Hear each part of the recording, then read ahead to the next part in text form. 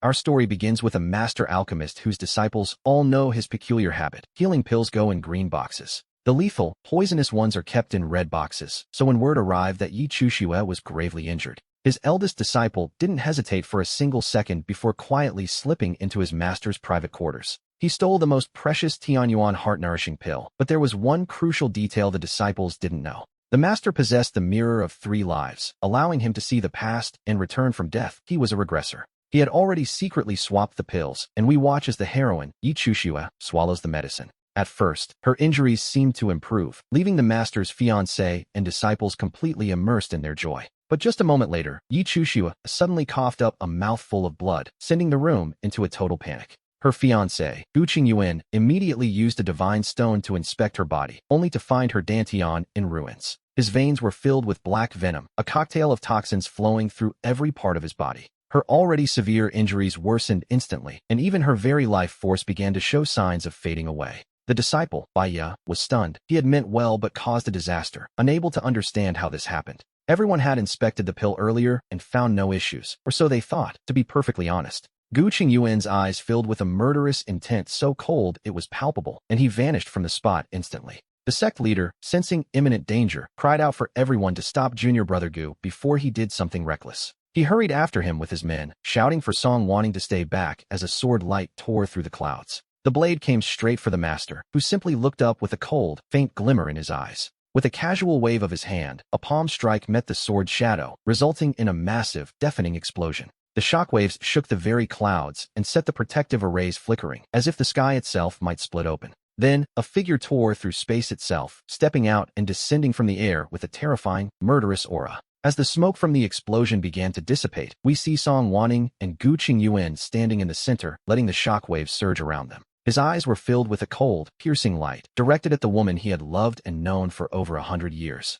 It is truly tragic to see them reach such a state. As Gu Qingyuan reached out his hand and demanded she hand over the antidote. His gaze was like a sharp blade cutting into her, yet she simply brushed her hair back with a mocking, playful smile. She asked him what antidote he was talking about, while Gu Qingyuan lowered his voice, warning her to stop pretending. The spiritual energy around him began to vibrate and swirl violently, reacting to the sheer intensity of his rising killing intent. Deep down, he had never wanted to kill someone so badly, but Song Wanning only laughed, telling him he was being quite ridiculous. She pointed out that he had rushed over for an antidote without any explanation, claiming she had no idea what he was referring to. Crossing her arms with a sneer, she asked if his precious little disciple was the one in trouble.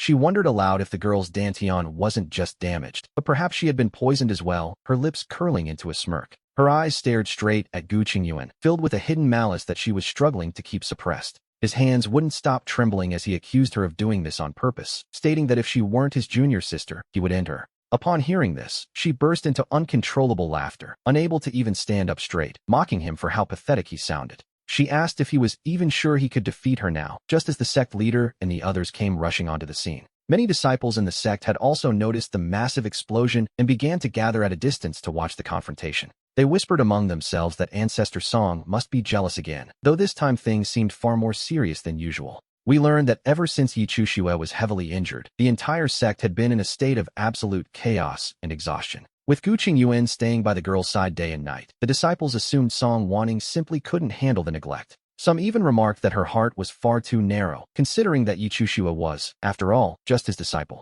They couldn't understand why she would be so jealous as to cause such a massive disturbance within the sect. The whispers grew louder, with some wondering if Ancestor Song was finally going to turn against them, though most found it impossible. After all, every other time she caused a scene, Ancestor Gu only had to say a few words to make her obedient again. We see the disciples even starting to place bets on exactly how many sentences it would take for Gu Qingyuan to calm her down this time. Some bet on 2 sentences, others on 3, from the sect leader and elders down to the lowest disciples. Everyone was watching. It was common knowledge throughout the Wentian sect that Song Wanning was utterly devoted to Gu Qingyuan, heart and soul. She had always been the submissive one, following his every word, and everyone assumed this time would be no different. They all waited for her to yield, as the sect leader sighed, telling her she was being foolish and to hand over the antidote. He insisted she save Yi Chushue first, his eyes fixed on her with a stern, judgmental look that left no room for argument. His tone was strictly commanding, warning her that if anything happened to Yi Chushue, she would be branded a murderer of her own kin. He noted it wouldn't look good for her reputation, which, to be honest, was already quite strained at this point.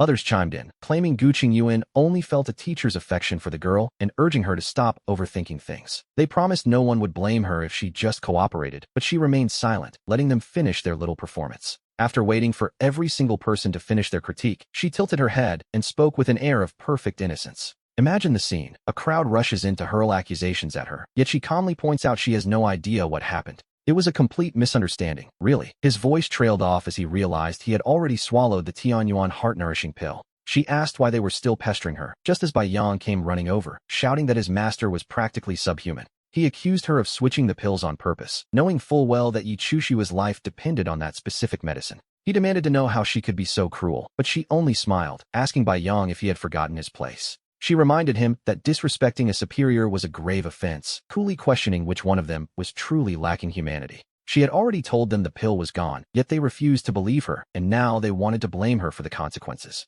The atmosphere shifted instantly as the smile vanished from Song Wanning's face, replaced by a cold, sharp edge. She wondered if they truly thought she was an easy target, letting her powerful nascent soul aura erupt without restraint. She directed that crushing pressure straight at Bai Yang, who had been shouting so boldly only a moment before. With a heavy thud, he was forced to his knees, his bones creaking under the weight until he couldn't even lift his head. She noted that a mere nobody shouldn't dare to yell in her presence, as she had clearly given him too much credit. As she pressed her aura down even further, Bai Yang let out a muffled sound and began coughing up blood. His face turned deathly pale in an instant, his hands trembling as he pressed them into the ground with veins bulging. The murderous intent in his eyes was almost tangible. To be honest, if looks could kill, she would have been dead 10 times over. She raised an eyebrow, asking if he was still feeling defiant, and prepared to move her hand again. Seeing this, the sect leader rushed forward to stop her, pleading with his junior sister to show some restraint. He argued that since Yi Chushiwa was already in danger, they couldn't afford to let Bai Yang be harmed as well.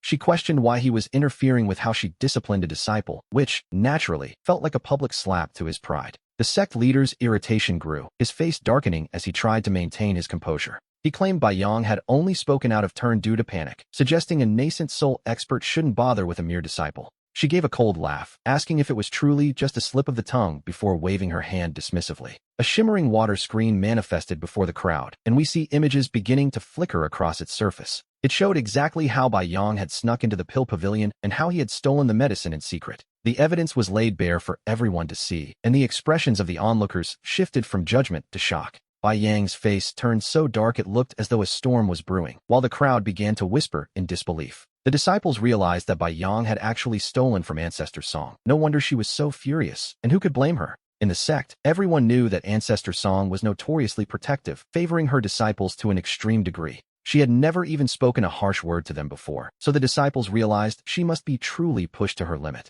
They whispered that no one could tolerate Bai Yang's behavior, and frankly, he was getting exactly what he deserved. She turned to the sect leader, asking if he still believed she had no right to punish someone who stole her pills. She declared that even if she were to beat him to death, he would simply have to endure it. With those words, she struck out with her palm, sending a surge of power directly toward Bai Yang. Bai Yang was thrown back like a kite with a broken string, his blood splattering across the ground as he landed. Several of his bones snapped upon impact, and he curled into a ball, clutching his arms in absolute agony. He could hardly believe his master had actually used such lethal force against him. The shock was quickly replaced by something darker. A wave of endless hatred washed over him, as he realized she was willing to destroy him over a mere pill. Deep down, he felt that this woman had no heart at all, his resentment burning like poison in his veins. He lifted his head to glare at her with bloodshot eyes, but she only responded with a faint, cold smile. She struck him again, leaving him collapsed on the ground, unable to stand no matter how many times he tried to crawl up. Finally, Gu Qingyuan could watch no longer and stepped forward to intervene, calling out for her to stop. He looked at her with eyes full of accusation, his voice turning cold and devoid of any former affection. He asked when she had become so cruel, wondering if her jealousy had driven her to leave a fellow disciple to die. He even accused her of poisoning others and now showing such brutal ruthlessness toward her own student. He told her she had become truly terrifying, which only caused Song wanting to let out a sharp, mocking laugh. She called him a hypocrite, telling Gu Qingyuan to stop pretending when it was he who had been unfaithful first. She pointed out that despite having a fiancé, he had developed inappropriate feelings for the disciple he raised himself. She pointed out that he was the one who committed such a shameful act, yet he had the nerve to accuse her of throwing mud. He certainly had a way with words, and in her past life, she had suffered simply because she didn't know how to talk back. She realized that merely getting angry or making a scene was useless, as it wouldn't hurt them in the slightest, not this time. The crowd stood frozen in shock as the realization hit them. Ancestor Gu had developed romantic feelings for his own disciple. Such a relationship was considered a forbidden affair, and everyone began to look at Gu Qingyuan with utter disbelief and judgment. The sect leader was horrified, claiming Song Wanning was talking nonsense and trying to destroy junior brother Gu's reputation. The sect leader looked as if he wanted to sew her mouth shut, but she only scoffed at the idea that she was lying. With a cold chuckle and a sharp glint in her eyes, she turned her gaze toward the now silent Gu Qingyuan. She challenged the sect leader to ask him if he dared to swear an oath, knowing full well he wouldn't dare lie. The price of a false oath would be that Yi Qingxue would never wake up, and we see that he didn't dare to speak. Her aggressive stance forced Gu Qingyuan to tighten his grip on his sword, his killing intent swirling like wild grass in the wind. Yet, in the end, he remained silent, and the surrounding area became so quiet that one could have heard a needle drop. Bai Yang was even more astonished, lifting his head to stare at Gu Qingyuan with eyes full of pure disbelief. The sect leader and the elders turned pale, visibly shaken by a revelation they couldn't quite wrap their minds around. Every eye was fixed on Gu Qingyuan, filled with a heavy mixture of shock, disappointment, and silent judgment. Gu Qingyuan closed his eyes, feeling the weight of a secret that had been driving him to the brink of madness for a long time. He knew this truth would come to light eventually, and to be honest, he had imagined this exact moment many times before. He hadn't expected it to happen while Qingshua's life hung in the balance, so he snapped, demanding she return with him to save her. Song Wanning was actually amused by his sheer shamelessness, wondering aloud who exactly gave him such misplaced courage. She asked him what on earth made him think she would still go and save that girl after everything that had happened. He was actually demanding she save the very woman who had sabotaged her relationship, a request she met with a sharp command to shut up. Gu Qingyuan raised his long sword, his hand trembling violently as he struggled to maintain even a shred of self-control. He claimed Qingxue was the most beautiful and pure soul in the world, unlike her, whom he called selfish, vicious, and spiteful. He insisted she would never harm a fellow disciple and had never once interfered in their relationship, or so he told himself. He warned her that if she insulted her again, he wouldn't be polite, but Song Wanning only stepped forward with a mocking gaze. She stared directly at Gu Qingyuan, accusing him of painstakingly orchestrating a scheme to make her fall in love with him. She suggested that he only proposed their marriage contract to gain the support of the powerful Song family behind her. Gu Qingyuan frowned, unable to stop himself from defending his actions by claiming he simply hadn't understood love back then. He argued that he had mistaken his platonic affection for love when he asked for her hand. Yes, a very convenient excuse indeed. She found it utterly laughable that he only discovered the true meaning of love once he met Yi Qingxue. We should remember that Yi Qingxue was only 5 when she joined the sect. To Gu Qingyuan, she was a child he had raised. To develop romantic feelings for one's own disciple was, in her eyes, something truly terrifying and repulsive. She turned to the sect leader and the elders, asking them if they had heard his confession clearly. Song Wanning declared she had never wronged him. It was Gu Qingyuan who had been unfaithful and had betrayed her trust. She called upon everyone present to bear witness as she officially called off her engagement to Gu Qingyuan. With those words, she drew her sword and decisively cut a lock of her hair, symbolizing the end of their emotional ties. And so, by her own hand, she formally dissolved the marriage contract with Gu Qingyuan once and for all. The other disciples watched with wide, shocked eyes, some even calling out for her not to act so impulsively.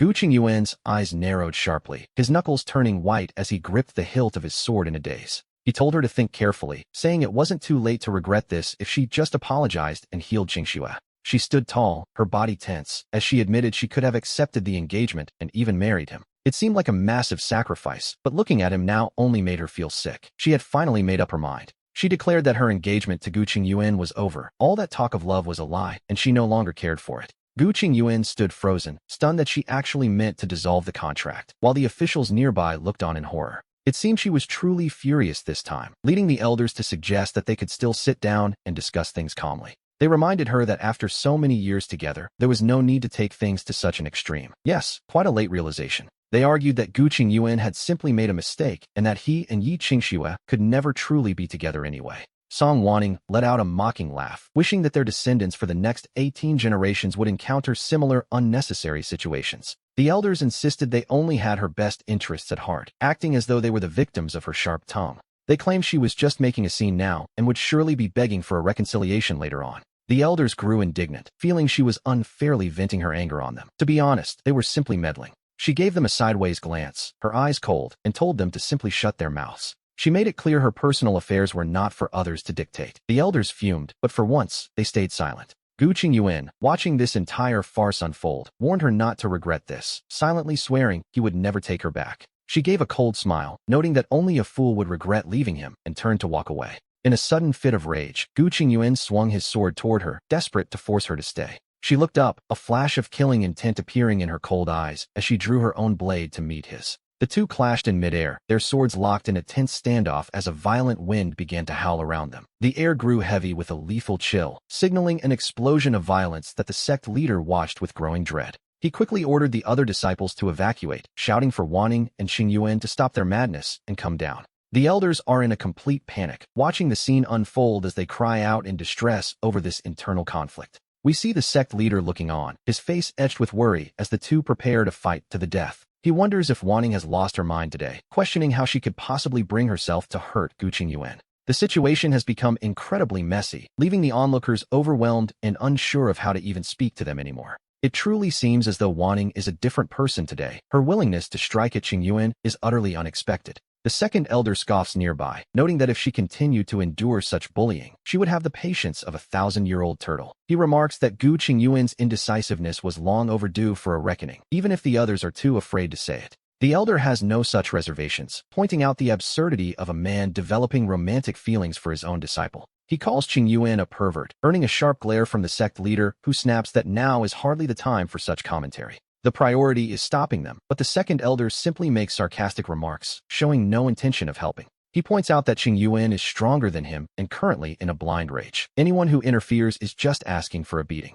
While the elders remain divided, we see Bai Yang lying gloomily on the ground, waiting for his injuries to slowly heal. He desperately hopes that his martial uncle will win, fearing that otherwise, junior sister Yi will be in grave danger. But fate is rarely so kind. In less than 15 minutes, Gu Qingyuan begins to show signs of exhaustion and weakness. Wanning manages to wound his arm, causing the disciples to gasp and the elders to stare in absolute shock as Qingyuan's face darkens. He is filled with disbelief and a deep sense of humiliation. After all, she had always seemed to be the superior one since childhood. He felt he was always the lesser of the two, and even when their master praised his talent, she never seemed to acknowledge it. Now, reality delivers a harsh blow as he struggles desperately, yet finds himself unable to turn the tide of the battle. Amidst his shock and distraction, Wanning strikes again, her long sword sweeping through the air with lethal grace. The sky itself seems to tear open as a massive spectral blade descends from the void, striking straight down toward him. The air is thick with a terrifying, endless hatred and a murderous intent that Wanning has long kept buried deep within her sword arts.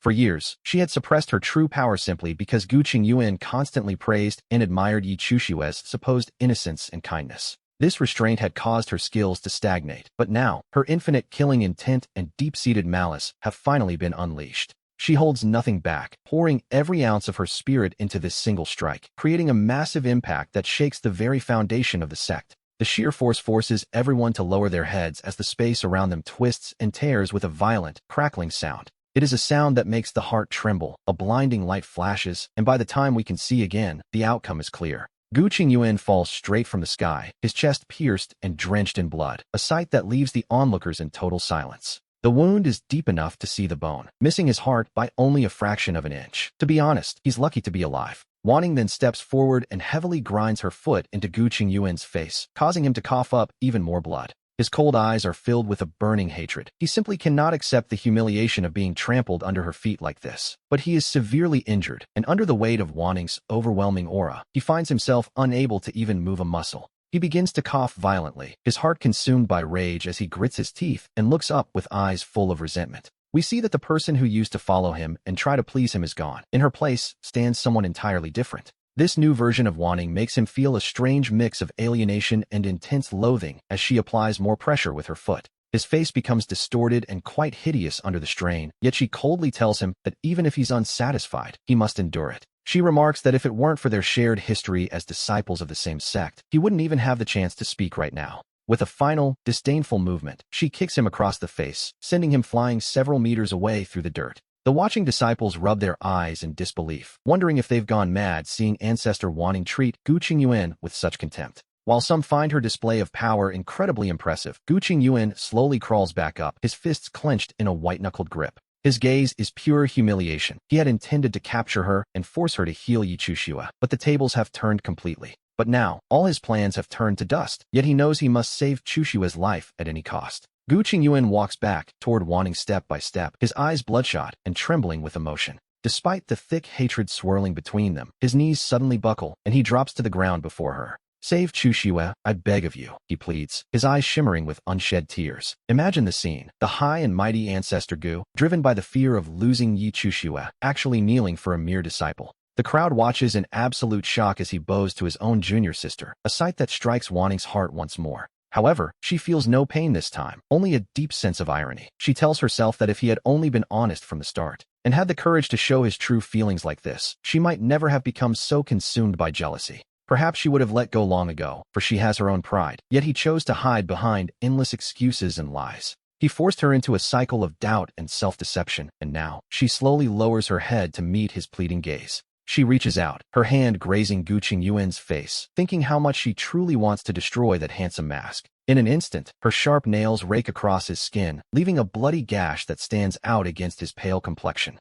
When Gu Qingyuan looks up, he finds himself staring into eyes that seem to have returned from the very depths of hell. Her hand comes to rest dangerously against his throat, and he freezes, not daring to move a single muscle. The onlookers gasp, their hair standing on end as they wait in a suffocating silence, terrified of what she might do next. Just as everyone expects her to strike a fatal blow, she suddenly pulls back and stands up. "Fine," she says, "I will save her. But do not regret this once she is saved." Gu Qingyuan is momentarily stunned before standing up with a look of pure joy. She warns him that she can only try, and he cannot blame her for the eventual outcome. He quickly agrees. At this point, Gu Qingyuan doesn't care about the risks. As long as she agrees to help, he believes everything will be worth it. Wanning vanishes from sight, moving past the crowd in a flash, while Gu Qingyuan ignores his pain to exchange a look with the elders. He immediately follows after her, while Bai Yang stands there in a daze, staring at the direction where Wanning disappeared. For some reason, he feels a tightness in his chest. His master actually ignored him. Why does she seem so different today? Compared to yesterday, her attitude toward him has completely changed, yet he tells himself he hasn't done anything wrong.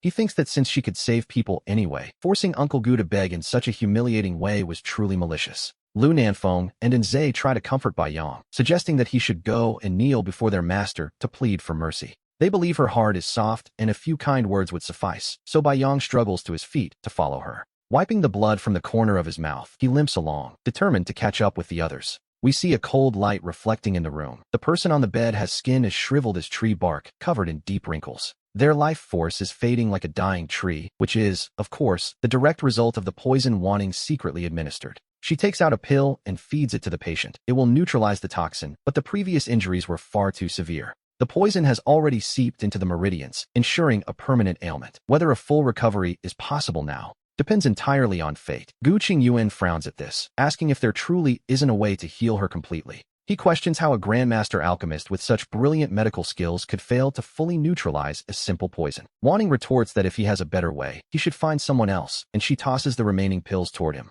She turns and walks away with long strides, leaving Gu Qingyuan coughing in frustration as she refuses to look back. The sect master steps in to stop Gu Qingyuan, advising him to focus on the poison first and worry about the permanent damage later. He warns that pushing Wanning too far won't end well for anyone, and to be honest, he is absolutely right about that. Wanning decides that as long as the life is saved, her job is done. Staying in this sect no longer holds any interest for her. She returns to her family home, calling out to her parents as she hurries into the courtyard with a sense of urgency. When she sees those two familiar figures, her eyes suddenly turn red with emotion. They are safe, and that is all that matters. Everything is still as it should be. Her father, Song, is overjoyed to see her and asks why she has returned so suddenly. He pulls her mother along as they hurry out to meet her, wondering why she didn't send word so they could prepare. They would have happily come to fetch her. Wanting feels a surge of emotion, but she forces the tears back and steps forward with a smile. She pulls her parents into a long, silent embrace. It is only after a long moment that she finally breaks the news to them. When she reveals that her engagement to Gu Qingyuan has been dissolved, their expressions shift instantly to shock and worry. They demand to know what happened, but she simply shakes her head and brings out the Sanshenging to show them the truth. As she recounts everything she has endured, her father becomes so enraged that the world seems to spin before his eyes. Her mother's eyes turn red with a similar fury, and she pulls Wanning into a tight, protective embrace, calling her dear daughter. She can't believe they could treat her this way, but Wanning gently tells her parents that she moved past the pain long ago. To calm them down, she leads them into the house and sets up a barrier before speaking seriously to them both. She explains that while those people might have the heavens' favor, she already knows how things will end and has plenty of ways to ruin them. From now on, they are nothing more than a treasure trove for her. After all, knowing the future is like a wolf entering a flock of sheep. Her father calms himself, though his eyes remain anxious as he warns her not to let bitterness lead her toward a dark path or inner demons. She tells them not to worry, assuring them that she knows exactly what she is doing and where the limits lie. Now that they are under her watch, as long as she remains their master, she can discipline them however she sees fit. She will make sure they suffer in silence. She smiles inwardly, thinking that if there are demons to fear, she has become one herself. In her past life, the Song family was wiped out by those people using her corruption as an excuse, but this time will be different. She won't give anyone a reason to move against her family. She plans to dismantle her enemies while keeping her own hands perfectly clean. She mentions she knows the location of a top-tier spirit vein and asks her parents to follow her lead from now on. The Song family is her greatest support, and more importantly, it is her home, and she intends to keep it that way. She plans to lead the Song family to new heights while watching her enemies be crushed into the dirt with her own eyes. Meanwhile, Baiyang has been kneeling for 7 full days and nights. On the evening of the 7th, Wanning finally returns. We see a timid young girl at her side, leaving the 3 disciples stunned as they cry out that their master is finally back. Lu Nanfeng is overjoyed, but Wanting simply pushes the young girl forward and introduces her as her final closed-door disciple. The name is Li Ruo, a closed-door disciple. Lu Nanfeng is instantly frozen in shock by the sudden announcement. Zhe and Baiyang stare with wide, astonished eyes, reminding her that she once said she never wanted another disciple. Zhe walks up to them and looks Li Ruo up and down, his gaze filled with growing dissatisfaction and judgment. He scoffs that a mere triple spirit root isn't worthy of being a true disciple of Yunxiao Peak, questioning his master's choice. Lu Nanfeng also tries to persuade her to reconsider, arguing that a discipleship ceremony shouldn't be handled so carelessly. Bai Yang's expression is equally grim, but Wanting coldly asks if she now needs their permission to take a student. With a sharp rebuke, she takes Li Ruo's small hand and declares that from this day forward, she is their junior sister. She makes it clear that talent doesn't matter as long as she likes her, then leads Li Ruo toward the main hall. Throughout the entire exchange, she doesn't spare Bai Yang a single glance. Naturally, the disciples are left wondering what has changed. Lu Nanfeng feels a sense of mounting panic, asking why their master would suddenly take on a new student like this. Zhe lets out a cold snort, convinced she is only doing this to spite them because they made her angry recently. Hearing this, Bai Yang's expression darkens. He is certain that their master is simply acting out of petty frustration. He still refuses to believe he did anything wrong, deciding that if she ignores him, he will simply ignore her back. Inside the hall, we see Wanting observing the young girl. To be honest, the child's circumstances were quite dire. When Wanting found her, she was being beaten and kicked, yet her eyes remained remarkably clear and bright. In the past life, when Wanting fell into the valley while being hunted, it was this girl who saved her and never betrayed her. She had even given her only medicinal pill to Wanting, a kindness that Wanting has never forgotten. Li Ruo nervously pinches the corner of her clothes, her eyes filled with self-doubt as she asks if she should just leave. Wanting assures her that she was chosen for her own merits and shouldn't feel inferior, noting that some with great talent don't always meet a good end. From this day forward, she tells the girl, she is the disciple of Song Wanting, and she is truly no less worthy than anyone else. The young girl looks up, her large eyes sparkling with surprise, and Wanting simply nods with a gentle smile. Meanwhile, Baiyang is finally allowed to stop his punishment. He stands and rubs his aching knees as Lu Nanfeng approaches. When asked if he is alright, Baiyang pushes his hand away, insisting he is fine despite his obvious exhaustion. Lu Nanfeng worries that his wounds haven't healed after kneeling for days and suggests he should go back to rest. He promises to go to their master to get some medicinal pills so that Baiyang can recover quickly. After Zhe takes Baiyang away, Lu Nanfeng heads toward the pill pavilion, feeling a heavy sense of mental exhaustion. As we return to the hall, we see Wanting giving instructions to her new disciple, Li Ruo. Lu Nanfeng pauses at the entrance, announcing that he has come to collect some pills for his eldest brother. Usually, she provides them with a monthly ration of high-grade pills, rarely ever denying them a request. But Wanting stops and gives him a cold glance, reminding him that Baiyang stole pills and showed blatant disrespect. She sees no reason to give him more. With a wave of her hand, she sends Lu Nanfeng back to the door. She declares that she will not provide them with a single pill from now on, and anyone caught sneaking into the pavilion will be ruthlessly expelled from the sect. Suddenly, the hall doors slam shut, leaving Lu Nanfeng calling out in shock. His voice is full of confusion, but Zhe is furious, shouting that they don't need her pathetic pills anyway. He tells Baiyang they will simply buy their own, supporting his brother as they walk away in a huff. Baiyang remains silent, his gaze lingering on the hall doors until when Mingyu stepped forward to block their path. Well now, if it isn't our sect's great prodigies, Mingyu sneered. What brings such distinguished guests here today? Zhe snapped back in a rage, demanding he watch his tone, as they were only there to purchase medicinal pills. Mingyu acted surprised, noting that Aunt Song usually provided all their pills for free, unless, of course, she had finally stopped. He mused aloud that perhaps it was because some ungrateful trader had stolen pills and nearly caused a tragedy. Mingyu declared that if he were in Aunt Song's position, he wouldn't give another single pill to such a white-eyed wolf. And Zay struck out instantly, and the two began to brawl while Lu Nanfeng watched, stomping his feet in a desperate panic. As Nanfeng begged them to stop, Bai Yang's expression darkened, and he suddenly leaped forward into the fray. He pushed Nzay aside to face Mingyu himself, asking what kind of hero bullies those with weaker cultivation than his own. He drew his sword with murderous intent, finally letting out all the pent-up rage he had been suppressing lately. Nanfeng turned pale, wondering what had happened to his brother, who used to never even deign to look at someone like Mingyu. And Zay cheered, shouting that the trash deserved a beating, which only made the frantic Nanfeng tell him to shut up. The farce only ended when Lan Lu appeared to stop them, leading the group directly toward the sect master's hall.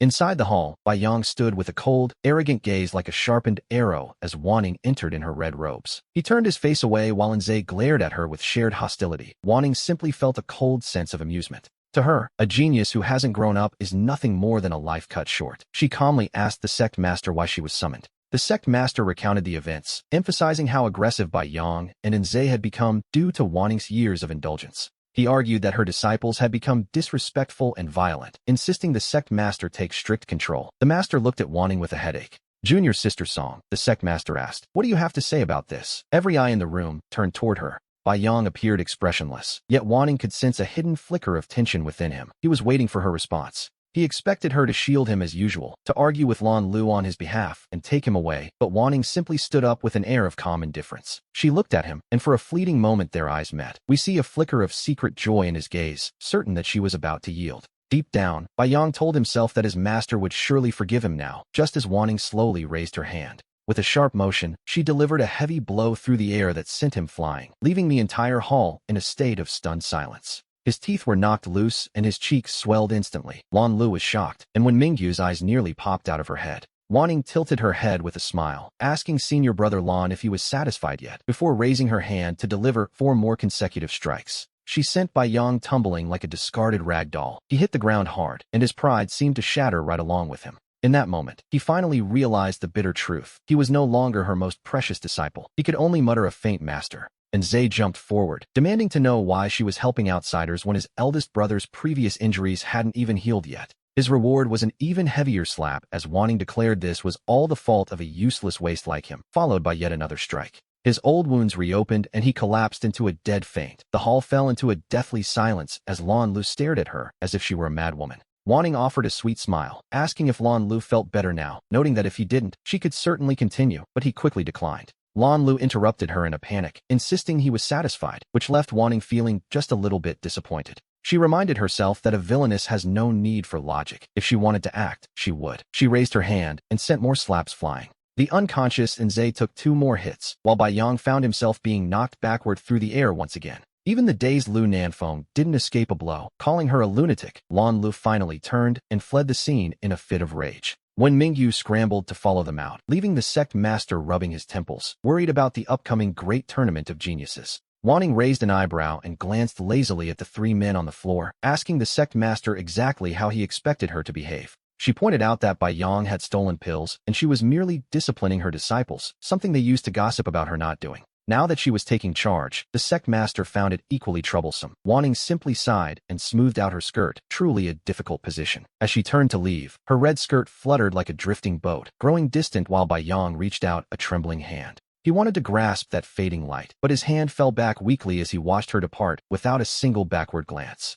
His chest ached with a sharp pain, and the memory of her once protective words began to echo mockingly in his mind. Now, only a cold void remained. He clutched his chest, staring fixedly at the direction where she had disappeared. The sect master looked down at the 3 men on the floor and sighed helplessly, telling Bai Yang that this time, they were the ones in the wrong. He advised them to go back and apologize to junior sister Wanting for a chance at redemption, seeing that Bai Yang was still filled with resentment. The sect master's expression turned stern as he noted that if his own disciples had betrayed him for outsiders, their fate would have been far worse. Their fate would surely be worse than yours. Junior Sister Song had already done more than enough, and as the news spread, the crowd couldn't help but cheer. Up on the snowy peak, Gu Qingyuan was busy detoxifying Yi Chushue's system when Xiahou Shang arrived to deliver the news of the incident. Yi Chushue grew anxious upon hearing the report, asking if Bai Yang was all right, just as Gu Qingyuan's breathing hitched behind her. He began to cough, though Xiahou Shang remained indifferent to his friend's state, coldly stating that Bai Yang was fine and certainly wasn't going to die. Yi Chushua lamented that it was all her fault, but Xiahou Shang cut her off, asking what any of this had to do with her personally.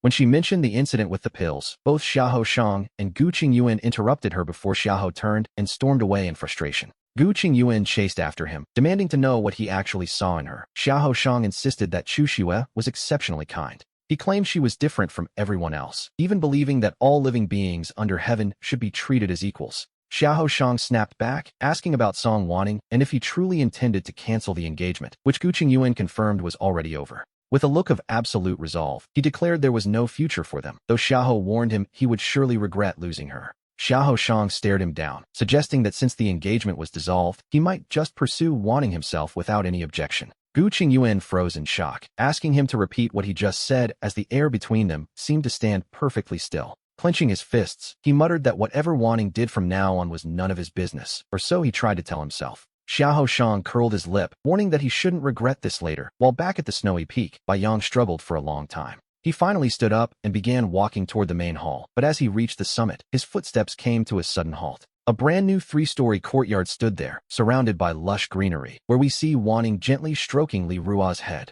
Her expression was tender, causing a wave of immense loss and fury to surge within Bai Yang as he approached with a stiff face. Without even looking at him, she asked what he was doing there, forcing Bai Yang to swallow his questions and lower his head. Wanning paused and let out a laugh full of mockery. Some people, it seemed, only learned to value things once they were treated poorly. She told him that if he was here for the pills, there was no need for such a display, as she was perfectly willing to grant them. She tossed a pill bottle at his feet, and as it rolled against his boot, Bai Yang snapped his head up in total shock. His eyes were a mix of confusion and resentment, so she simply tossed another bottle, asking if that still wasn't enough. She asked if that would finally suffice, while Bai Yang stared down, his eyes brimming with a startling sense of hatred and humiliation. But deep down, what he felt most was panic, the sheer terror of losing her favor, before he gave her one last look and turned away. As he stumbled off, Li Rua whispered a question about his senior brother, and Wanning asked if the boy thought she was being cruel. Li Rua shook his head, insisting she was the best person in the world, even though she had just wounded and shamed his senior brother.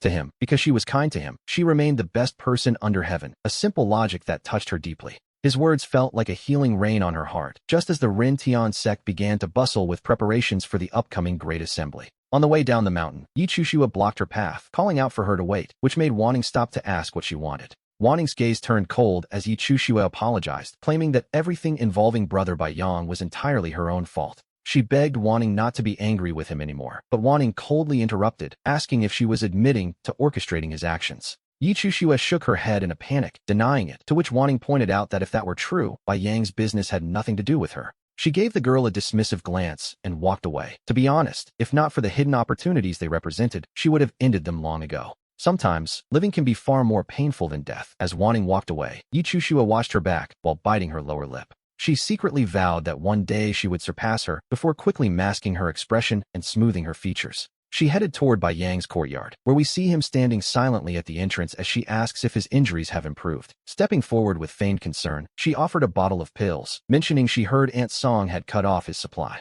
She claimed it was all her fault, adding that no matter how angry Aunt Song was, she shouldn't have been so cruel to him. Looking up, she noticed Bai Yang was completely lost in thought, forcing her to reach out and gently shake him back to reality. He looked at her and asked what she had just said to his master, catching Yi Chushua off guard for a brief moment. She explained that she had apologized to Aunt Song and begged her not to take her anger out on him, though it hadn't gone well. She told him that Wanning claimed his business had nothing to do with her, a statement that secretly filled Yi Chushua with indignation. To be honest, Wanning was acting less like a master and more like an overbearing mother who insisted on controlling everything. Bai Yang stared intensely at her, asking if that was truly what happened, and Yi Chushua nodded with absolute certainty. Though she found his behavior strange, Bai Yang felt a slight sense of relief, convinced that his master must still care for him. He assumed that was why she had warned Yi Chushua. He led the girl inside, but notably refused to accept her pills. Yi Chushua grew anxious, reminding him that the Great Assembly was approaching and he couldn't compete if he remained injured. Bai Yang shook his head coldly, thinking that perhaps his injuries would finally earn him his master's pity and attention.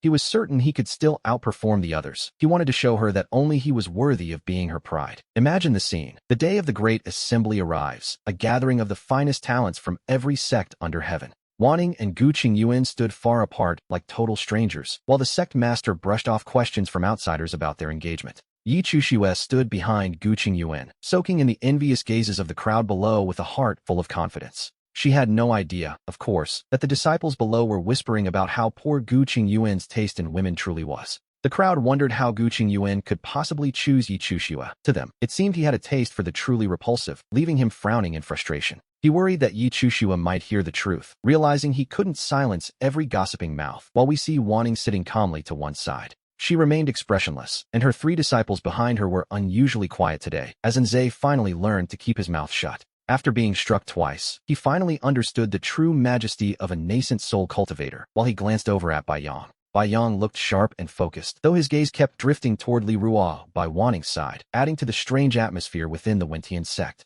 The other sect leaders sensed the tension. As the competition began, the sect master explained the rules before handing the proceedings over to the elders. Each sect sent 10 foundation establishment disciples into the fray, including Yi Chushue and Bai Yang, for the chaotic free-for-all match. Lu Nanfeng was also in the lineup, though Enze failed to qualify. Lu Nanfeng simply told his master he was heading out with his senior brother. He reported informally, lacking his usual warmth, while Wanning gave no reaction, a coldness that made Bai Yang stare at her back with growing irritation. He leaped down into the arena, with Yi Chushue following closely behind, as Gu Qingyuan's worried gaze followed her every move. He told himself that if Wanning hadn't interfered, her injuries would have healed long ago, and he shot her a look full of silent reproach. Wanning, however, was staring right back at him with a meaningful smile, causing Gu Qingyuan's heart to tighten as he quickly looked away. Her smile deepened. If he was this distressed before the start, she wondered how he would handle seeing Yi Chushue suffer later on. He would likely be worried to death, she thought, as she leaned back lazily in her chair and ate a grape offered by Li Ruo.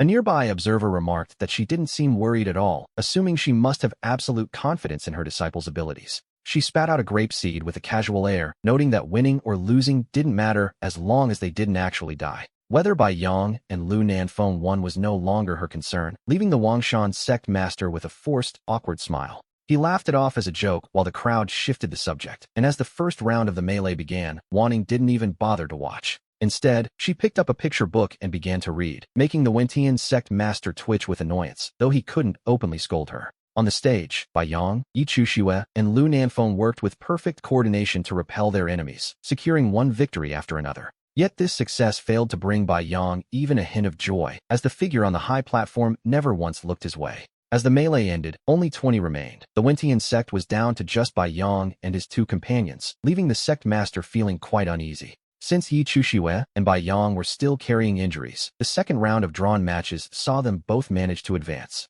Lu Nanfeng was eliminated, and we see Wanning watching from above with a cold, indifferent expression, noting that so far, everything was proceeding exactly as it had in the original story, where the 2 protagonists were never destined to be losers. The finals were meant to be their stage, where they would fight to a draw and share the top spot, launching their fame across the land. Wanning toyed with the end of her hair, her eyes gleaming coldly. If they planned to use her as a stepping stone, they would need her permission first. The competition entered its critical final stage, with only 5 people left to fight for the top 3 spots, and naturally, Bai Yang and Yi Chushue were among them. Yi Chushue drew Shi Wenjun of the Wanjian sect, while Lu Shan of the 7-star sect was matched against Bai Yang. With the Wangshan sect drawing a bye, the 2 of them stepped onto the platform, exchanging encouraging glances as they prepared. They promised to reach the finals together. As the match began, Yi Chushue's exceptional skills and graceful movements were on full display. The elders showered her with praise, noting her incredible comprehension and the limitless future that surely awaited her once she fully matured.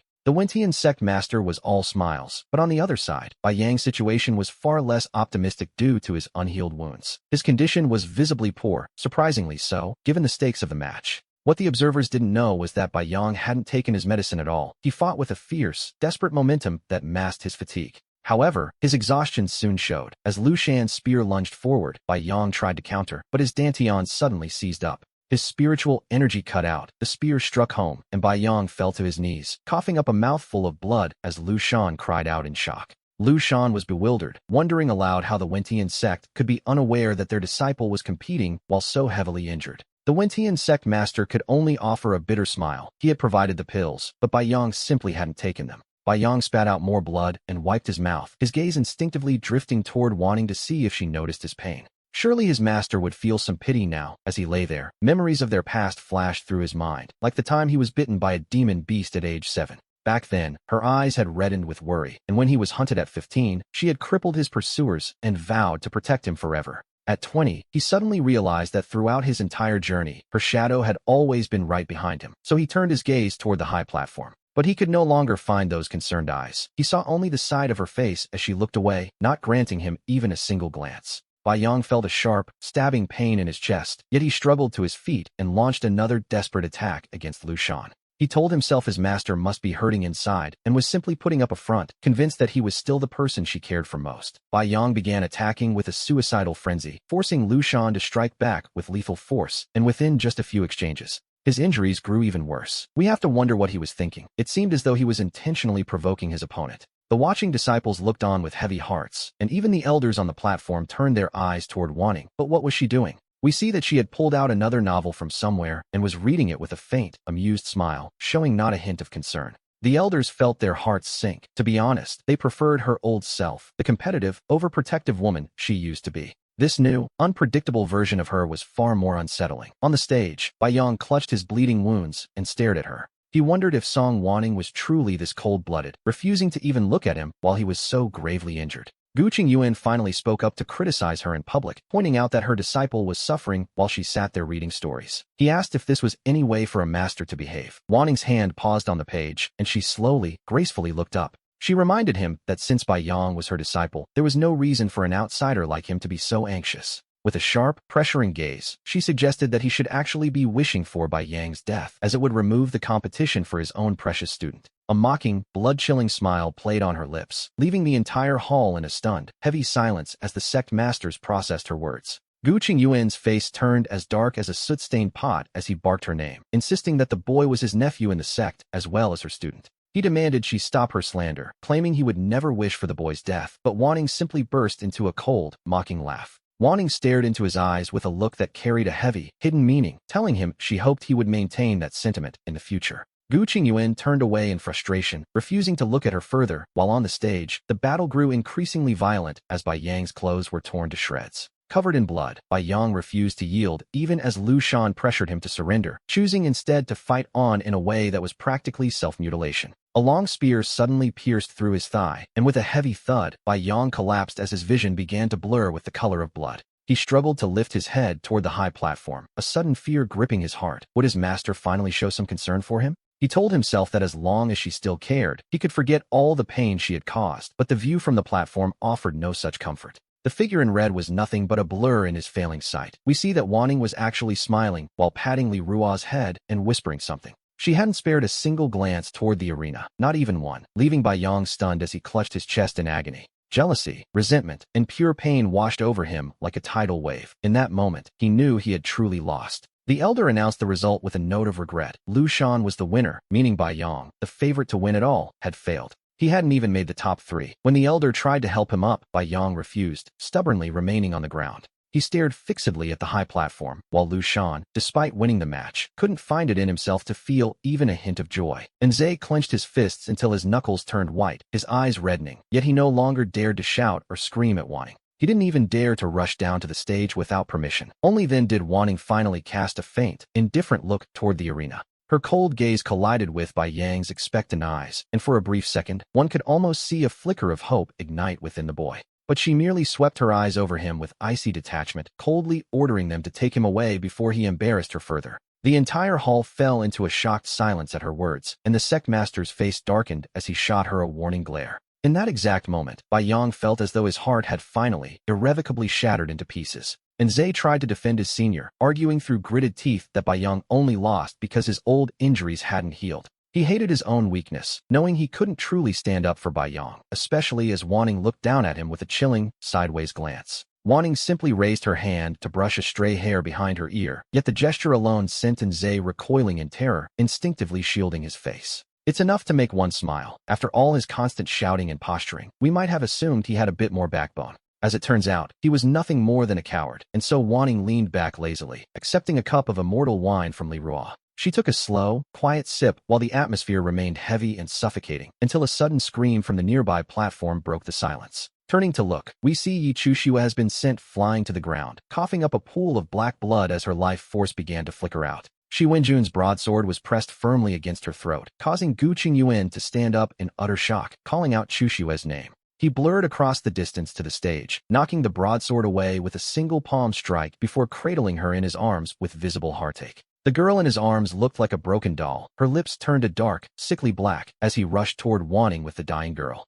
He demanded that Song Wanting save her, his entire body tense and his eyes reddening, his usual cold composure completely shattered. That commanding tone sent a ripple of shock through the crowd, and even the wounded Bai Yang struggled to his feet to see what was happening. He stumbled onto the stage with eyes full of worry, while Lu Nanfeng and Nze also rushed over in a desperate panic. Everyone could see that senior sister Yi had been poisoned, leaving the sect master of Wentian to sigh in weary frustration. Feeling as though the stress was turning his hair white, he asked junior sister Song to treat Yi Chushua's poisoning before it was too late. To be honest, he had no confidence she would actually help, and indeed, Wanting remained lazily leaned back in her chair. She acted as if none of this concerned her in the slightest, causing the expressions of the various sect masters to turn quite complicated. Gu Qingyuan grit his teeth, demanding to know what she wanted, for he knew her character far better than anyone else. He remembered when she once fought Lu Xingyao and both were injured. Back then, he had been so worried about her pain. He had fed Lu Xingyao a poison pill that caused the man to scratch his own skin raw for 7 days. That was simply how he always was.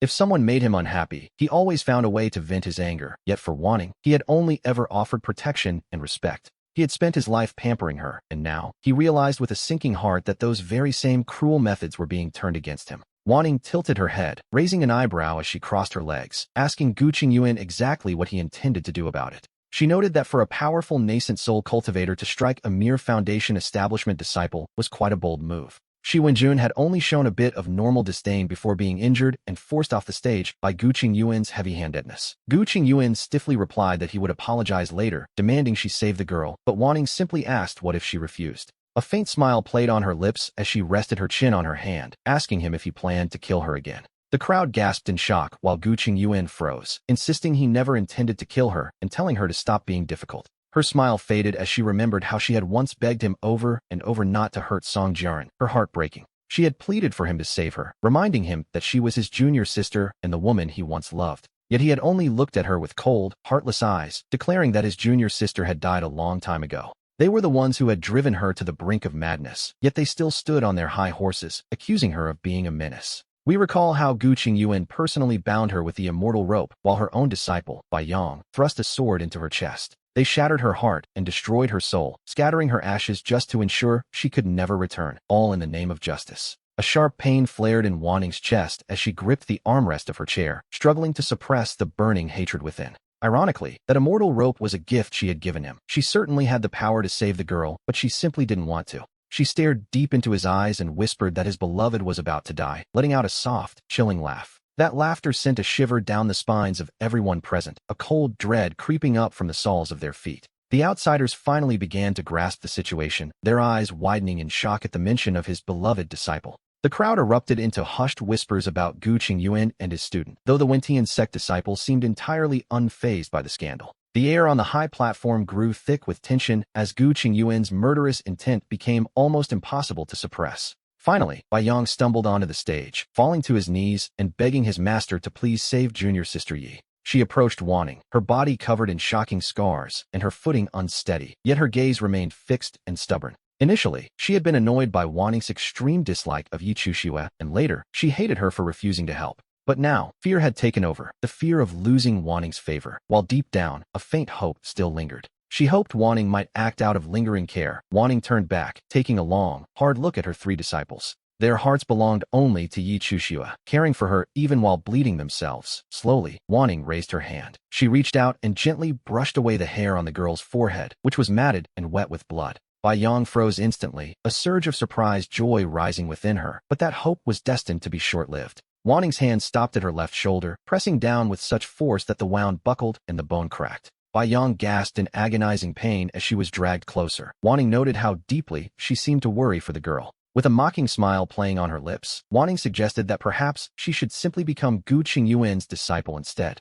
With those words, she shoved Bai Yang away, and Zhe and Lu Nanfeng watched in shock as their senior sister was tossed aside. They rushed to support her, asking if she was all right, but Bai Yang's face remained deathly pale and devoid of color. She kept her head lowered, her footsteps faltering as she finally chose to submit, no longer daring to make any demands. She finally understood that she had long ago lost the right to be willful. Meanwhile, the sect leader urged Wanting to leave. The Wentian sect leader stood up with a darkened expression, clearly wanting to move this conversation to a more private location. Wanting, however, remained calmly seated, asking why the sect leader was in such a rush over a simple case of forbidden love. She wondered aloud why they were hiding it, noting that if Gu Qingyuan didn't care about the scandal, why should anyone else? The sect leader grew dizzy with rage, but Wanting pointed out the sheer audacity of asking an ex-fiancé to save a new lover. She invited the other sect leaders to judge the matter, asking if she was truly in the wrong for refusing to heal Yi Chuxue. She had wondered countless times exactly where her mistake lay, or if it was simply her jealousy that they despised. Wanting had never hidden her malice or her hatred for Yi Chuxue, yet these people still tried to force her to save her.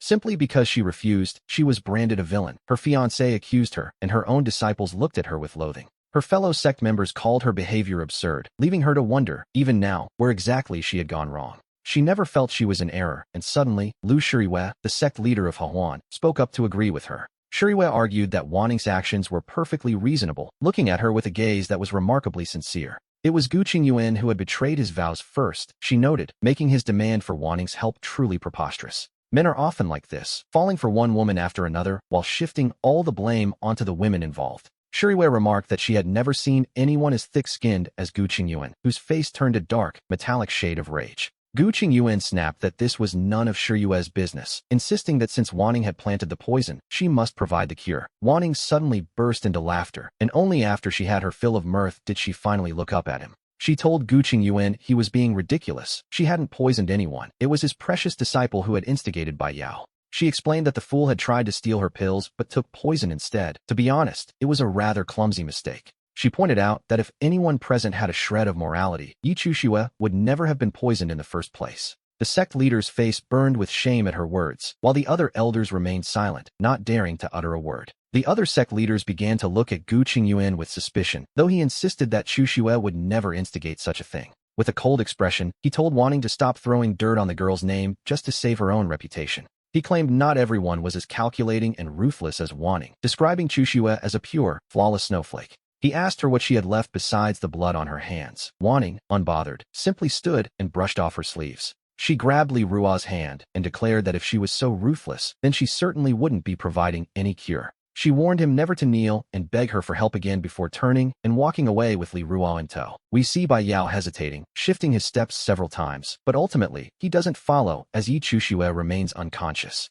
The group is consumed by worry, realizing that no matter how much they beg, Wanting has no intention of saving her. And Zhe turns to Lan Lu, asking if he might try to help since their master refuses to step in. Lan Lu frowns and rises to examine the girl while Chun Yin remains silent, causing Gu Qingyuan's heart to tighten with anxiety. Gu Qingyuan asks if the poison is truly incurable, noting that Chuxue's core has recovered and only a little toxin remains. Lan Lu is forced to admit that the poison is indeed strange, and he is yet to find a proper cure. His medical skills lag far behind Wanting's. For now, he can only wake her, but the antidote remains a mystery. He hands Gu Qingyuan a pill with a look of helpless frustration, and Gu Qingyuan accepts it, his heart sinking further. Carrying Yi Chuxue, he strides away while Bai Yao and the others follow with heavy hearts, still searching for answers. They worry that dragging out the treatment for Sister Yi is a recipe for disaster, wondering if any other path exists. And Zhe clenches his fists in a fit of rage. Now that Wanting isn't there, his childish temper begins to flare up. He claims that a petty person like their master would never heal Sister Yi and would likely only cause her more harm.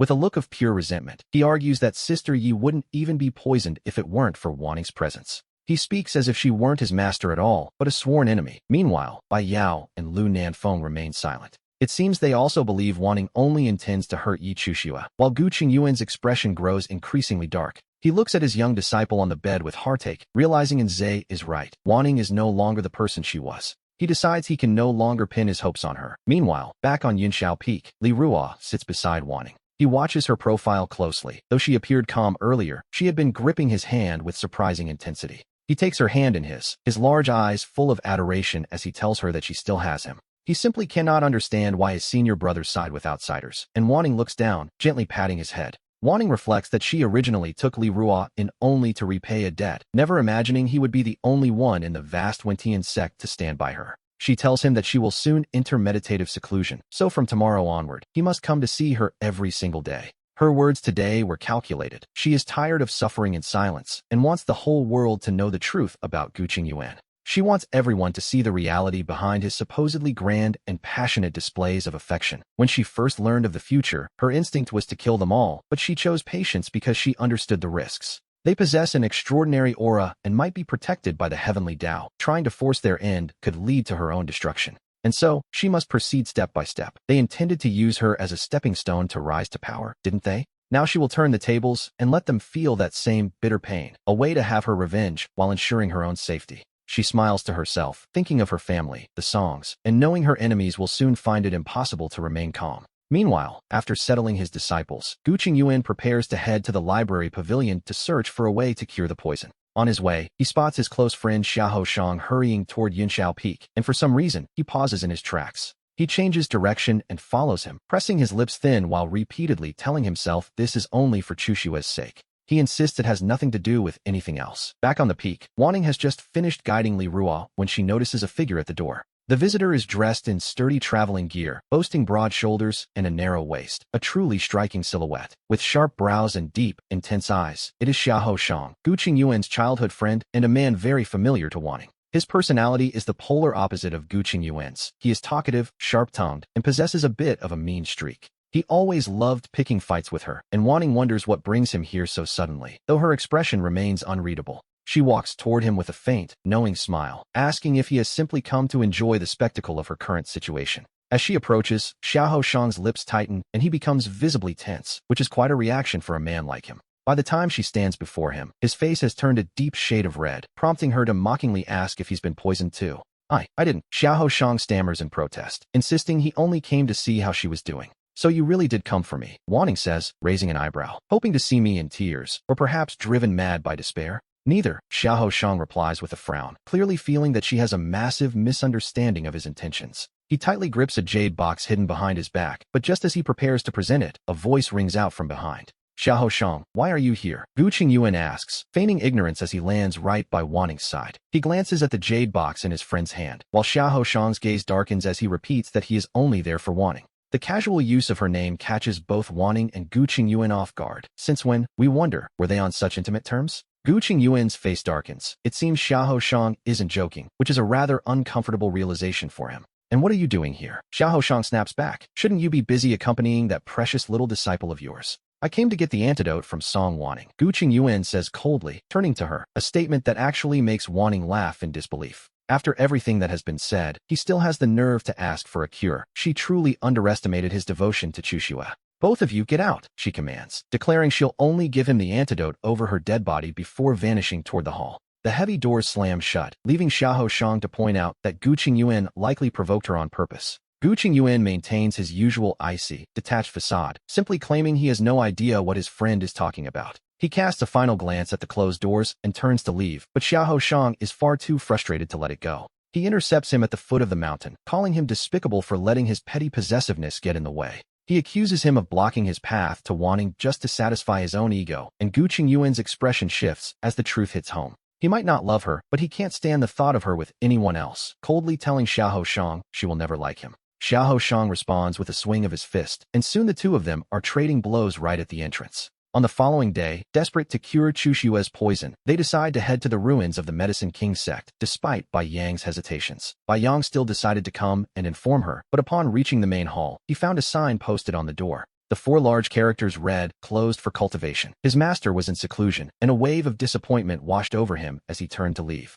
Just then, we see Li Ruo walking out carrying a small basket, happily calling out to her eldest senior brother. She told him he had arrived at the perfect time, explaining that she had collected some nectar which Master said was good for cultivation. She held up the basket with a face full of filial devotion, intending to give these gifts to her 3 senior brothers. But Bai Yang could only remember how, when he was gravely injured, his master had eyes only for this little junior sister. In a moment of inexplicable impulse, he raised his hand and swiped the basket away, sending the honey jars rolling across the ground. He stared at his own hand in shock, wondering when he had become the kind of person he hated, his heart racing with confusion. He dropped a hurried apology and fled the scene, leaving Li Ruo to bite her lip and hide her own disappointment. She picked up the jars, deciding that if they didn't want them, she would eat them herself and save the rest for Master. Meanwhile, Enze urged Uncle Gu that it was time to leave, while Gu Qingyuan gazed back at the gates of the Wentian sect. Deep down, he was actually worried that Xiahou Shang would come looking for Wanning while he was away. Yi Chushua noticed his distracted state, her eyes flickering with a hint of worry as the group prepared to depart. Lu Nanfeng hesitated, asking if they really didn't need to inform their master, fearing she would certainly be angry. Bai Yang's gaze remained cold as he noted that since she was in seclusion, telling her wouldn't make much difference anyway. Gu Qingyuan immediately caught the main point, and seeing Bai Yang nod, he felt a strange sense of relief. He declared they would set off immediately, bringing out a spirit boat to carry them toward the ruins of the Medicine King's sect. Aboard the boat, Yi Chushua wrapped herself in a cloak, her small face looking more fragile than ever, or so it seemed. In reality, she was preoccupied by how sensitive Gu Qingyuan and Bai Yang had become regarding Wanning, her eyes darkening with resentment. She bit her lip, vowing to pay them all back once the poison was cured, and just as they left, a dark figure appeared. A shadow flickered briefly at the entrance before vanishing. Half a month later, the spirit boat came to a halt before the ruins of the Medicine King's sect. The group quickly stepped inside the restriction. Half an hour later, a dark figure appeared at the entrance of the ruins. Clad in long robes with a golden mask covering her face, we see Wanning, who was supposed to be in seclusion. It turns out her early seclusion was merely a ruse to follow them and seize the Medicine King sect's inheritance. In her past life, Yi Chushua had obtained the inheritance here, transforming from someone who knew nothing of alchemy into a generation's grandmaster. Those who once begged Wanning for pills immediately changed their tune, mocking her coldly. She simply couldn't swallow that insult. She had challenged Yi Chushua to an alchemy duel to prove herself, but she lost, becoming a laughingstock from that day forward. Yi Chushua had successfully used her as a stepping stone to ascend to the rank of Grandmaster, earning the respect of countless people. Whenever they praised her, the crowd would always drag Wanning out just to trample on her reputation once more. Since she has a chance to start over, she naturally won't let history repeat itself, though she knows destiny is a fickle thing. Deep down, she wasn't entirely certain of success, but she told herself that regardless of the heavens' will, she would take what she wanted. Even if a heavenly tribulation were right before her eyes, she would fight to the death. She never believed in fate, and she certainly didn't fear death. Her only fear was dying as pathetically as she did in her previous life. With her emotions surging, she suppressed her aura and slipped into the ruins. Along the way, she encountered several cultivators, all wary of one another, especially given her mysterious attire and imposing presence. She clearly looked like someone not to be trifled with. Meanwhile, Yi Chushua clutched her chest in pain, coughing uncontrollably. After entering the main hall, she had become separated from the others, and it felt as though her very lungs were about to be coughed up. Wanning's arrogant face flashed through her mind, fueling her resentment. She told herself that if Wanning hadn't poisoned the pills, she wouldn't be in this state. She was determined to find the inheritance and finally trample Wanning under her feet. Filled with renewed fighting spirit, Yi Chushua could faintly sense a guiding force leading her step by step toward this specific hall. She quickened her pace and entered the nearest room, and the heavy doors slowly creaked shut behind her. In her dazed state, Yi Chushua thought she saw someone enter, but she knew she had to find the inheritance quickly by following the toxin's guidance. Following the trail all the way to the main hall, Wanning arrived just in time to see those heavy doors creaking shut. As she caught a glimpse of the disappearing Yi Chushua, a cold smile played on her lips, and her eyes flashed with a golden light. If only Gu Qingyuan knew. If he knew the very pill he knelt to beg for had become the move that ruined his disciple's future, he would likely cough up blood and rage. Wanning soon located a hidden mechanism, and, with a gentle push, a secret door manifested before her. She couldn't help but notice that while the door appeared for Yi Chushua instantly, she had to find it herself. The heavens, it seems, are quite biased. Behind the door lay an empty room containing only an alchemy furnace, where beams of light converged at the center. There, cradled in the light, was a transparent bead emitting a faint black mist. Deep down, she was shaken to realize it was a demonic artifact. Her expression shifted instantly as her aura began to fluctuate wildly, her eyes staining a deep, crimson red. The suppressed memories of her past madness came rushing back like a tidal wave, causing her to suddenly cough up a mouthful of dark blood. She swayed and leaned heavily against the wall, her fingers clawing at the white surface and leaving behind streaks of blood. In her past life, she had been driven to the brink of insanity by them, eventually falling into the demonic path and becoming a pariah to the world. They had slandered the Song family for conspiring with demons and gathered thousands to attack. She had wept, begging her father to stop the madness. He remained indifferent to her pleas, so she turned to Bai Yang, the disciple she had cherished most of all. He was the child she had raised with her own hands, yet under her devastated gaze, he drove an arrow straight into her chest. He told her that the moment she targeted Chushua, she ceased to be his master. Meanwhile, Nze stood by, clapping and cheering. They called her a demonic creature over and over. Even Lu Nanfeng merely stood there, nervously fidgeting with his sleeve as he spoke. He told her that Chushua was truly kind and that she shouldn't have hurt her. In that moment, Wanting was completely swallowed by a frantic, overwhelming hatred. She coughed up blood again as the demonic energy in her soul surged back. As the darkness enveloped her, she wondered why the heavens still demanded she become a demon in this life. It hardly seemed fair, did it? She realized she had to take control of her own fate, her gaze sharpening as she reached out to pull the bead into her palm with a burst of energy. As the dense demonic energy surged toward her, she didn't retreat. Instead, a flash of madness flickered in her eyes as she pressed forward. She placed the bead directly into her mouth, and it instantly erupted with a blinding light, burrowing deep into her dantian. While the boundless demonic energy completely submerged her, we shift to the immortal realm's Wuji sect, where Mu Shuzi plays chess with his friend Wang Yang. The guardian of the platform paused, sensing that someone had finally entered the inheritance hall of the Yaowang sect, and he waved his hand. A water mirror shimmered to life, projecting two figures, Wanning and Yi Chuxue. After hundreds of thousands of years, the destined ones had finally arrived. Mu Shuzi stroked his beard, feeling quite gratified that after so many years, a successor could still be found in the lower realms. Wang Yang placed a stone on the board, noting that the situation was rather interesting, while Mu Shuzi carefully studied the two women in the mirror. Wang Yang frowned, asking why one of them appeared to have succumbed to inner demons, causing a flash of dissatisfaction to cross Mu Shuzi's eyes. He remarked that if she couldn't even control a simple inner demon, dreaming of the Yaowang sect's inheritance was nothing but a fool's errand. He then turned his attention to Yi Chuxue, who was surrounded by spiritual herbs and a pill formula, studying them with great focus. Though she coughed occasionally, it didn't seem to hinder her much, and Mu Shuzi nodded in approval, thinking this child was quite promising. Despite her illness, she remained devoted to the path of alchemy. She possessed great spirit, and he felt a strange sense of kinship with her. In contrast, he felt an immediate dislike for the one shrouded in demonic energy, seeing her as someone possessed by demons and burdened by slaughter. He deemed her unfit for great responsibility, and so both men fixed their eyes on Yi Chuxue, watching her handle the herbs with steady hands. Their eyes sparkled with admiration, noting that this girl truly possessed a remarkable talent for the art of refining medicine. It seemed she was truly the destined successor of the Yaowang sect. While back in the hall, the demonic energy thrashed wildly inside Wanning. The energy attacked her meridians and points, and with black mist swirling in her eyes, it appeared as though the demon had fully taken hold. In reality, she remained incredibly sober. She didn't reject the demonic path, but she insisted that the method and the consequences remain hers to decide. Under the heavy suppression of the heavenly Tao, she chose to defy the natural order and walk her own path. She attempted to fuse demonic energy with spiritual qi to forge her own unique path, as someone who had already faced death once. Common sense was the last thing she feared now, even as the two energies clashed violently within her dantian, fighting for dominance. With a burning gaze, she slowly cleared her meridians, trying to soothe the two volatile forces, a task easier said than done.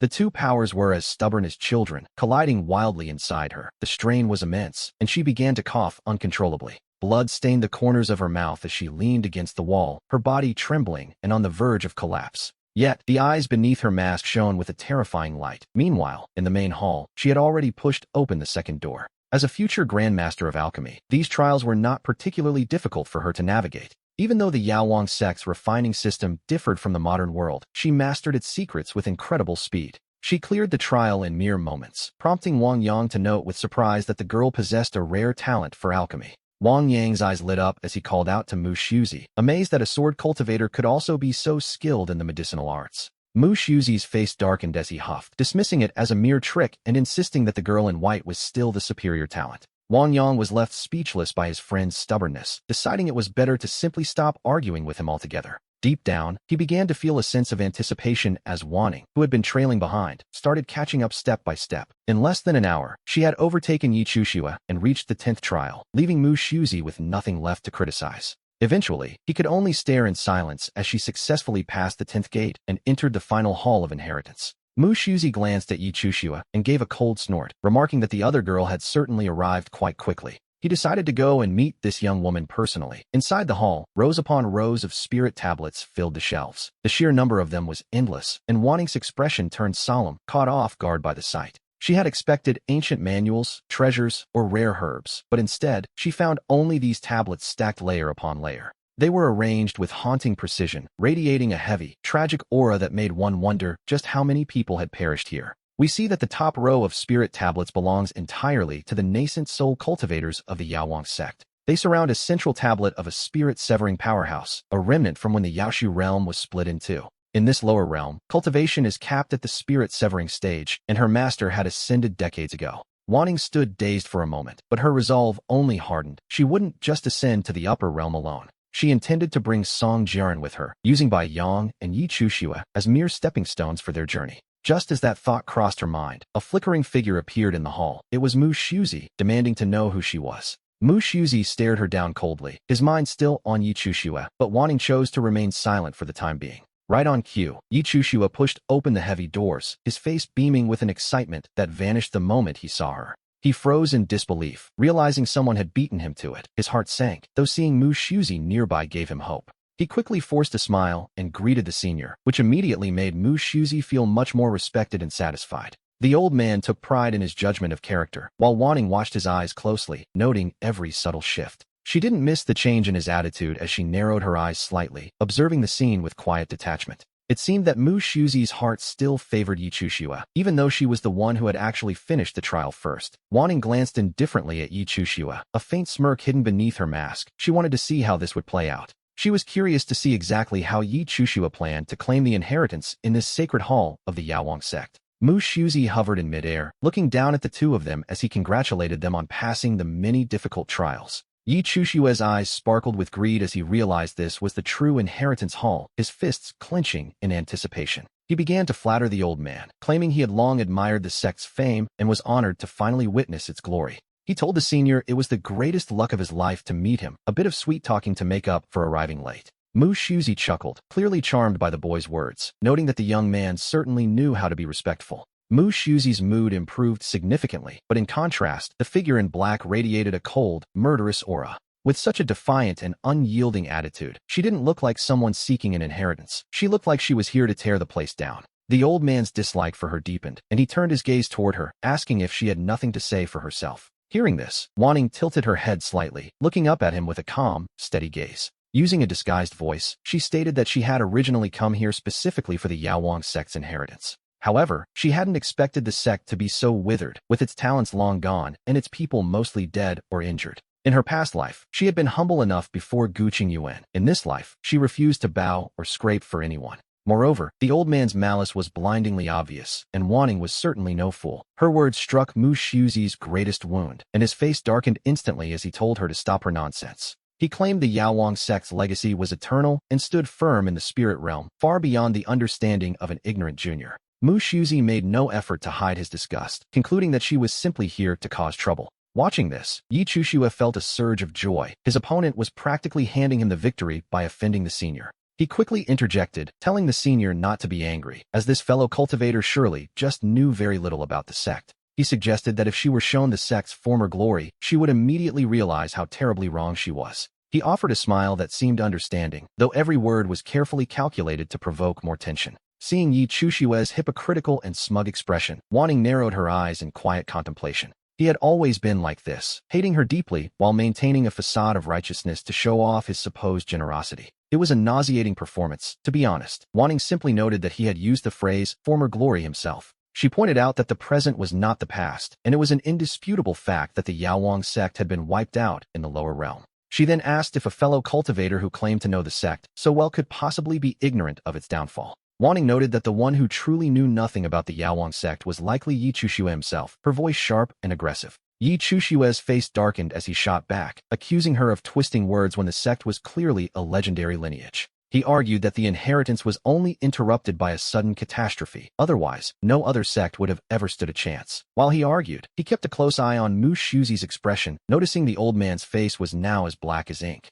Wanting realized then that he had won the old man over. To be honest, Yi Chuxue was a world-class flatterer. She let out a cold laugh, wondering aloud if he had any actual skills, given that he had arrived a step behind her. Ignoring Mu Shuzi's stunned and furious expression, she remarked that if Yi Chuxue was the chosen successor, then the Yaoang sect was truly doomed and would never rise again. This, naturally, was the final straw for the old man. Before Yi Chuxue could even react, Mu Shuzi's rage boiled over, and he swung a heavy hand toward Wanting. He roared that she was seeking death for cursing the sect, as a massive palm of spiritual energy surged forward with a howl. Wanting simply raised an eyebrow and flickered away, reappearing behind Yi Chuxue with a cold blade pressed against his throat. The icy touch of the steel sent a shiver through Yi Chuxue, making him break into a fit of violent, panicked coughing. Mu Shuzi was forced to pull back his attack so abruptly it shook his very soul, as he desperately shouted for her to release him. Wanting gave a playful smile, pressing the sword just a fraction closer until the sharp edge grazed his fair skin. Beads of blood began to surface as Yi Chushue continued to cough, his heart racing with a mixture of shock and pure terror. She leaned down, whispering into his ear that he should be careful with those coughs, lest he accidentally slit his own throat. She added with a light chuckle that she wouldn't be held responsible, a comment that made Yi Chushue's skin crawl with dread.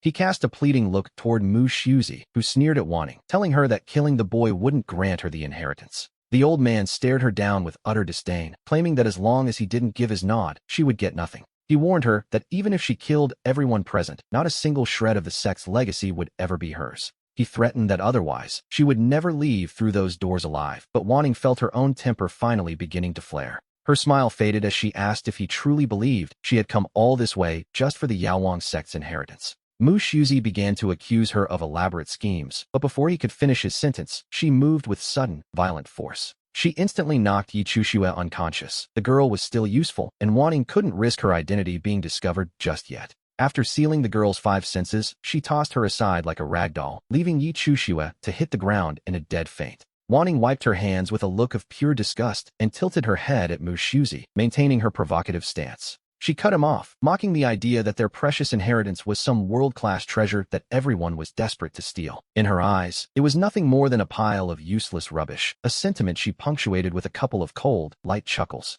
Her gaze swept over the rows of ancestral tablets as she laughed at the very name of the Yaowang sect, her voice filled with derision. Since he didn't want to give it up, she decided she would simply destroy it all. No one was going to use her as a stepping stone. Mu Shuzi was driven into a towering rage by her sheer arrogance, his hair bristling as he launched another massive palm strike. A golden fire lotus erupted with scorching flames, seemingly aimed to pierce through her skin and strike directly at her core. With a casual flick of her wrist, her soul-bound longsword appeared, and she moved with the ghostly grace of the 7 stars. Instead of retreating, she lunged forward to meet the attack, her blade cutting through the air with a sharp, piercing scream. The steel collided directly with the flames in a massive explosion, sending blinding sparks flying in every direction with immense force. The shockwave was so powerful it distorted the very space around them, even catching the unconscious Yi Chushue and tossing her aside. Startled, Mu Shuzi quickly reached out with his energy to catch the girl, desperate to move her to a safer location. However, Wanting spun her blade and vanished, reappearing as a thick, murderous intent filled the entire inheritance hall. Her soul-bound sword began to vibrate and hum, seemingly sharing its master's sense of wild, frantic excitement. Mu Shuzi let out a cold snort, freeing one hand to meet her strike as Wanting's expression turned icy and lethal. Her murderous sword intent surged forward like a tidal wave, striking the massive palm, but the moment they made contact, the blade's energy split into 10 distinct streaks, spinning and scattering instantly toward Yi Chushue behind him. Wanting herself lunged directly at the giant palm. Mu Shuzi, realizing he had been tricked again, roared in a fit of startled rage. He hurriedly turned back to protect Yi Chushue, gathering his spiritual power to deflect the sword intent, which allowed Wanting to easily crush his palm strike. The massive hand dissolved into nothingness like fading fireworks, leaving Mu Shuzi to curse her for using the girl as a despicable distraction. He demanded she fight him fairly, shielding Yi Chushue firmly behind his back while glaring at Wanting with pure hatred. Wanting couldn't help but let out a laugh, her eyes scanning him up and down with a look of utter strangeness and mockery. She questioned his logic. If she was despicable, what did that make a transformation realm master attacking a junior? To be honest, it was quite hypocritical. She told him they had simply been spoiled for too long. He was a mere wisp of a divine sense, yet he acted as if he were invincible. She admitted she had only been playing with him until now, her words dripping with a venom that seemed to sting his very soul. Each sentence landed like a physical blow to Mu Shuzi's heart, turning his face a deep, furious shade of red as his neck veins bulged. His hand trembled violently as he pointed at her. No one had ever dared to insult him so brazenly. Even as a mere remnant, he was still a master. He ground his teeth, never having wanted to kill someone as much as he did in this very moment. Wanting, however, remained entirely unimpressed. The smile on her lips deepened, her expression taking on a hint of wicked intent as she challenged him to give her his best shot. She declared that today, she would show him exactly who set the rules in this lower realm, as a black vortex began to swirl around her. We see her raise her long sword and swing it in a wide arc. High above the mountain peak, a single star began to flicker with blinding light. This sudden, strange phenomenon appeared before Mu Shuzi's eyes, and deep down, he felt a sudden, chilling sense of dread. He gathered every ounce of his remaining spiritual power to meet her blade, but as Wanting had pointed out, he was not what he once was. This divine sense had lingered for hundreds of thousands of years and was now a mere shadow of its former glory. In the next instant, the surrounding space was rapidly locked down, and a shivering sense of crisis washed over him as the world seemed to blur. Mushuzi felt as if he were falling into a bottomless abyss, with endless seawater pouring in no matter how hard he struggled. He found himself unable to break free, realizing with horror that Wanning had actually mastered the profound realm of sword intent. Inside the Wuji sect, Wang Yang's face was a mask of pure astonishment as he watched her with a mix of shock and joy. Wondering what on earth Mushuzi was doing, he paced anxiously. Usually, a sword cultivator is considered a genius just for grasping basic intent. But to master the true artistic conception of the sword Dao is a feat that is exponentially more difficult to achieve. He couldn't fathom where a girl of her level found such immense spiritual power. To be honest, it defied all logic. Wang Yang felt a surge of frustration, realizing Mushuzi was trying to erase a true once-in-a-generation talent from existence. While Mushuzi might despise her, Wang Yang was captivated. He would have gladly handed her his entire legacy right then and there. Wang Yang stole a glance at Lord Moyang, and in that brief moment, the pieces of the puzzle finally clicked into place. It made sense now why the usually solitary Lord Moyang had stopped. It was all because of that remarkable girl on the bridge. He viewed Mushuzi as a complete fool for mistaking common wood for a precious pearl, even as the old master kept staring at her. We see him watching her intently, his eyes fixed on her every move as the tension in the air continues to rise. He watched her with a growing sense of disbelief, unable to look away from the spectacle unfolding before him. His gaze remained locked on her, tracking the flow of her power as she dominated the space around them. Every movement she made was scrutinized by his fading divine sense, which was now flickering under the pressure. He continued to watch her until, finally, he let out a desperate roar, demanding that the shameless child release him at once. Having been trapped for far too long, Mushuzi grew frantic. His meager remaining spiritual power was nearly spent, leaving his form translucent. He never imagined that a dignified master like himself would be held in the palm of a young girl's hand. It was quite humiliating. As soon as he spoke, the surrounding seawater fell silent, and the entire mental realm vanished in an instant.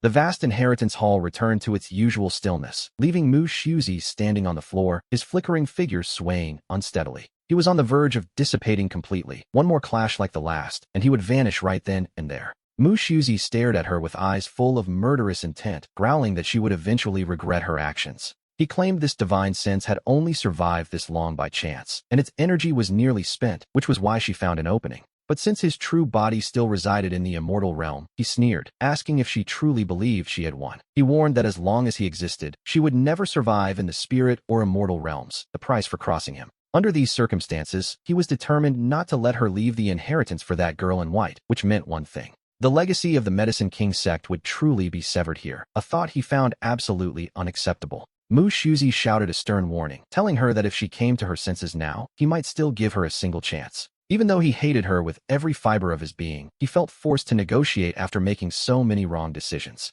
He told himself he couldn't let the legacy end. Surely, with enough threats and bribes, this girl's resolve would waver. He offered that if she allowed him to pass the legacy to the other girl, he would leave an extra portion for her as well. Since he couldn't choose between them, he decided to leave it to both, as long as the girl in white received the core teachings. As for Wanning, he believed her heart was plagued by demons and her path to immortality was doomed. She would die soon enough. However, he demanded she promise never to use her alchemy to harm others once she possessed his secrets. He forbade her from using the Medicine King sect's name, convinced she was wicked enough to poison the other girl. To him, her vicious heart made her unworthy of the sect, yet he promised the inheritance if she simply agreed to his terms. With that, Mushuzi resumed his arrogant, high and mighty posture, as if he were still the one in control. That look of feigned charity actually made Wanning laugh. She wondered who gave him the courage to try and negotiate now. Her expression darkened as her cold gaze swept over him, before she let out a chilling smile at his empty threats. She asked him why he was so certain she would lose, suggesting he should worry more about his own influence in the higher realms.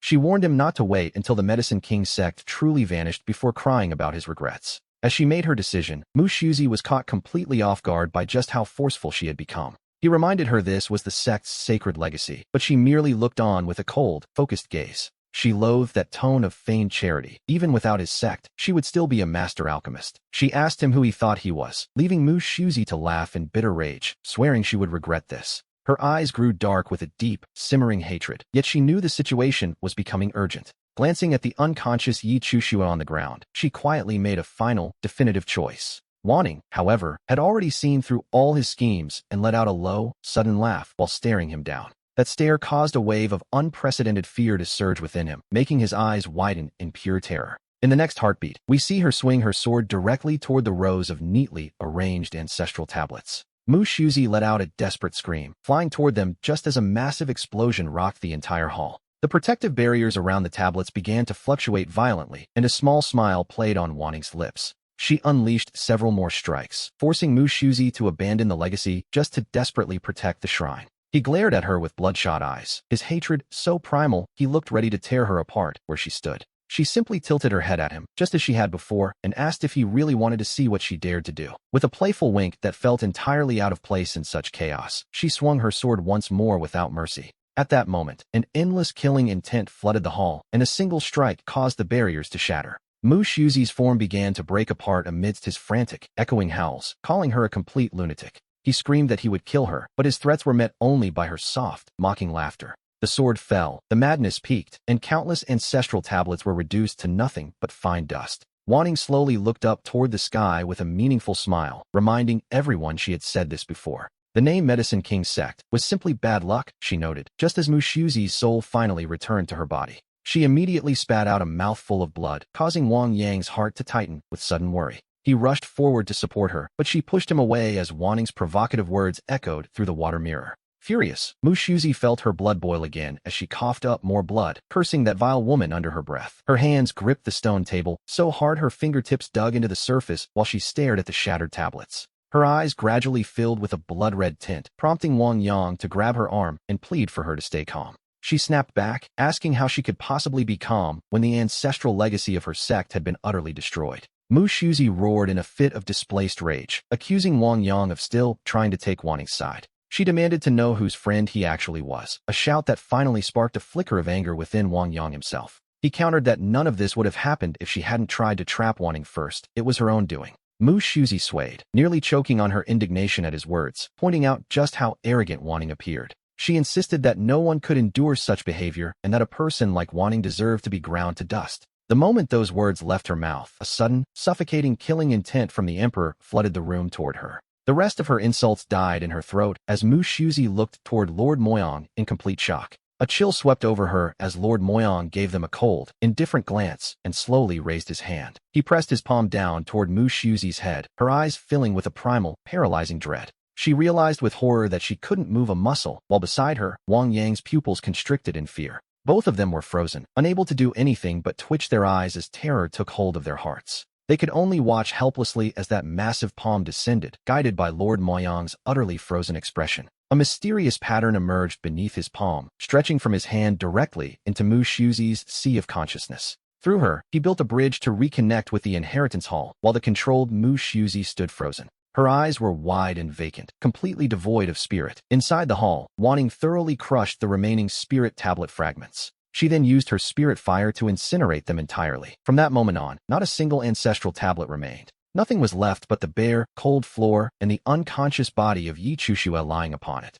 The force of the earlier explosion hadn't spared her. Her face and body were bloodied, and her clothes were in tatters. Wanning walked slowly toward her, a cold light flickering in her eyes. Since there was no benefit left to gain, she decided to kill her. It was cleaner that way, and it would save her from future headaches. In her past life, Yi Chushue had always played the moral superior. She had constantly accused Wanning of being willful and reckless with lives, frequently sowing discord between her and Guqing Yuan. A mocking smile touched Wanning's lips. In the world of cultivation, strength is the only thing that truly matters. To be honest, morality and worldly dogmas are nothing but illusions when faced with absolute power. The time had finally come to settle the score. She would start by ending Yi Chushue right here and now. After that, she would deal with Guqing Yuan and those 3 disciples. With a wave of her hand, her sword light split in two. The strikes aimed directly for Yi Chushue's neck and heart, but in the next instant, a sudden flash of sword light intervened. Her killing blow was extinguished instantly. Wanning's expression sharpened as she immediately leaped backward to create distance. We then see a blurred black figure appear, standing as straight as a pine tree with an aura as vast as a rainbow.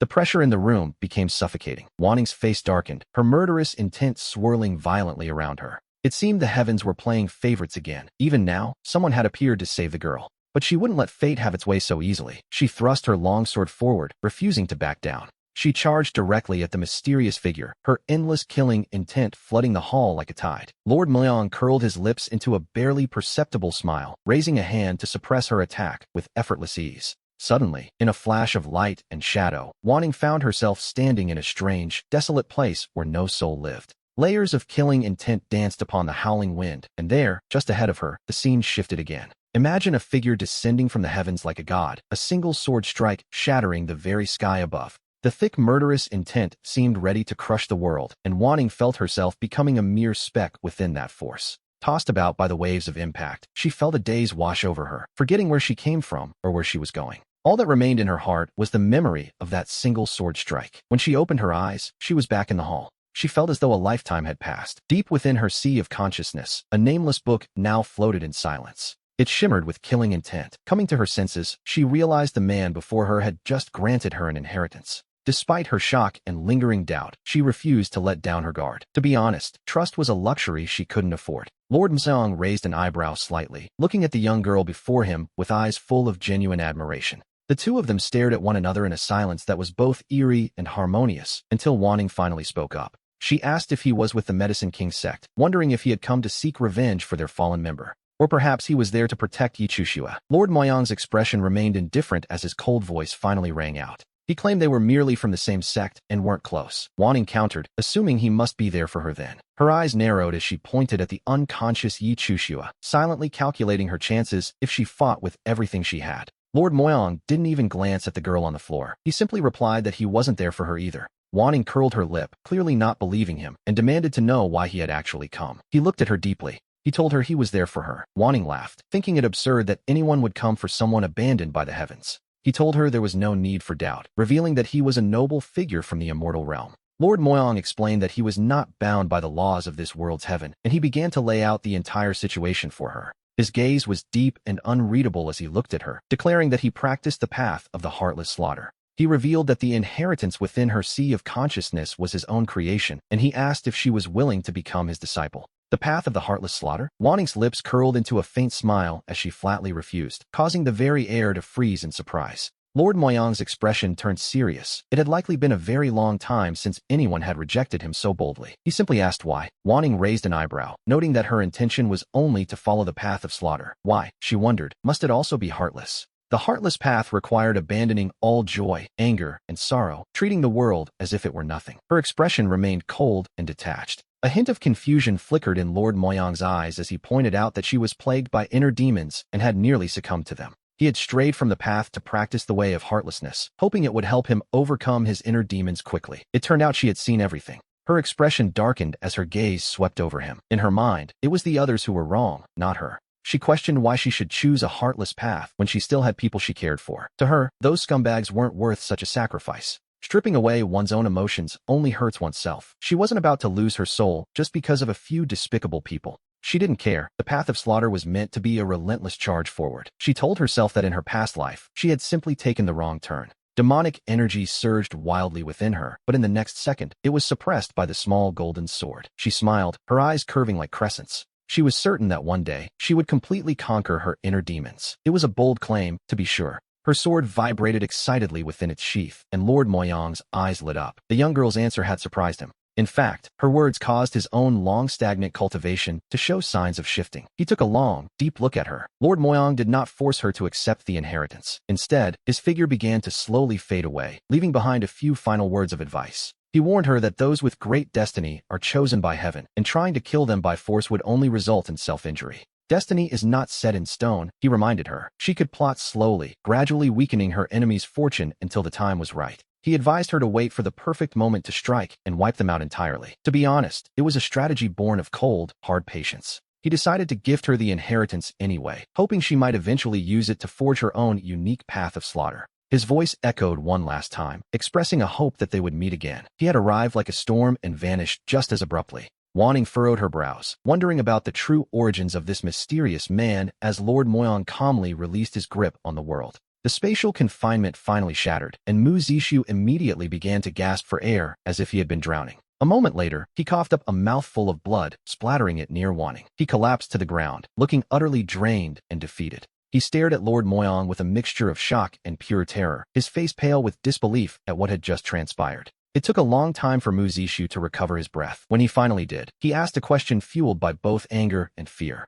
He demanded to know what Lord Moyang meant by his actions, asking if being a lord gave him the right to strike subordinates at will. He argued that while his own talents were modest, he was still a disciple of the Wuji sect. Surely, harming a fellow member required a reason. He stared at Lord Moyang, trying his best to remain steady while demanding an explanation for the attack. Lord Moyang replied coldly that since he had chosen Wanning as his disciple, he would naturally step in if someone tried to hunt her down. Lord Moyang's gaze swept over him like ice. Mu Zishu froze in total disbelief, unable to process what he was hearing. Just moments ago, he had been using his status to threaten Wanning, even trying to tempt her with promises of the spirit and immortal realms. Looking back, his previous arrogance seemed rather absurd and even a bit comical. His attitude began to soften as reality set in. Deep down, he was still fuming. She had destroyed the Medicine King sect's legacy in the lower realm and desecrated countless ancestral tablets. It was a massive grudge to leave unavenged, yet in the blink of an eye, his enemy had become the disciple of a powerful master. He tried to argue that her actions were far too excessive and that teaching her a lesson was only fair. He was, quite literally, grasping at straws.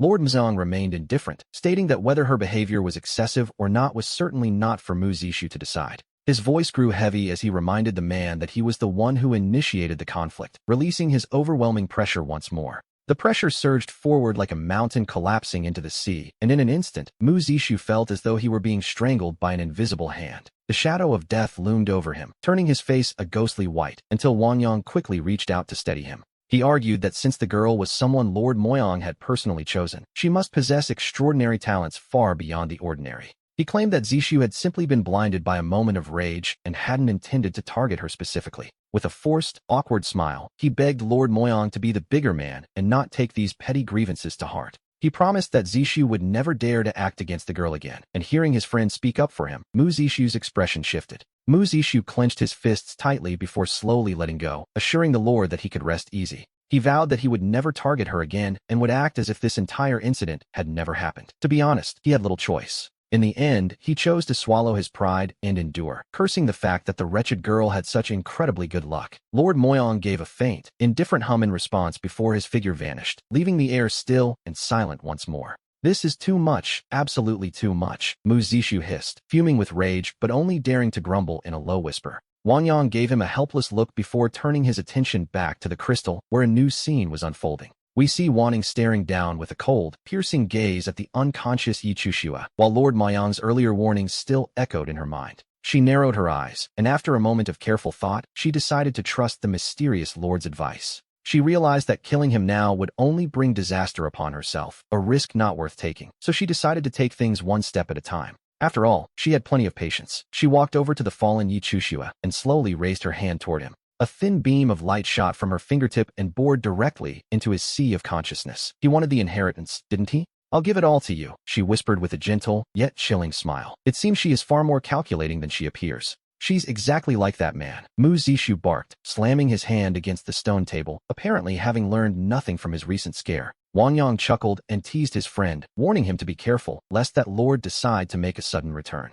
Mu Zishu immediately glanced around with a guilty conscience, making sure Lord Moyang hadn't returned before letting out a small, defiant huff. He didn't dare to curse openly anymore, and Wang Yang let out another long sigh, remarking that he actually found the girl quite clever. Unfortunately, we won't be able to see what happens next as the vision is fading. Zishu simply turned his head away with a dismissive grunt. He muttered that he had no interest in her future, claiming that if she ever managed to ascend, he'd call her his own father. We return to the scene where voices are calling out for Yi Chushua to wake up. She slowly opened her eyes, her face a ghostly, sickly white. Covered in blood and grime, she looked a mess. Gu Qingyuan held his disciple close, frantically asking if she was all right. His eyes were red with heartache as he looked at her. Others crowded around, asking how she ended up here and what had transpired. And Zaiji's face was flushed with worry, while Baiyang and Lu Nanfeng watched in silence, their eyes betraying their deep concern. As Yi Chushua emerged from the mental fog, the memories of what happened before she collapsed rushed back, causing her to bolt upright in a panic. She hurriedly checked her sea of consciousness, and there, she found the Medicine King's manual resting quietly within her mind. A wave of pure joy washed over her. She looked at her master and stammered that she had finally done it.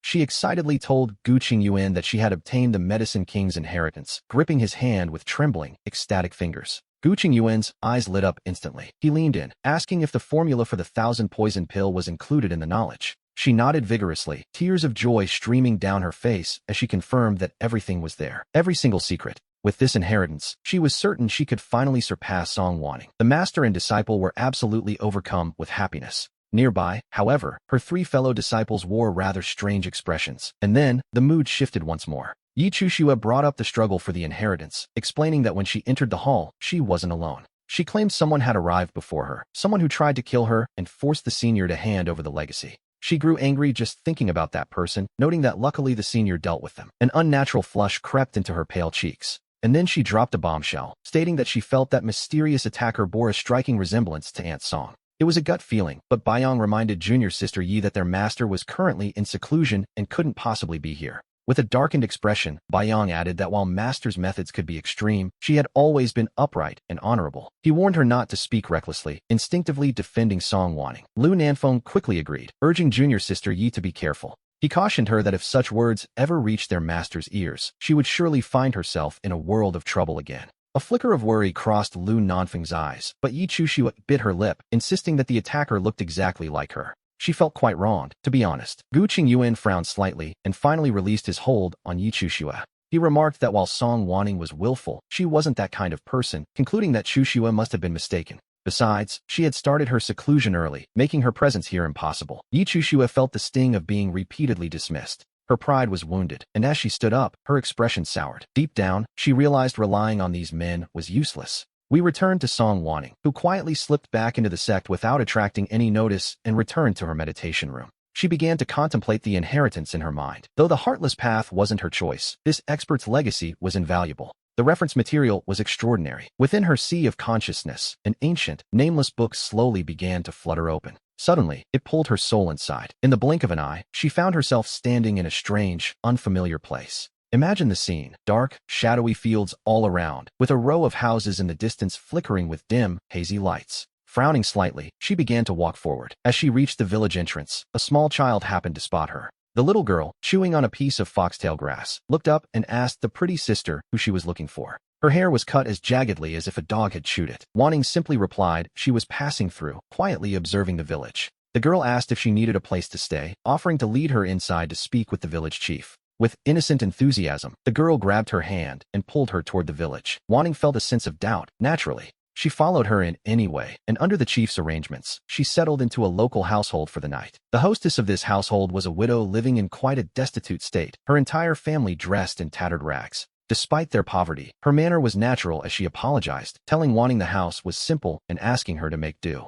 The woman nervously rubbed her hands, explaining it was their best room, while Wanting took a quiet look around the space. The walls were a crude mix of mud and dried straw, and the furnishings were sparse in the extreme. "Are you hungry?" the woman asked. She offered to cook some noodles, at which point her 7-year-old son wiped his nose and begged for some too. A look of pure longing filled the boy's eyes. "Be good, goer," his mother said. "Once the wheat is harvested in a few days, I will make noodles for all of you." She gently patted the child's head, and the boy cheered at the prospect. The child began jumping for joy at the thought of a meal. Wanting, however, frowned slightly, feeling a sense of unease. She couldn't quite grasp the deeper meaning of this scene. "There is no need," she said. "I am not hungry. Please, carry on." She told them she would simply rest, deciding to remain cautious as the woman and the child finally left the room. Taking a meditation mat from her storage ring, she sat in the center of the room. Outside the window, all was silent. We transitioned to Lu Nanfeng, who smiled as he told junior sister Yi that she really didn't need to escort them back. The group had just returned from the Medicine King sect ruins. Yi Chushua, carrying a bag of pastries, offered a soft smile.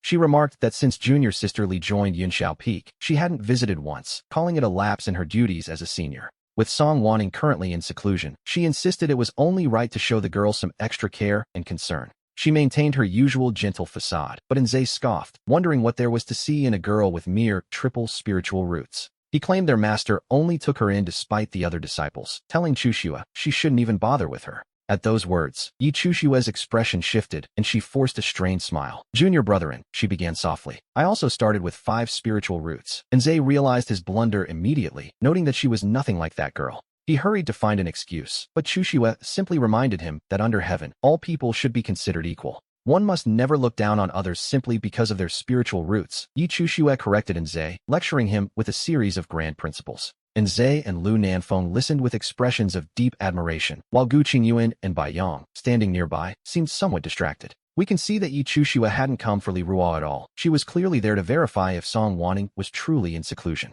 The group soon arrived at the main hall entrance, just as Li Ruo returned from the back mountain, her clothes still stained with blood. She spotted them immediately. "Eldest brother, you're back," she called out, jogging toward them with a face full of joy. "Yes," Bai Yang replied with a cold, indifferent nod. "Where's Master?" "Master has been in seclusion this whole time," she answered. Li Ruo's eyes grew even brighter as she spoke. "Junior sister Li," Yi Chuxue asked, unable to hide her suspicion, "has Aunt Song never left?" She pressed for an answer to the doubt lingering in her heart. "Never," Li Ruo replied, shaking her head firmly. She answered earnestly, explaining that her master had stated this period of seclusion would last at least half a year. Half a year was a long time indeed. Bai Yang's brow furrowed as a flash of worry crossed his face, his lips pressing into a thin line. Deep down, he began to reflect. Perhaps seclusion was for the best, giving him time to think of how to ease the tension between them. "Since she is in seclusion, let us go." Gu Qingyuan finally spoke up, having remained silent until that moment. He reminded her that the poison in her system couldn't wait, but Yi Chuxue bit her lip, still doubting what she had heard. Gu Qingyuan let out a low grunt and grabbed Yi Chushua's arm. "If she said she is in seclusion, then she is in seclusion. Song Wanting doesn't have that many schemes," he added, his tone sharpening slightly. "Now come back with me." "Does Master really trust her that much?" Yi Chuxue asked, looking up with a hint of stubborn redness in her eyes. "I do not," he replied, his frown deepening, knowing it was impossible to burst inside just to prove a point. "Master Gu," Zhe interrupted. "If you were the one to go to her, she would surely open the door for you immediately." Seeing Chushue's grievance, Zhe stepped forward. He claimed that their master had always been obedient to him, and that interrupting her seclusion was a small matter, she wouldn't mind. He argued she wouldn't be angry, adding that if what senior sister Yi suspected was true, then their master's actions were truly detestable. And Zhe continued speaking to himself, assuring her that with Uncle Gu taking charge, there would certainly be no problem. Gu Qingyuan didn't even want to look at him, but Yi Chushue's eyes lit up as she turned toward Gu Qingyuan with expectation. He refused her immediately, stating that interrupting someone's seclusion was a despicable act and simply could not be done.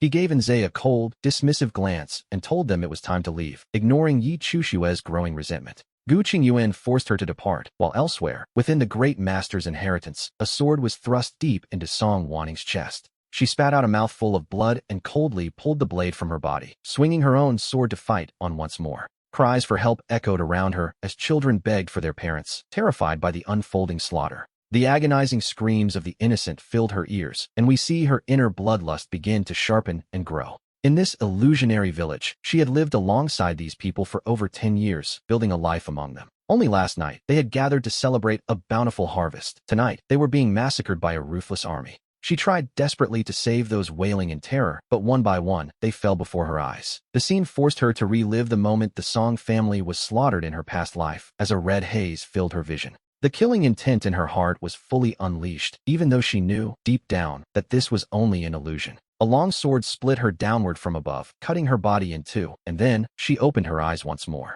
Everything had returned to the night before. She looked dazed for a moment, finally understanding the purpose of this first trial. Her determination to save the villagers only grew stronger, and so she began a cycle of being killed over and over again. Rebirth followed death in a repetitive loop, and just like that, half a year passed by in a flash. Meanwhile, a major event had recently occurred at the Wentian sect, and the disciples were all asking if the rumors were true. They whispered about whether senior sister Yi had truly succeeded in refining a 5th-grade pill just yesterday. The disciples chattered excitedly, reminding each other that she was, after all, the true successor of the Medicine King sect. Furthermore, senior sister Yi is as kind as she is beautiful, proactively gifting pills to ordinary disciples like us. She truly is generous, unlike certain people who make you kneel just to beg for a single pill. We see a large crowd of disciples quickly gathering outside Yi Chushue's alchemy room to witness the event. Soon, Yi Chuxue emerged with a tray, her face beaming with the pride of a self-proclaimed genius. A soft smile played on her lips as she modestly announced she had only managed to refine 3 pills this time.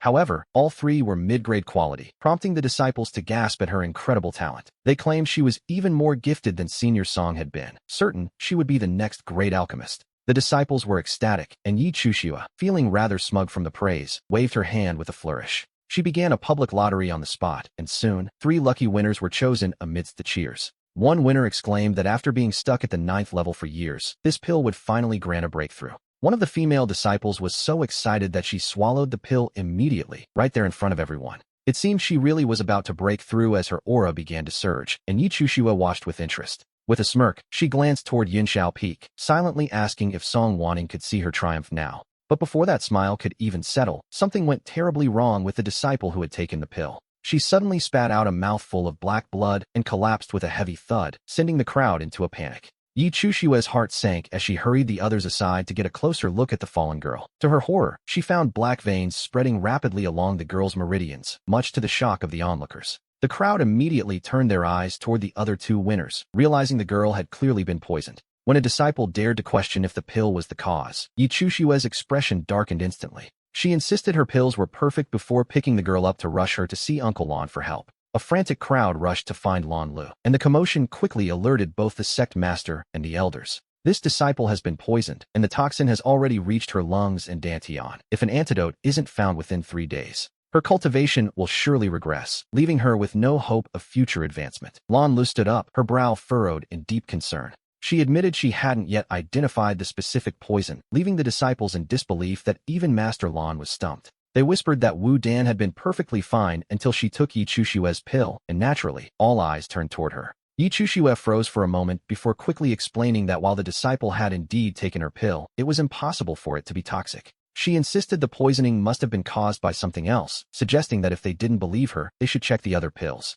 While she spoke, she secretly crushed a communication talisman her master had given her, hoping for a quick rescue. Lon Lu gestured with a wave of her hand, using her power to summon the remaining 2 pills from the other disciple's grasp. After crushing and inspecting them, she called over a small bird and fed it the powdered remains of the medicine. Everyone watched the bird with bated breath as it swallowed the powder and began to fly upward, seemingly unaffected. It soared higher and higher without any sign of distress, and seeing this, a look of immense relief washed over Yi Chushue's face. She smugly declared that the poisoning had nothing to do with her pills, reminding everyone these were 5th-grade spirit pills, but her triumph was short-lived. Suddenly, the bird in the sky began to struggle violently, letting out a piercing shriek that felt as though it might burst their eardrums. A moment later, the bird plummeted straight down, landing right at the toes of Yi Chushue's delicate white jade boots and twitching feebly. When it finally went still, her face turned deathly pale. She couldn't understand how this was happening. The bird was dead. The crowd was horrified to realize that senior sister Ye's pills really were poisoned, casting doubt on every pill she had ever distributed. As the whispers grew louder, a wave of suspicious and accusing glares fell heavily upon the once celebrated genius. The sect master of Wentian's sect was clearly losing his patience, demanding to know how Yi Chushue intended to explain such a disaster. She looked back at the sect master, stammering that she had no idea what went wrong, but still desperately insisting her pills were perfect. Yi Chushue stubbornly clung to her story, even though the evidence was right before her eyes, insisting her pills were flawless. The second elder let out a cold snort, asking if a disciple had to actually die before she would admit there was a problem. Her face flushed a deep red as she frantically argued that she had followed the recipe to the letter. She claimed there was no possibility of error and that this must be some terrible misunderstanding, pleading with the sect master. She begged him to investigate further, certain her medicine was pure, but the sect master's patience was wearing thin. With a furrowed brow, he told her it wasn't a matter of trust, but the simple fact that her pills were undeniably toxic. He acknowledged she likely hadn't done this on purpose, but with the disciple's life on the line, things had become serious. He urged her to cooperate and find an antidote immediately, a sentiment Lon Lu quickly echoed. Lon Lu, focused entirely on saving the girl, asked Yi Chushue to share the recipe so she could find where the error lay. Yi Chushue insisted it was just the standard recipe for Great Spirit pills, which made the situation even more baffling. And this is where things get truly interesting, as Gu Qingyuan arrived with his entourage, declaring the pills were perfectly fine. He immediately jumped to her defense, pointing out that if the recipe was correct, the fault couldn't possibly be hers. Yi Chushue's eyes lit up at the sight of her master, who told her not to worry because he was there now. While Gu Qingyuan offered comfort, Bai Yang also stepped forward to support his junior sister's innocence. He suggested to Lon Lu that if the recipe was standard, perhaps the source of the poison lay somewhere else entirely. Suddenly, Enze shouted out a name, claiming with absolute certainty that Li Ruo was the one behind this. He rushed to Yi Chushue's side, asking if she had been present when he sent Li Ruo to deliver the 1,000-mountain spirit dog. She blinked in confusion, shaking her head as she recalled leaving the room briefly during the refinement process. She remembered finding the spirit dog upon her return and simply assumed Enze had delivered it himself. She had only been gone for 15 minutes, and since no outsiders were around, she hadn't bothered to lock the door. As soon as those words were spoken, everyone present began to connect the dots, asking if she was absolutely certain. Gu Qingyuan looked down with a puzzled expression to confirm once more, and she insisted that when she returned, the 1,000-mountain spirit dog was indeed inside the room. Yi Chushue bit her lip, her mind racing. Enze, practically jumping with rage, declared it must be Li Ruo, acting under their master's direct orders. He claimed Li Ruo intentionally framed Yi Chushue, or perhaps he had intended to poison her directly. He He simply hadn't expected someone else to eat the pill. After all, a person like their master would never imagine that Yi Chushue would be generous enough to share her pills with other disciples. The crowd gasped in shock. They wondered if it could really be Grandmaster Song Wanting. It seemed impossible that she would stoop so low. And yet, if Yi Chushue became a Grandmaster Alchemist, she would be the first real threat to Song Wanting's position. The more the disciples thought about it, the more they suspected Song Wanting was the mastermind. Bai Yong frowned deeply. He shot a dissatisfied look at Enze, reminding him that their master was in seclusion and couldn't be involved. He told them to stop talking nonsense. Seeing him protect Song Wanting so instinctively made Yi Chushue's heart sink. He had changed. She suggested they simply call junior sister Li Ruo over to ask her, rather than risk accusing her wrongly. Yi Chushue tried her best to appear magnanimous, and seeing this, Gu Qingyuan's heart softened toward her. He immediately ordered his men to bring Li Ruo. But Li Ruo was just a minor disciple at the qi refining stage. With Song Wanting still in seclusion, the second elder felt they were simply bullying a defenseless girl. Besides, he argued that the girl wouldn't even know how to handle poison. He suspected someone was just hiding their own mistake. He suggested they were merely trying to shift the blame onto someone else, his mocking gaze lingering on Yi Chushue. Yi Chushue clenched her fists tightly as Gu Qingyuan's expression darkened, casting a cold, sharp look back at the elder. The sect master, watching the tension rise, felt a massive headache coming on as he tried to calm both sides down. Before long, we see Li Ruo being brought in, the young girl looking utterly bewildered with her hair in a messy tangle. Her hands were still covered in mud, but as she approached, Gu Qingyuan immediately released a heavy, intimidating pressure. With a heavy thud, Li Ruo fell to her knees, stammering that she greeted the sect master and all the gathered elders. She knelt there in a daze, but when she looked up, she found Bai Yong coldly turning his head away from her. Her third senior brother, Enze, was glaring at her with a ferocious expression. Li Ruo, he barked, cutting through the silence. He demanded to know if she had tampered with the pill container yesterday while delivering the Thousand Mountain Spirit dog. Enze jumped in to accuse her before the sect master could even speak. Li Ruo was stunned, asking what he meant. Enze let out a mocking laugh, asking her if she was still going to play innocent about poisoning junior sister Ye's pills. He ordered her to confess immediately if she was acting on their master's instructions, which, to be honest, was a massive accusation. He threatened that if she didn't talk, she'd be expelled for harming her fellow disciples. Poison pills? Murderous intent? Li Ruo froze for a moment, realizing these people actually believed she was the culprit and were even dragging her master into it. Her expression shifted as she fought back, insisting she had only delivered the dog as she was told to do. She explained that the room was empty when she arrived, so she simply left the spirit dog there and departed. She hadn't even glanced at the pill container, let alone opened it. Besides, their master was in seclusion. How could she be involved? She stared stubbornly at Enze, asking how he could make such baseless claims. He merely sneered at her defense. If she hadn't opened the container, he argued, then how did the pills become toxic? It was a cold, logical trap. He insulted her talent, wondering aloud what kind of shady deal she had made with their master to become a true disciple. Telling her she wouldn't escape the blame, he suddenly lashed out and kicked Li Ruo squarely in the chest. Li Ruo's face went pale from the blow. She gasped, asking her third brother how he could possibly doubt her like this. Her pale face was a mask of pure disappointment. For 6 months, she had followed his every command without question. She reminded him of everything she had done, hunting in the back mountains, cooking his meals, delivering his items, and cleaning his quarters. From planting flowers to tending the spirit fields, she had done it all, simply because he was her senior brother. Li Ruo fought back the tears threatening to fall, telling him that if he disliked her, fine, but he couldn't frame her like this. More importantly, she wouldn't let him slander their master, a man of integrity who would never ask her to harm anyone. She asked him what right he had to point fingers. In that moment, deep down, Li Ruo felt a wave of pure loathing for Enze. Their master had raised him, yet here he was, betraying that bond for a woman. Was he not afraid of divine retribution?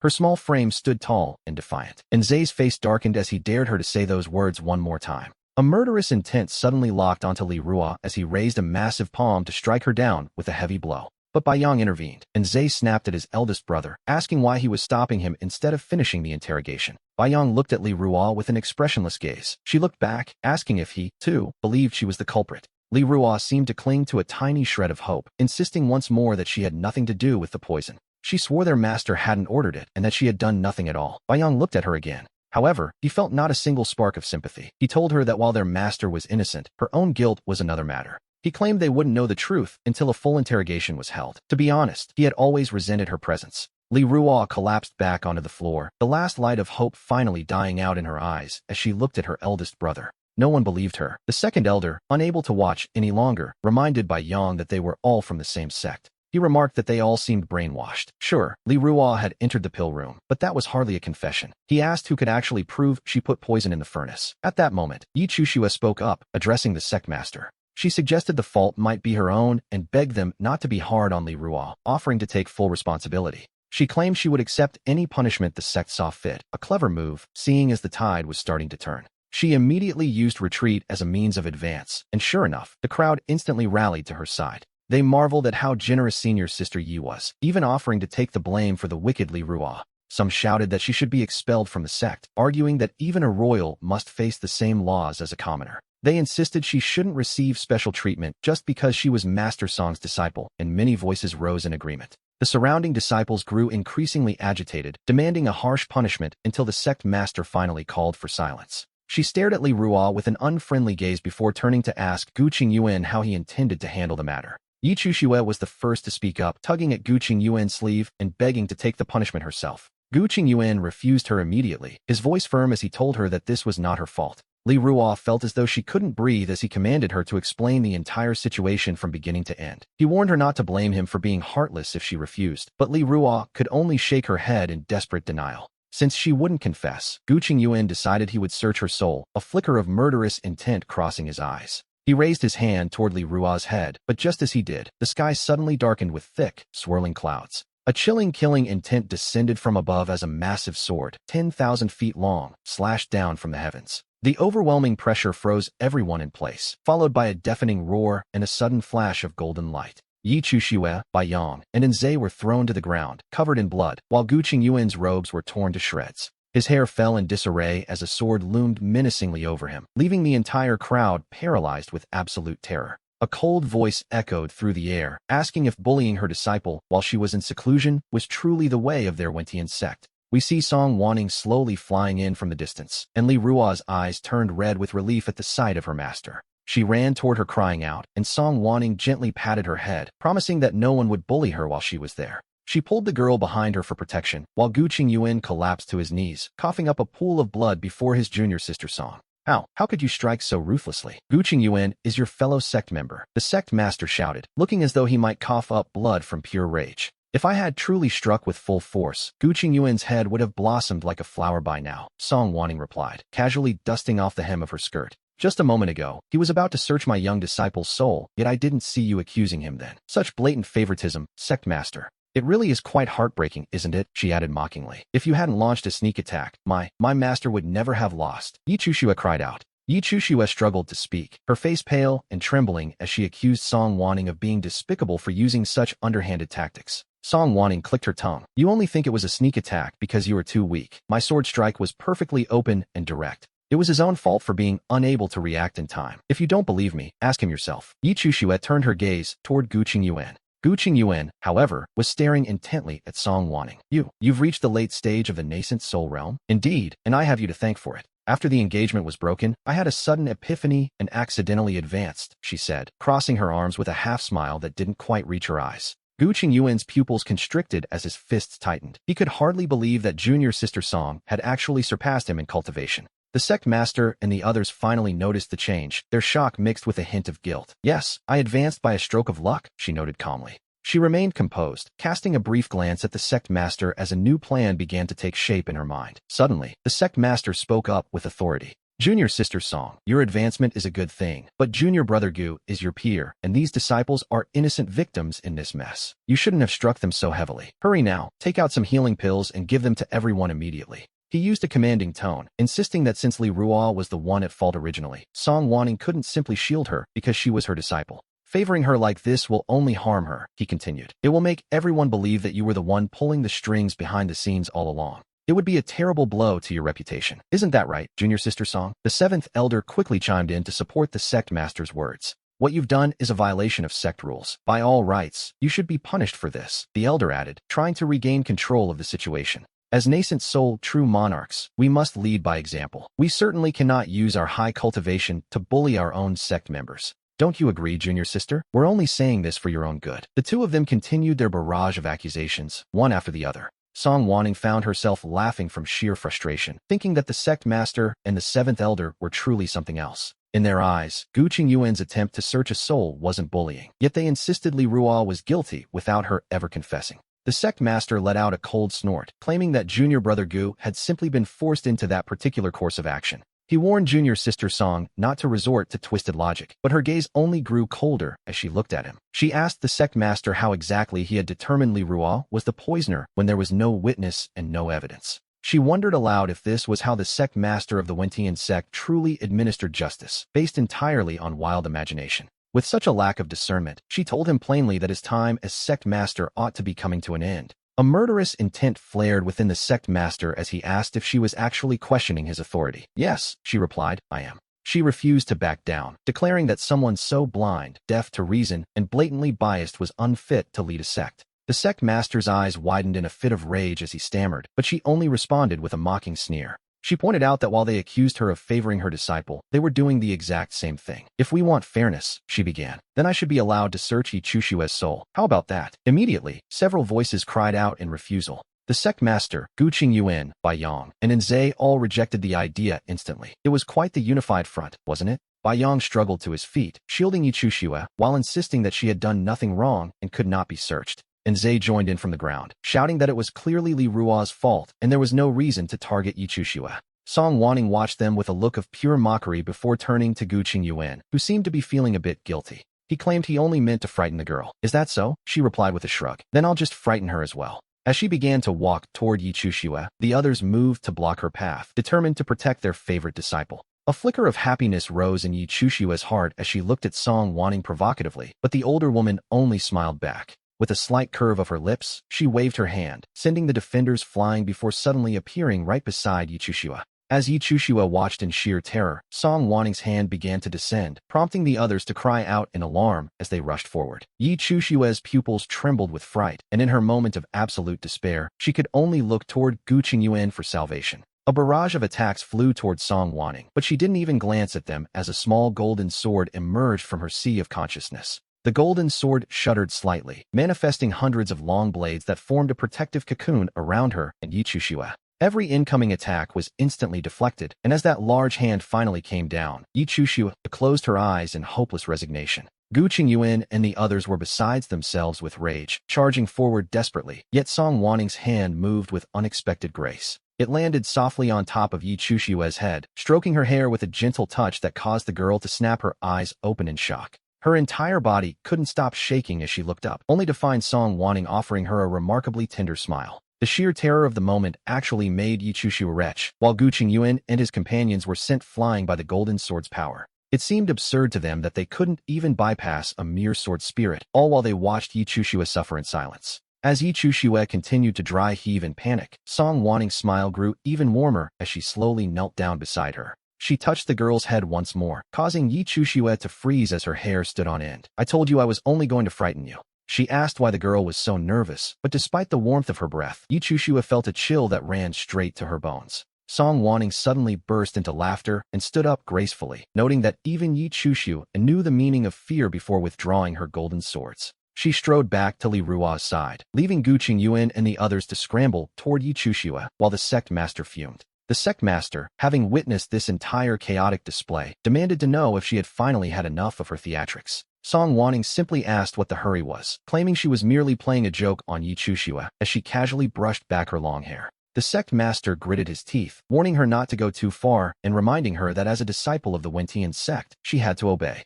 He insisted that harming a fellow disciple without cause required punishment, a statement that drew a mocking "oh" from Song Wanning. Her smile vanished instantly as she noted how impressive his authority seemed, especially since they had bullied her disciple while she was in seclusion. Song Wanning argued that her actions were perfectly justified and asked where she had erred, noting that the sect master seemed entirely too biased toward Gu Qingyuan. She remarked that one might mistake them for lovers, though unfortunately for him, Gu Qingyuan's heart belonged solely to Yi Chushue. The sect master was nearly driven to a stroke by her words, stumbling back while sputtering about the sheer audacity of her claims. Yi Chushue's face turned deathly pale as she looked up at Song Wanning with a mix of shock and fury, but the show was just beginning. Song Wanning calmly explained that she knew the sect master would favor the pair, which is why she had specifically invited the ancestor to come out of seclusion. As she casually straightened her robes, she expressed hope that the sect master would maintain that same bold attitude in front of the ancestor. The sect master was stunned, asking why on earth she would involve the ancestor over such a trivial matter. To be honest, he sounded a bit panicked.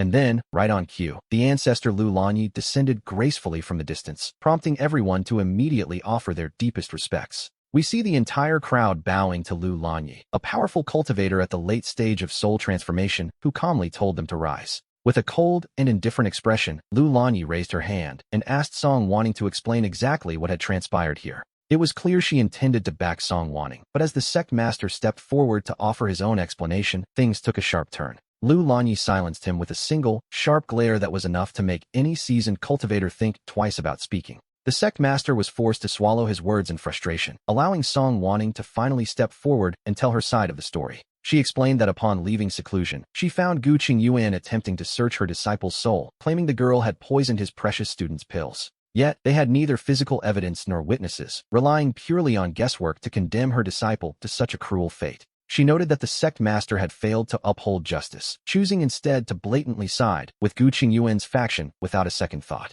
Such behavior was hardly fit for a leader, and Lu Lanyi's gaze turned icy as she looked toward Gu Qingyuan to demand the truth. She asked if Song Wanning's words were true, reminding him that the woman he was opposing was supposed to be his very own fiancée. Gu Qingyuan pressed his lips together before replying that he and Song Wanning had already dissolved their engagement, a revelation that visibly surprised Lu Lanyi. As the ancestor turned back to her in confusion, Song Wanning simply nodded, confirming that Gu Qingyuan had indeed fallen for his own little disciple. Song Wanning declared that she could never respect a man like him, admitting that she had simply been blind in the past. The moment she learned the truth, she had called off the engagement, and now she had drawn a clear line between them. She wanted nothing more to do with him. Upon hearing this, Lu Lanyi was furious, releasing a crushing pressure directly toward Gu Qingyuan.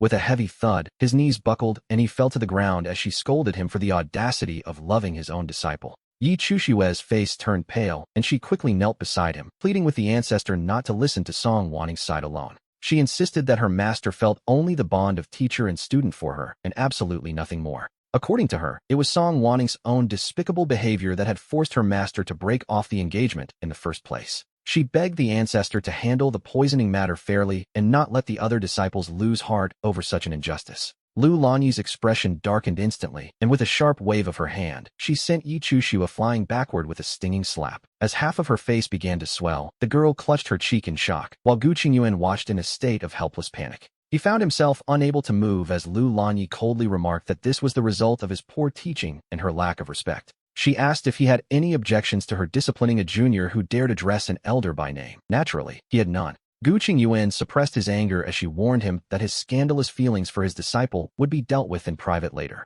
For now, she demanded the absolute truth about the poisoning, taking a seat at the stone table with an air of finality. She made it clear that no one would be falsely accused on her watch, prompting the sect master to hurriedly promise a full investigation. The sect master forced a strained smile, while Li Ruo stood tall, insisting she had only delivered the 1,000-mountain spirit dog. She maintained she had never planted any poison and even offered to take a heart demon oath to prove her innocence. The surrounding disciples began to whisper, wondering if Li Ruo truly was innocent if she was willing to go that far. A heart demon oath is no small matter, and soon, all eyes shifted toward Yi Chushua with a newfound sense of suspicion. Feeling the pressure, Yi Chushua tightened her expression and claimed she too would swear an oath that she never poisoned anyone or framed another. We see the crowd fall into a stunned silence as both women offered to take the oath. Could it be that neither of them is the culprit? Enze clutched his chest in frustration, desperate to rush forward and argue, but Bai Yang held him back with a firm grip. He hissed that Li Ruo was clearly the one responsible and merely acting, demanding to know why he was being stopped from exposing her. Bai Yang's gaze remained deep and unreadable as he noted the ancestor would handle it. He simply understood his master too well. His master was clearly furious, and since the ancestor was obviously biased in her favor, a truly fair trial was unlikely. To be honest, it was never on the table. Enze shot an angry glare toward the side while Bai Yang remained silent, watching as the entire situation reached a tense deadlock. It was then that Song Wanning took a step forward, casually taking a seat beside Lu Lanyi and resting her chin on her hand. She remarked that she had a single doubt. How could they be certain the poison wasn't accidentally created during Yi Chushua's own refinement process? A meaningful smile played on her lips, making Yi Chushua's heart skip a beat as the girl protested that such a thing was impossible. She insisted she followed the Medicine King sect's inheritance perfectly, claiming it was impossible for toxins to form. She then took a subtle jab at her elder. She suggested that perhaps Song Wanning was simply bitter because she had returned empty-handed from the Medicine King sect ruins in the past. She argued that an ancient, top-tier sect's recipes couldn't be flawed, a sentiment the sect master quickly echoed to support her.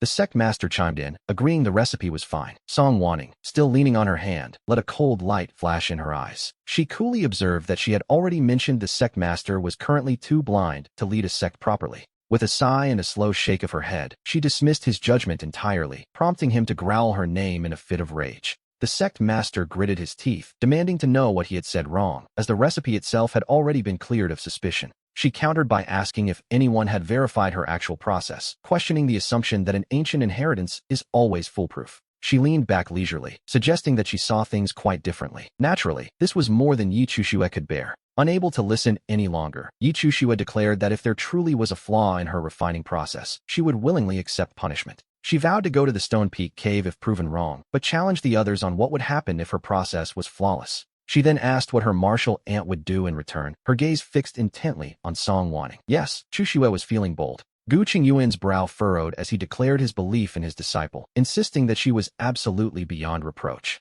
He was filled with absolute confidence in her, and so, Gu Qingyuan chose to place his full trust in his student. Song Wanning countered with a meaningful question of her own, asking what she wanted. Chushue demanded an apology for herself and her master. She added that Senior Bai Yang and Nzai deserved one too. Song Wanning agreed without a moment's hesitation. She remarked that she was hardly an unreasonable person, after all, which, as we know, is a matter of perspective. She let out a low, muffled laugh that made Yi Chushue's skin crawl, though the girl quickly forced herself to remain calm. She brought out her refining equipment to begin the process in public, while Song Wanning told Lan Lu to watch very closely. She suggested they all witness the supposed power of the Medicine King sect's inheritance, calling out to Lan Lu with a smile. Lan Li's face stiffened as the realization hit. Senior sister, Yi was actually going to refine the pill right then and there. The other disciples whispered among themselves, eager to learn from the display, their voices filled with clear admiration. A little later, as the process got well underway, Song Wanning had to admit that the girl was quite talented. She certainly possessed a natural gift for the Tao of alchemy, but in the end, that hardly mattered.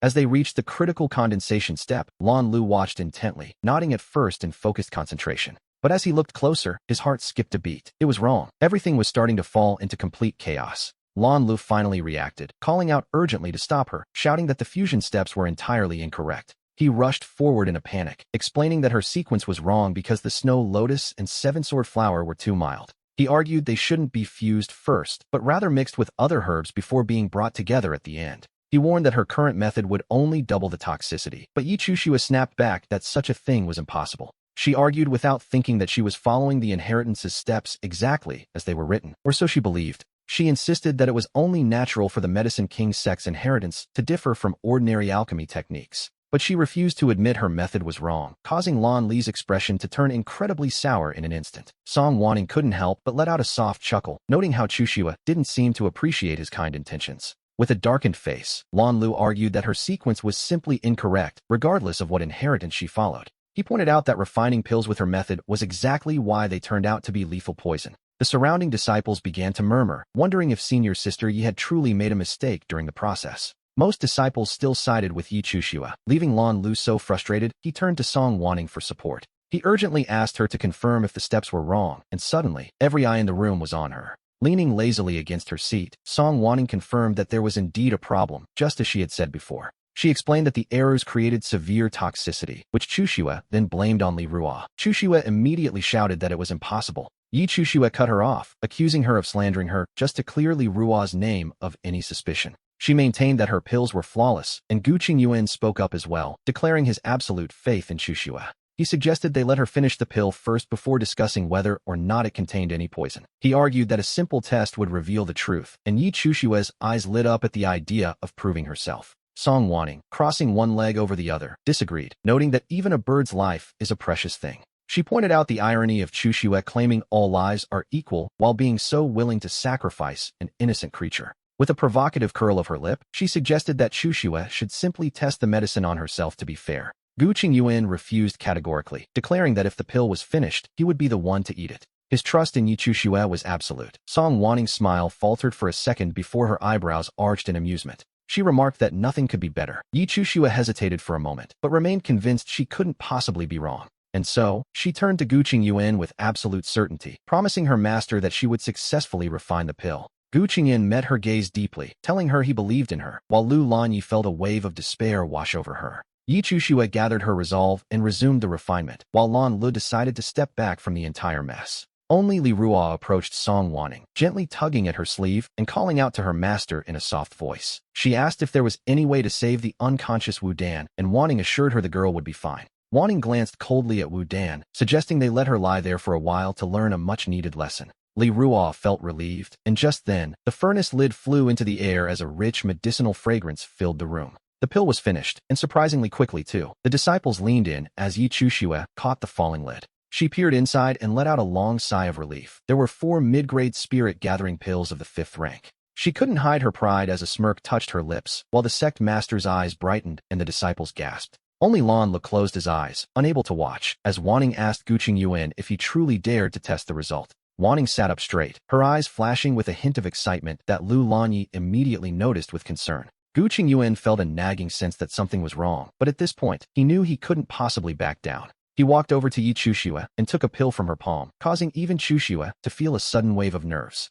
Bai Yao and Enze leaned in closer as Gu Qingyuan stood under the expectant gaze of everyone in the room. He swallowed the pill in one go, and his aura began to stabilize, prompting the crowd to claim they knew it all along. The disciples boasted that senior sister Ye's pills were perfect and that she had just used her strength to silence the doubters. They even began to wonder if anyone would disagree that she was the top alchemist in the cultivation world. No one did. The disciples grew more excited, and even the sect master's face regained its color as the previous humiliation seemed to fade. Yi Chuxue glanced over at Wanning with a look of triumph before turning to ask her master how he was feeling. Yi Chuxue's eyes sparkled with anticipation as she looked at Gu Qingyuan, who responded with a gentle, reassuring shake of his head. But just as he was about to speak, the spiritual energy inside him suddenly turned violent, and he coughed up a spray of black blood. The warm blood splattered across Chushue's face as Gu Qingyuan collapsed right in front of her. A shocking turn of events, indeed. The sect master cried out in shock for his junior brother, and the elders rushed forward in a panic as the disciples called for their master. Yi Chuxue finally snapped out of her daze and dropped to her knees, pulling Gu Qingyuan tightly into her arms. She begged him to wake up, her voice trembling as she pleaded with her master not to scare her like this. Tears streamed down her face, but there was no response, and the crowd erupted into a chaotic uproar as their expressions shifted to horror. It turns out the pill really was poisonous, which meant Wu Dan hadn't been faking it. She had been a victim all along. The disciples began to worry if all the previous pills were tainted, cursing Chuxue for pretending to be a master when she clearly wasn't. They realized that if these pills had killed them, no one could have taken responsibility. A sobering thought for everyone present. The crowd's opinion shifted instantly, with many feeling lucky they hadn't taken a pill, while the sect master called urgently for Lan Lu. The sect master was burning with anxiety, and Lan Lu, looking quite speechless, stood up and pushed his way through the crowd. He reminded them he had warned that the pill was toxic, but since Gu Qingyuan insisted on eating it, he was now beyond Lan Li's help. He told them they were on their own, and when the sect master asked if there was truly no way, Lan Lu simply confirmed there wasn't. Lan Lu shook his head and turned to walk away, leaving the sect master speechless while Chuxue continued to sob over her master. Yi Chuxue was now in a complete state of panic, weeping and blaming herself for the disaster that had unfolded. She cried that she should have been the one to test the medicine, claiming her own life was worthless compared to his. She begged the ancestor to save her master, hoping for a miracle to undo the damage she had caused. However, Lu Lanyi only knitted her brows and coldly stated that she knew nothing about alchemy, directing her toward Lan Lu instead. And so, Yi Chuxue turned her pleas back to Lan Lu, desperately begging him to save her master while taking all the blame upon herself. She sobbed that she should have listened to his warning and begged him to save her master, but Lan Lu simply refused with a cold, heartless expression. He explained that the poison was complex and strange, and to be honest, he had yet to find a way to neutralize its effects. He suggested she ask junior sister Song instead, though deep down, Yi Chuxue knew exactly who could help. She just couldn't bring herself to do it. Nearby, Bai Yang seemed to read her emotions and took the initiative to walk over, respectfully pleading for my assistance. He begged his master to step in and treat Uncle Gu, while Enze rushed over as well, speaking with a voice full of resentment. Enze argued that if she hadn't suggested Gu Qingyuan take the pill, he never would have been poisoned in the first place. He demanded she detoxify him immediately, while the sect master stood by with a dark expression, insisting that regardless of their history, she and junior brother Gu were from the same sect, and she couldn't just watch him die. It was a scene I had witnessed countless times before. I gave a cold smile and glanced at Enze. Some people, it seems, are simply ungrateful wolves who can never be tamed. I curled my lip and let my aura press down heavily upon Enze until, with a sudden thud, he was forced to the ground. Enze fell to both knees, his entire body pinned against the floor, and he immediately began to scream out in protest. He demanded to know what his master was doing and told her to let him go, claiming he was only speaking the truth. He shouted, asking by what right she controlled him, while my expression remained cool as I lazily raised my foot. I stepped directly onto Enze's head, pressing his face against the cold ground as his eyes filled with humiliation and shock. Baiyang was startled and asked what his master was doing, looking as though he wanted to step in and stop the scene. I looked up indifferently and told him that if he still wanted to be my disciple, he should stay quiet and stand to the side. I warned him that if he wanted to be like Enze, he could kneel down and suffer with him, prompting the sect master to ask what I was doing. The sect master felt I was being excessive, pointing out that Enze was my own disciple, but I merely chuckled at the remark. I asked if the sect master intended to interfere with how I disciplined my own followers, noting that, as it happened, Enze would soon be free. I suggested gifting the boy to the sect master instead, since he seemed so fond of sticking up for him, leaving the sect master frowning in irritation. What exactly do you mean by that? Lu Lanil asked, but Song Wanning simply smiled without offering a word in response. We see her looking down at Enze, who was pinned beneath her foot and completely unable to move an inch. She noted that as her disciple, he hadn't just failed to protect his peers, he had actively led the charge to frame his junior sister. Despite receiving her favor and support for years, he had repeatedly insulted and defied his master, showing a complete lack of loyalty. She declared that such a heartless and ungrateful person would be officially expelled from her sect starting this very day. From this moment forward, Song Wanning would no longer recognize him as her student, her voice ringing out with absolute finality. The sudden announcement left the surrounding crowd in a stunned, pin-drop silence, but no one was more shocked than Enze himself. He struggled to lift his head, asking in utter disbelief if he had truly heard her correctly just now. The realization that he was being cast out caused his heart to race with sudden, frantic panic. Yes, she replied simply. She slowly lifted her foot off him, her voice sounding thin and cold as she confirmed that their bond was severed. From now on, he had no connection to her or to Yunxiao Peak, and she coldly told him to look out for himself. Enze instinctively reached out to grab the hem of her robe, but his hand clutched only empty air as she stepped away.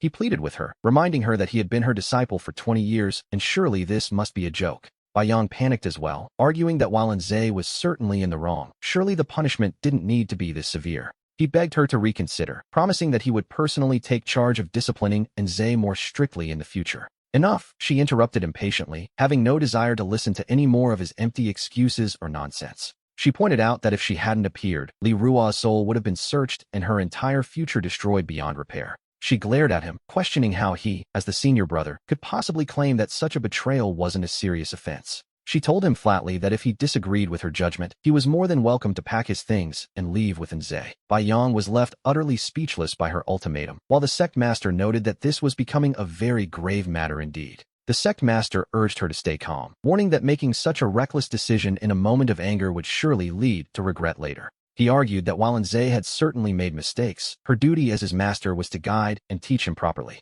Simply casting him out and abandoning him seemed extreme, and hearing this, Enze felt as though he had finally found a lifeline. He quickly chimed in, admitting his fault and promising his master that he would change his ways if given the chance. But as we see in her cold expression, it was already far too late for regrets as her gaze swept over him with pure disgust. She remembered how, in her past life, he had constantly claimed to be ashamed of having her as a master, and those closest to us always hurt us the most. Declaring that he was a disappointment and that she had no such disciple, she dismissed him with a sharp wave of her hand. The force of her movement sent Enze flying backward, her eyes remaining entirely indifferent to his plight. Anti-song, a voice called out. Yi Chuxiue, having reached his limit, stepped forward indignantly, claiming he understood her anger but insisting she couldn't treat Enze this way. He held Gu Qingyuan tightly, while looking at her with eyes full of blame and resentment, as if she were the villain here. He told her to vent all her frustrations on him instead, insisting that this matter had nothing to do with junior brethren. He begged her not to involve innocent people, and in that moment, Enze's panicked heart finally found a sense of security.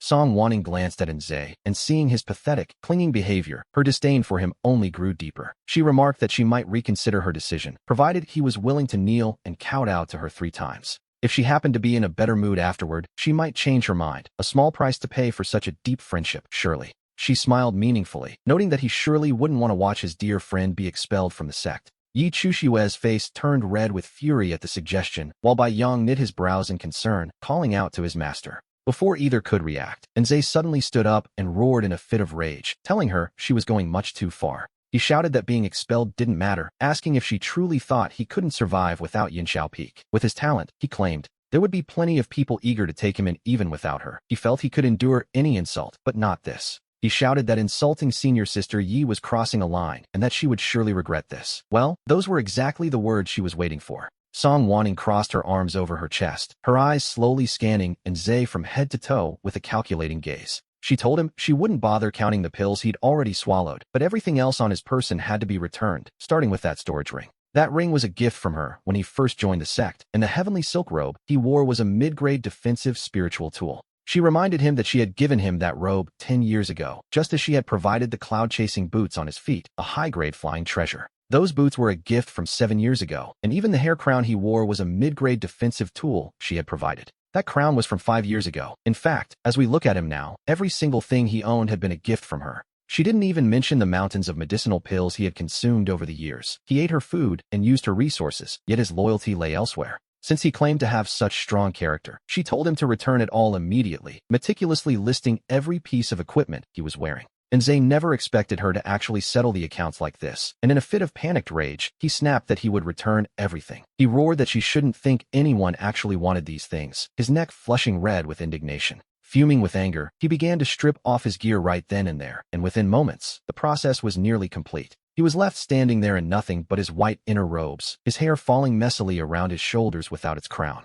He threw the pile of treasures onto the ground in front of her, but Song Wanning didn't seem bothered by his tantrum at all. Instead, she glanced over at a four-legged beast working nearby on the peak and casually raised her hand. The pile of treasures flew across the ground and landed right in front of the animal. She remarked that these things suited the beast quite well. Seeing his precious gear given to an animal, Zay completely lost his composure and screamed her name, but her expression darkened instantly. She swung her hand and delivered a sharp slap to his face, and as if that wasn't enough to vent her anger, several more followed in quick succession. She told him he lacked respect for his elders, and as a senior of the sect, it was her duty to finally teach him a proper lesson. And Zay was left slumped in a corner, discarded and alone, as the entire area fell into a heavy, suffocating silence where no one dared to help him. The sect master held back as long as he could, but finally, he couldn't help but step forward and ask what Song Wanning thought she was doing. He claimed they wouldn't interfere with her business, but for the sake of their shared sect, he asked for the antidote to Gu Qingyuan's poison. As it turned out, she actually had it. Wanning gave a faint smile and slowly, almost teasingly, produced a single medicinal pill. She explained that this was the 100 poison pill, capable of neutralizing most known toxins, a name she chose quite deliberately, of course. She used that specific name just to spite Yi Chushua, and sure enough, we see Chushua's entire body stiffen the moment she heard it. The sect master was overjoyed and urged her to give it to junior brother Gu, but Wanning simply knit her brows as if facing a difficult dilemma. With a faint, mocking smile playing on her lips, she noted she only had this one pill and wasn't sure if it should go to the innocent disciple or to Gu Qingyuan. The sect master didn't even hesitate, immediately declaring it should go to Gu, but the moment those words left his mouth, the atmosphere shifted. We see the expressions of the surrounding disciples change instantly, and the sect master realized his mistake almost as soon as he had spoken. He let out a guilty little cough, trying desperately to backtrack and find a way to justify his blatant favoritism. He argued that junior brother Gu's injuries looked far more severe, suggesting the other disciple could simply wait for the next batch Wanting refined. However, the materials for a 100 poison pill are incredibly expensive, and crafting another would be no simple task. Wanting shook her head, explaining that finding the ingredients alone would take at least a month before a new pill could even be attempted. She let out a heavy sigh, noting that the poor young disciple certainly wouldn't last that long, and wondered aloud what should be done. The sect master's heart sank as he realized the truth. She was doing this on purpose. To be honest, he should have seen that coming. Suppressing his frustration, he turned to Lan Lu, asking if there was any other way since Wanting couldn't produce another pill yet. The sect master was practically fuming, but Lan Lu merely gave a cold, indifferent shake of his head in response. He stated that if even Wanting couldn't do it, he was completely helpless, leaving the sect master feeling utterly defeated and enraged. At that moment, Wanting spoke up again, addressing Yi Chushua and reminding her that this entire mess had started because of her. She decided to let Chushua choose who should receive the pill, a move that effectively pushed the girl right into the center of the storm. Every eye in the room turned toward her, and as the worry for Gu Qingyuan's condition mounted, Yi Chushua felt her heart sink like a stone. She looked up at Wanting, her eyes flashing with a fury and hatred she could barely manage to conceal anymore. She knew Wanting was intentionally digging a pit for her to fall into, and as she stood there in sullen silence, Wanting's lips curled into a smirk. Wanting asked if she was finding it difficult, noting that if she were in Chushua's shoes, she would choose the innocent disciple without a second thought. After all, that disciple was the only truly innocent party in this mess. Yet Chushua seemed to be struggling with the choice. It seemed those noble slogans she usually shouted were just for show, as she finally argued that her master's injuries were far more critical. Chushua gritted her teeth, feeling an immense sense of grievance, but she realized she had no other choice in this moment. She felt she had to ensure her master's safety above all else, and so, summoning her courage, she spoke up loudly for everyone to hear. She begged Auntie Song to give the pill to her master, promising she would find some other way to compensate the innocent disciple later. She vowed not to let anything happen to him, but the surrounding disciples immediately erupted into a hushed, disappointed uproar. Despite the hostile glares directed her way, Chushua pressed her lips together, becoming even more determined to stand by her choice. Wanting began to clap slowly, mocking the display of devotion between master and disciple with a look of feigned emotion on her face. She remarked how touching it was, Gu Qingyuan kneeling for her, and now Chushua abandoning a fellow disciple for him. Truly moving, in a way. With a sarcastic tilt of her head, she looked down at the pill in her hand and noted what a pity the whole situation was. She pointed out that the disciple would be beyond saving if he didn't take it now, while Gu Qingyuan could probably hold on a bit longer. And so, she decided the poor disciple would just have to be wronged, and with a casual flick of her wrist, she made her move. She sent the pill flying straight into the mouth of the unconscious disciple, Wu Dan, ending the debate instantly. The pill was gone. Chushua froze in total disbelief, her face twisting into a mask of pure shock before turning into a distorted grimace of rage. She demanded to know what Wanning was doing, screaming that she had already chosen her master and asking why the pill went to someone else. Wanning simply stood up with an air of complete indifference, smoothing out her skirt as she replied in a calm, gentle voice that she simply couldn't help it. She reminded everyone that since they were all disciples of the Wentian sect, they should be treated equally, and she simply couldn't stand by and watch someone die. Then, as if remembering something, she mentioned that a certain auction would be held in Tianlai City in a few days, where a Tianyuan heart-nourishing pill would be for sale. She suggested Chushua try her luck there to save Gu Qingyuan, all while a smile she could no longer suppress began to tug at the corners of her lips. Wanting gave Chushua a playful wink, knowing full well that a needle only truly hurts when it's stuck in your own skin, while the others praised Auntie Song's fairness. The crowd agreed that since Wu Dan was on the verge of death, he deserved the medicine, and many found senior sister Ye's hesitation to be deeply disappointing. After all, the poison was her fault to begin with, and her willingness to abandon a fellow disciple was seen as incredibly selfish. It's funny how fast a reputation can crumble. The higher she had been placed on a pedestal, the harder her image was now crashing down. As those hurtful words pierced her ears, Chushu bit her lower lip so hard it nearly bled, her pride wounded by the public's sudden shift. She felt a wave of grievance and disappointment, and even the sect leader was privately annoyed now that the pill's fate was sealed. However, if the auction truly held another pill, it could solve their urgent problem, so he turned to Wanning to confirm the timeline. He asked if Gu Qingyuan could survive until the auction, and Wanning replied that he was surely strong enough. One shouldn't underestimate him, after all. She cast a profound, unreadable glance at Gu Qingyuan, which allowed the sect leader to breathe a sigh of relief before addressing Chushua. He told her to take her master back to rest, and insisted that she must secure the pill at the auction in a few days, no matter what. He even offered the sect's financial help if her own funds ran low, a gesture for which Chushua expressed her tearful gratitude. Feeling a flicker of hope, Chushua helped Gu Qingyuan up and prepared to leave the scene as quickly as possible. But Wanning wasn't quite finished yet, calling out to stop her by asking if she had forgotten one very important detail. She pointed out that Chushua had refined a poisonous pill that harmed both an innocent disciple and her own master, yet she hadn't been punished for it. The crowd's memory was instantly jogged by this reminder, though the sect leader urged Wanning not to be so relentless. He frowned with growing impatience, arguing that Gu Qingyuan was still poisoned and desperately needed Chushua's constant care. Wanning nodded in mock agreement, noting that since Gu Qingyuan needed her so much, the situation was indeed quite delicate. She suggested that they simply wait for him to wake up before administering the punishment, as there was truly no way for him to escape it.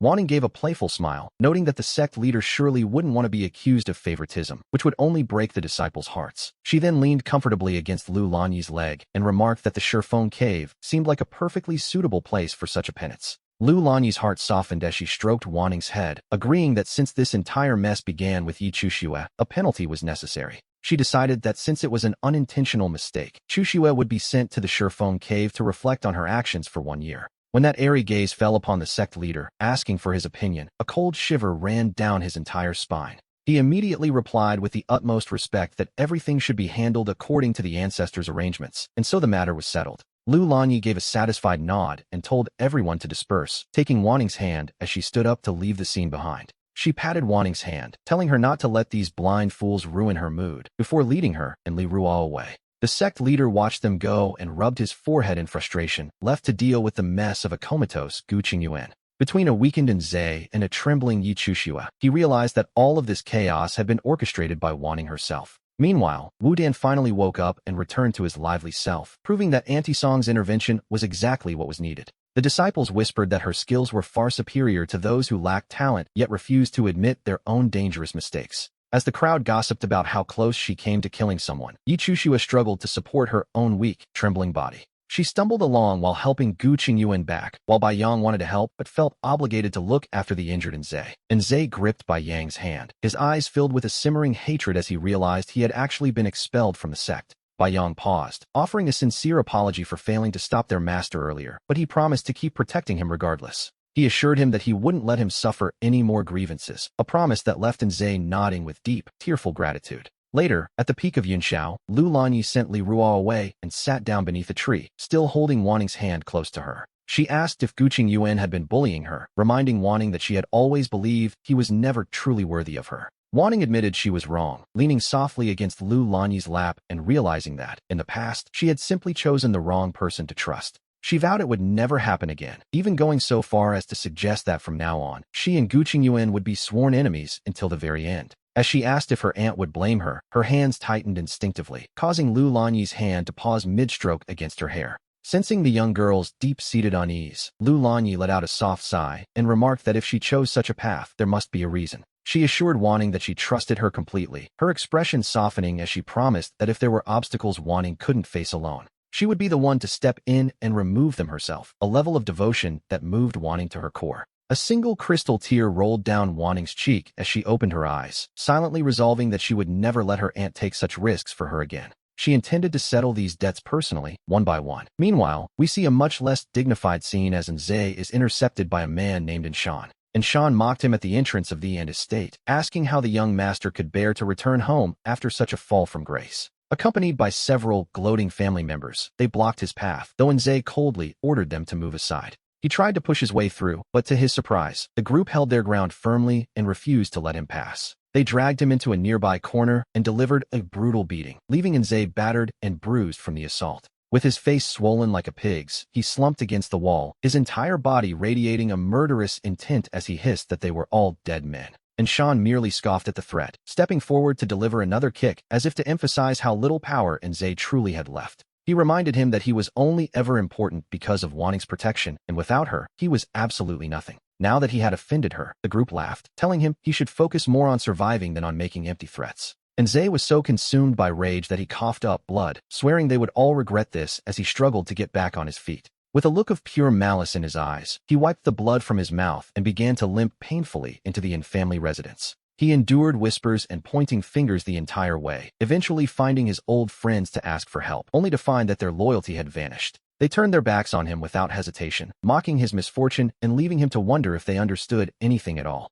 Nze claimed senior sister Yi was hundreds of times better than Wanning, though his words were little more than the impotent fury of a desperate man. His rage was cut short when he heard that his parents had been transferred to the South Sea branch, a move that left him utterly stunned. The others mocked him, explaining that the family head simply didn't want his parents living off the family's charity anymore after years of taking secret bribes. They warned him that the family head was being merciful, and if he dared to cause trouble, his entire family would be cast out for good. With a sneer, they added that he probably didn't care anyway, since he still had his precious Yi Chuxue to rely on. After their mocking laughter faded, we see a dejected Nze return to the Wentian sect, his spirit completely broken by the encounter. He felt the weight of every pointing finger as he walked, eventually arriving at Yi Chushue's residence, consumed by guilt for failing to help her. He looked utterly exhausted, but after a few words of comfort, Yi Chuxue entrusted Gu Qingyuan to his care and prepared to depart. She set her sights on Tianlai City, and just as she left the sect, we see Bai Yang quietly following behind her. Yi Chuxue gave him a silent look, wordlessly permitting his company as the two of them began their journey in total silence. We return to the Tianlai City auction house, where Wanning sat in the seat of honor with a small pill bottle placed before her. The manager looked at the bottle with uncertainty, asking if she was truly certain about putting this particular pill up for auction. She toyed with a strand of her hair, wondering why she wouldn't as she calmly handed the bottle over to the manager. She instructed him to let Ayue handle the auction this time, though the manager worried the boy wasn't yet qualified for such a task. Wanning simply waved her hand, telling him to do exactly as she said without further question, which, to be honest, was the only sensible choice. She impatiently dismissed him, leaving the manager to walk away with the bottle while she moved toward the window to look out. As she gazed into the distance, the figures of Yi Chuxue and Bai Yang finally came into view, just as she had expected. During her last seclusion, after she had mastered the sand sword, the small golden sword within her had gained a consciousness of its own. That awakening had allowed her to break through and advance her cultivation, fully inheriting the legacy of the immortal Moyon. Even a mere fraction of that power was more than enough for her needs, but suddenly, a voice called out to her from within her consciousness. The golden sword within her consciousness vibrated as it spoke, asking if this boy, Ayue, was truly the demon lord Mo Yuan she had mentioned. We see the small golden sword flying excitedly through her sea of consciousness, while Wanting simply walked back to the table and sat down. She poured herself a cup of hot tea and confirmed it, noting that, to be honest, no one could have predicted such a turn of events. Who would imagine that the demon lord, driven to a dead end by his own family years ago, would be hiding in her small auction house? A faint, cold smile played on her lips as she decided that this time, she would let their bond grow even deeper than before. The day of the auction arrived as scheduled, and we see the venue quickly filling up with a massive crowd of cultivators. Yi Chuxue and Bai Yang presented their tokens as true disciples of the Wentian sect to gain entry. They easily made their way to a private booth on the third floor, but they had barely sat down when a commotion broke out below. A loud clamor rose from the hall as the members of the Yun family from Yunxiang City made their grand entrance. The crowd whispered in awe, wondering if the leader was the young mistress of Yunxiang City, Yun Jinwei, marveling at her beauty. Everyone in the hall craned their necks for a better look, and out of curiosity, Bai Yang and Yi Chuxue peered down as well. A figure dressed in a blue immortal gown came into view, a woman whose beauty was truly breathtaking. This was indeed Yun Jinwei. Word had spread that the lord of Yunxiang City had met with disaster in the Valley of Evil recently. His dantian had been damaged, leaving him in a heavy coma, which explained why Yun Jinwei had appeared here today. The cultivators in the hall whispered amongst themselves, guessing she was here specifically for the Tianyuan heart-nourishing pill. This group didn't even bother to hide their identities, making it clear they were determined to obtain the pill at any cost. Bai Yang felt a heavy weight in his heart and cast a worried glance at Yi Chuxue, whose face had turned quite pale. She told herself that her master was only poisoned because of her, and she vowed to win the pill regardless of the price. As various powerful factions continued to arrive, we returned to the top-floor booth, where Wanting sat watching the room. She looked at Ayue standing before her with his head bowed, or rather, Mo Yuan, who currently wore a hideously scarred disguise. Black patterns covered half of his face as she told him to perform well at the auction, promising that if he did a good job, she would give him a promotion and a raise. He bowed, insisting he would do his best and not let his master down. Mo Yuan bent his body even lower in a show of submission. She dismissed him with a simple nod, and he went on his way. Wanting leaned back in her chair to rest, while downstairs, under the gaze of the massive crowd, Mo Yuan stepped onto the high stage. He welcomed everyone who had traveled thousands of miles to gather at the Xinxing World Auction House, wishing them luck in finding treasures. After a few brief opening remarks, he began introducing the items. Before long, the moment everyone was waiting for arrived. The Tianyuan heart-nourishing pill was finally brought out, and we see Mo Yuan's expression shift instantly as he looked at it. His hand tightened around the gavel. This pill could naturally cure the poison in his own body, but there was one problem. He simply didn't have that kind of money. Mo Yuan suppressed his inner longing as the bidding began the moment the name was mentioned. Someone immediately offered 100,000 mid-grade spirit stones, speaking with an air of absolute determination. It was the young mistress of Yunxiang City. Without a moment's hesitation, Yi Chuxue pressed the light in her private booth. She matched the bid without thinking. Yun Jinwei hadn't expected anyone to actually dare to compete with her family.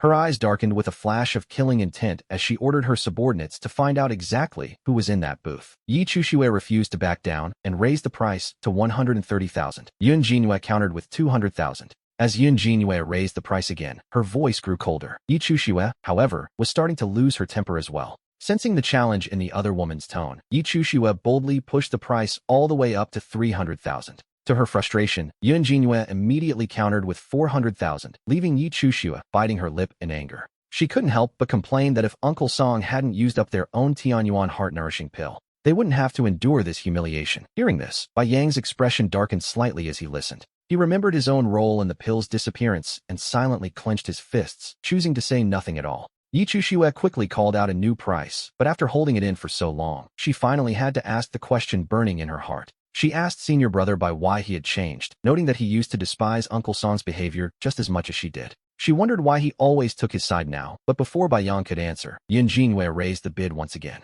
Yi Chuxue gritted her teeth and matched it, and soon, the price climbed to a staggering 500,000 mid-grade spirit stones. The hall erupted in an uproar while, inside a private booth, a servant bowed low and reported back to Yun Jinhua. The servant revealed that the people in the opposing booth were two core disciples from the Wentian sect. Yun Jinhua simply raised an eyebrow. The servant quickly explained that he hadn't been able to find out their identities at first, which is usually how these things go. However, he had overheard two auction house employees whispering about them while he was heading back, finally learning who they were. Yun Jinhua smiled thinly, realizing the situation, and stopped bidding. She decided that if they wanted it so badly, she would let them have it. Her servant was shocked, reminding her that the city lord was still waiting for that pill to save his life. A minor detail, apparently. Yun Jinhua only gave a cold laugh and ordered her men to guard every single exit, preparing for a different kind of acquisition. She told them to pay special attention to the road leading back to the Wentian sect. The servant understood instantly and hurried out. Down on the stage, the count began. 500,000 once, twice, and 3 times, sold to the booth upstairs.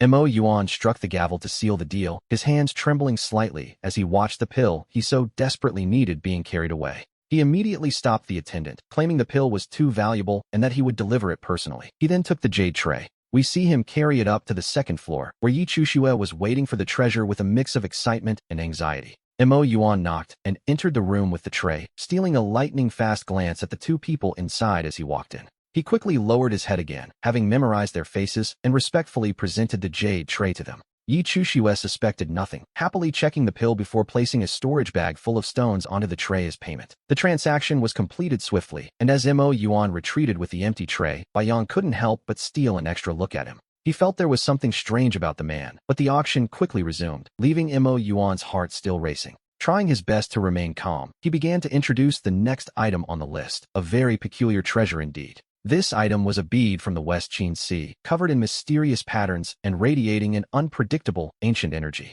As the red cloth was pulled back, we see a bead of mixed black and white, seemingly searching for its destined owner. The starting bid was set at 100,000 mid-grade spirit stones, and voices from the private booths immediately began to rise. Yi Chushue stared at the bead, her heart pounding as she felt an incredibly powerful pull coming from the stage. It felt as though the object was calling out to her from the darkness, convincing her that this treasure belonged to her. She was certain she was the destined one, her eyes shining with excitement, though that joy was destined to be short-lived. The price quickly surged toward 300,000 spirit stones, which, for her current situation, was an astronomical sum. She told herself she couldn't let it go. Turning to her companion, she asked, "Senior brother Bai, do you have any stones left?" She begged him for a loan, promising to pay him back as soon as possible while looking at Baiyang with pleading eyes. Baiyang frowned and checked his storage ring, admitting he only had 100,000 left. Only 100,000. Yi Chushue froze in disbelief, wondering aloud why Uncle Song hadn't been giving him his usual allowance of stones. As she began to argue with Baiyang, the suspicion in her eyes made him pause, feeling a sudden sting of doubt.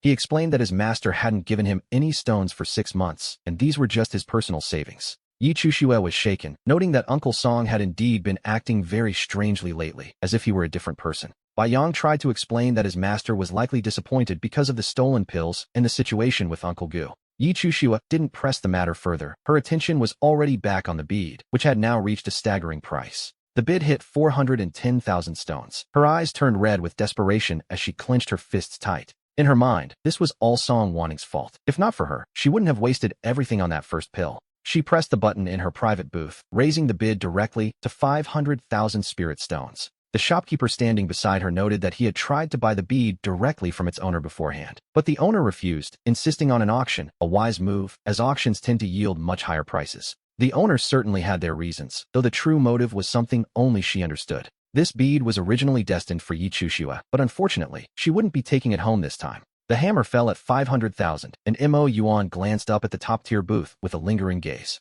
With the auction over and the teleportation array opening, she took the bead and gave the shopkeeper her orders. She told him to open the exit portals, knowing the real show was only just beginning for Yi Chushue and Baiyang. The two hurried away, hoping that with the pill they managed to get, their master would finally wake up. Yi Chushue clutched her storage ring, her face clouded with guilt as she thought of her master's condition. She told herself that if he hadn't saved her, he never would have lost to Aunt Song in the first place. Baiyang, however, felt a sense of dread, fearing that the people of Yunxiang City might be lying in wait for them. Yi Chushue's heart tightened as they took a side path, only to find several figures already waiting for them there. A message talisman flew out instantly as a cold wind struck, forcing Baiyang to turn and defend himself. He was pushed back by the force. Their opponents were golden core cultivators, and the pair was immediately outmatched. Their retreat was cut off as they were surrounded, and Yi Chuxue demanded to know if they were from Yunxiang City. As her mind raced, Bai Yang sent her a telepathic message, reminding her of the Yinyang talisman she carried. Realizing she had almost forgotten, she frantically searched her storage ring for the powerful communication tool.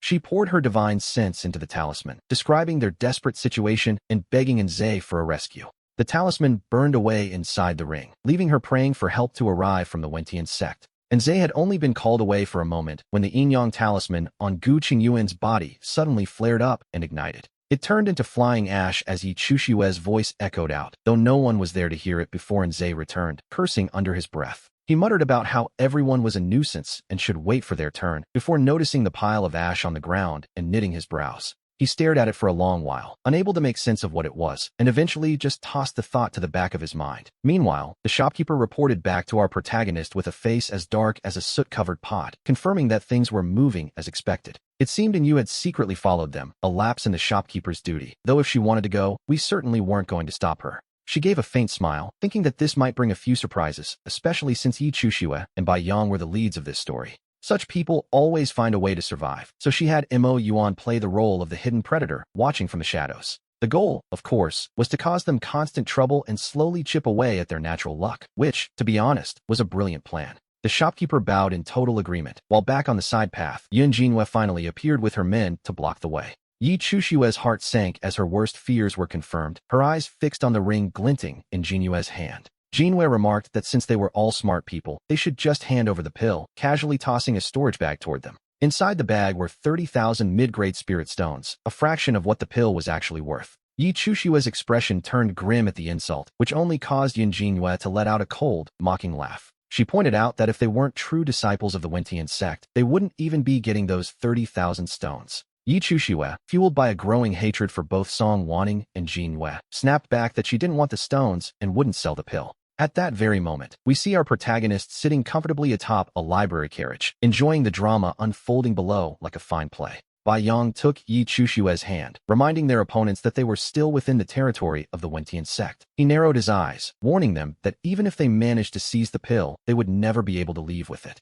While Yunxiang City wasn't under the sect's direct control, it was close enough that a total fallout would be disastrous for everyone involved. Bai Yang warned her that Yunxiang City might not fare well in a conflict, causing Yun Jinhua to knit her brows in secret annoyance. She reminded them that surely they knew her father was gravely injured and was currently waiting for the Tianyuan pill to save his life. Fingering her jade ring, she suggested that if the two were willing to sell the pill directly to them, things would be much simpler. She promised that the city would owe them a great debt of gratitude, but Bai Yang replied that it wasn't a matter of being unwilling. The truth was that the true monarch, Gu Qingyuan, was waiting for that very pill to neutralize a poison, so they couldn't just hand it over. By invoking Gu Qingyuan's status, Bai Yang hoped to intimidate her, and Yi Chuxue straightened her back, feeling a surge of confidence. She declared that her master was indeed Gu Qingyuan, and that the man beside her was the top disciple of the great Song Wanning. She suggested that if they were allowed to leave, they would simply ask Aunt Song to refine another pill for the city later on. However, the expected hesitation never came. Instead, Yun Jinhua burst into a fit of mocking laughter that echoed through the path. She realized then that Yi Chuxue was the infamous interloper she had heard about, the disciple who had caused such a scandal.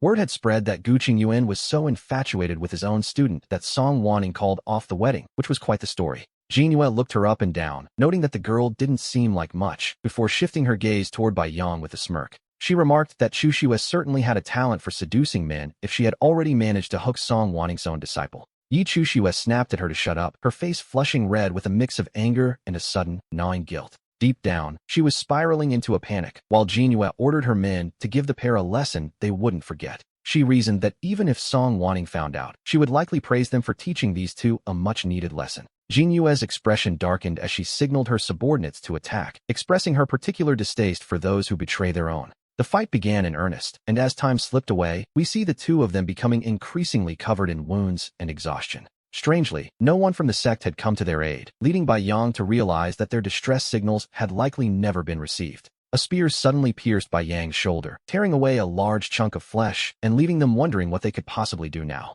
Bai Yang told her to leave first and not worry about him, pulling out a 1,000-mile teleportation talisman that was, unfortunately, a defective remnant. He admitted he couldn't guarantee how far it would actually send her, but Yi Chuxue refused, insisting that he should be the one to use it. Bai Yang argued that he would cover the retreat, urging her to leave and contact the sect immediately to send reinforcements for him. He reasoned that as Song Wanning's disciple, they wouldn't dare kill him, but if they delayed any longer, neither of them would escape. Yi Chushua wavered, finally taking the talisman and promising to send help immediately while telling him to be careful. With a sudden flash, Yi Chushua vanished, leaving the full force of the next attack to strike Bai Yong, sending him flying as he coughed up blood. Yun Jinue's expression shifted instantly. Realizing one had escaped, she barked an order for her men to give chase at once. As the Golden Core cultivators rushed off, Jinue let out a mocking laugh, commenting on how deep their supposed love for one another seemed to be. She asked if he feared she might simply abandon him, but Bai Yong wiped the blood from his mouth, certain that his junior sister would never do that. He warned her that since Chushua had escaped, people from the Wentian sect would arrive soon, advising Jinue to release him while she still could. Yun Jinue's face darkened as a murderous intent filled her eyes, and we wait with her as several minutes pass in tense silence. When the Golden Core cultivators returned empty-handed, Jinue's last bit of patience evaporated, and she ordered her men to beat him within an inch of his life.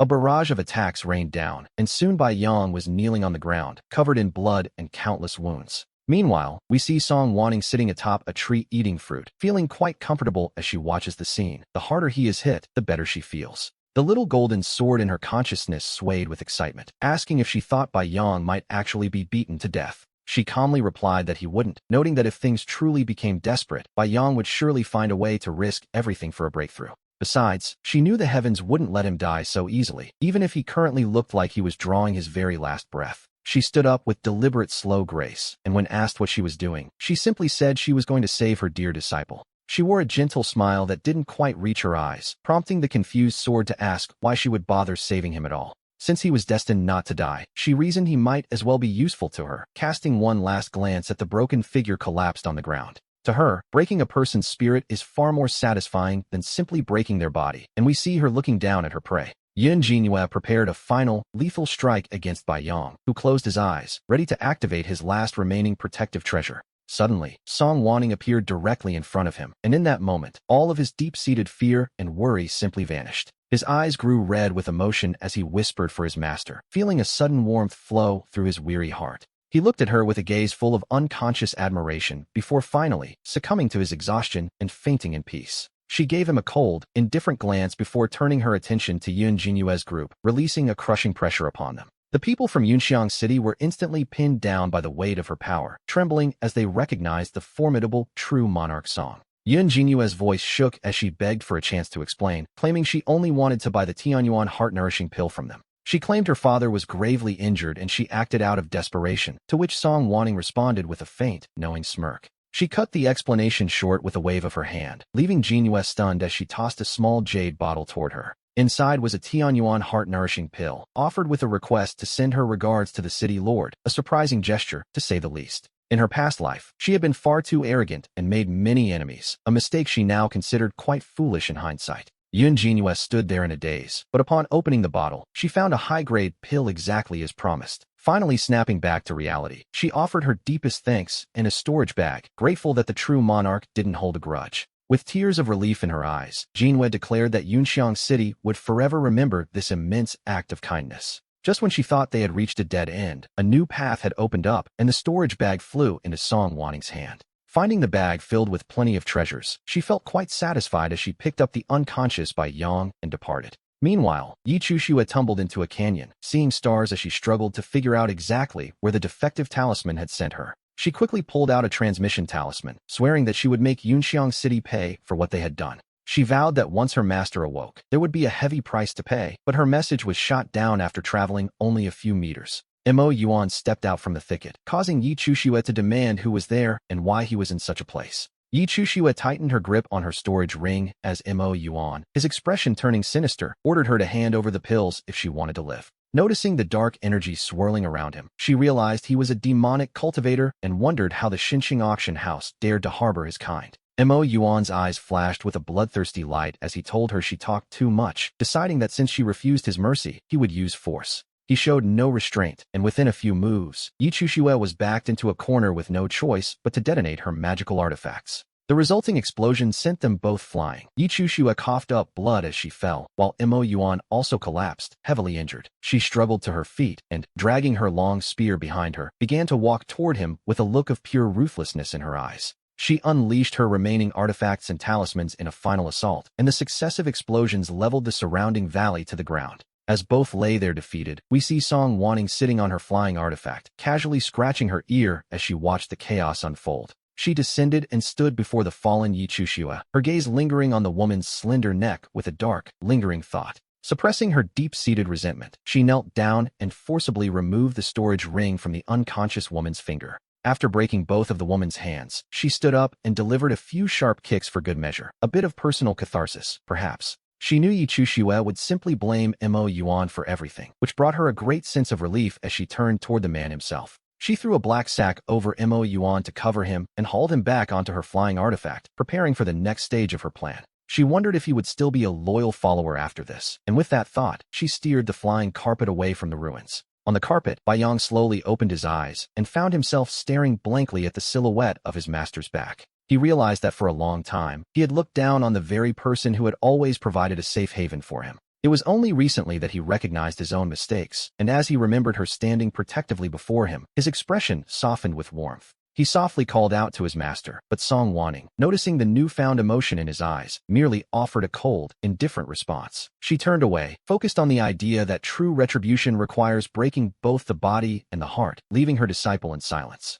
Baiyang felt a heavy pang in his chest, yet he comforted himself with the thought that as long as he remained in her heart, it would be enough. He closed his eyes, his thoughts drifting toward Yichushua, wondering how she was faring and if she had found anyone to come to his rescue. Despite his growing anxiety, he didn't dare ask any questions in front of Song Wanting as the flying artifact reached the gates of the Wentian sect. With a cold command, she ordered him to get off, and Baiyang tumbled from the artifact, letting out a muffled groan of pain as he hit the ground. A bottle of pills landed in his lap. He looked up, but saw only the fading silhouette of his master as she sped away into the distance. He clutched the bottle tightly, and despite his blood-stained face, a small smile broke through as he whispered the word master. It seemed she still cared for him after all. Meanwhile, we see Song Wanting carrying her heavy sack into a secluded cave to release Mo Yuan. She removed the mask from his face, noting with a click of her tongue that it was a pity the toxins had already ruined his features. She forced a pill into his mouth, not a cure, mind you, but a lethal poison infused with her own essence. From this moment on, his every move would be under her absolute control. In her past life, her master had forbidden her from brewing poisons.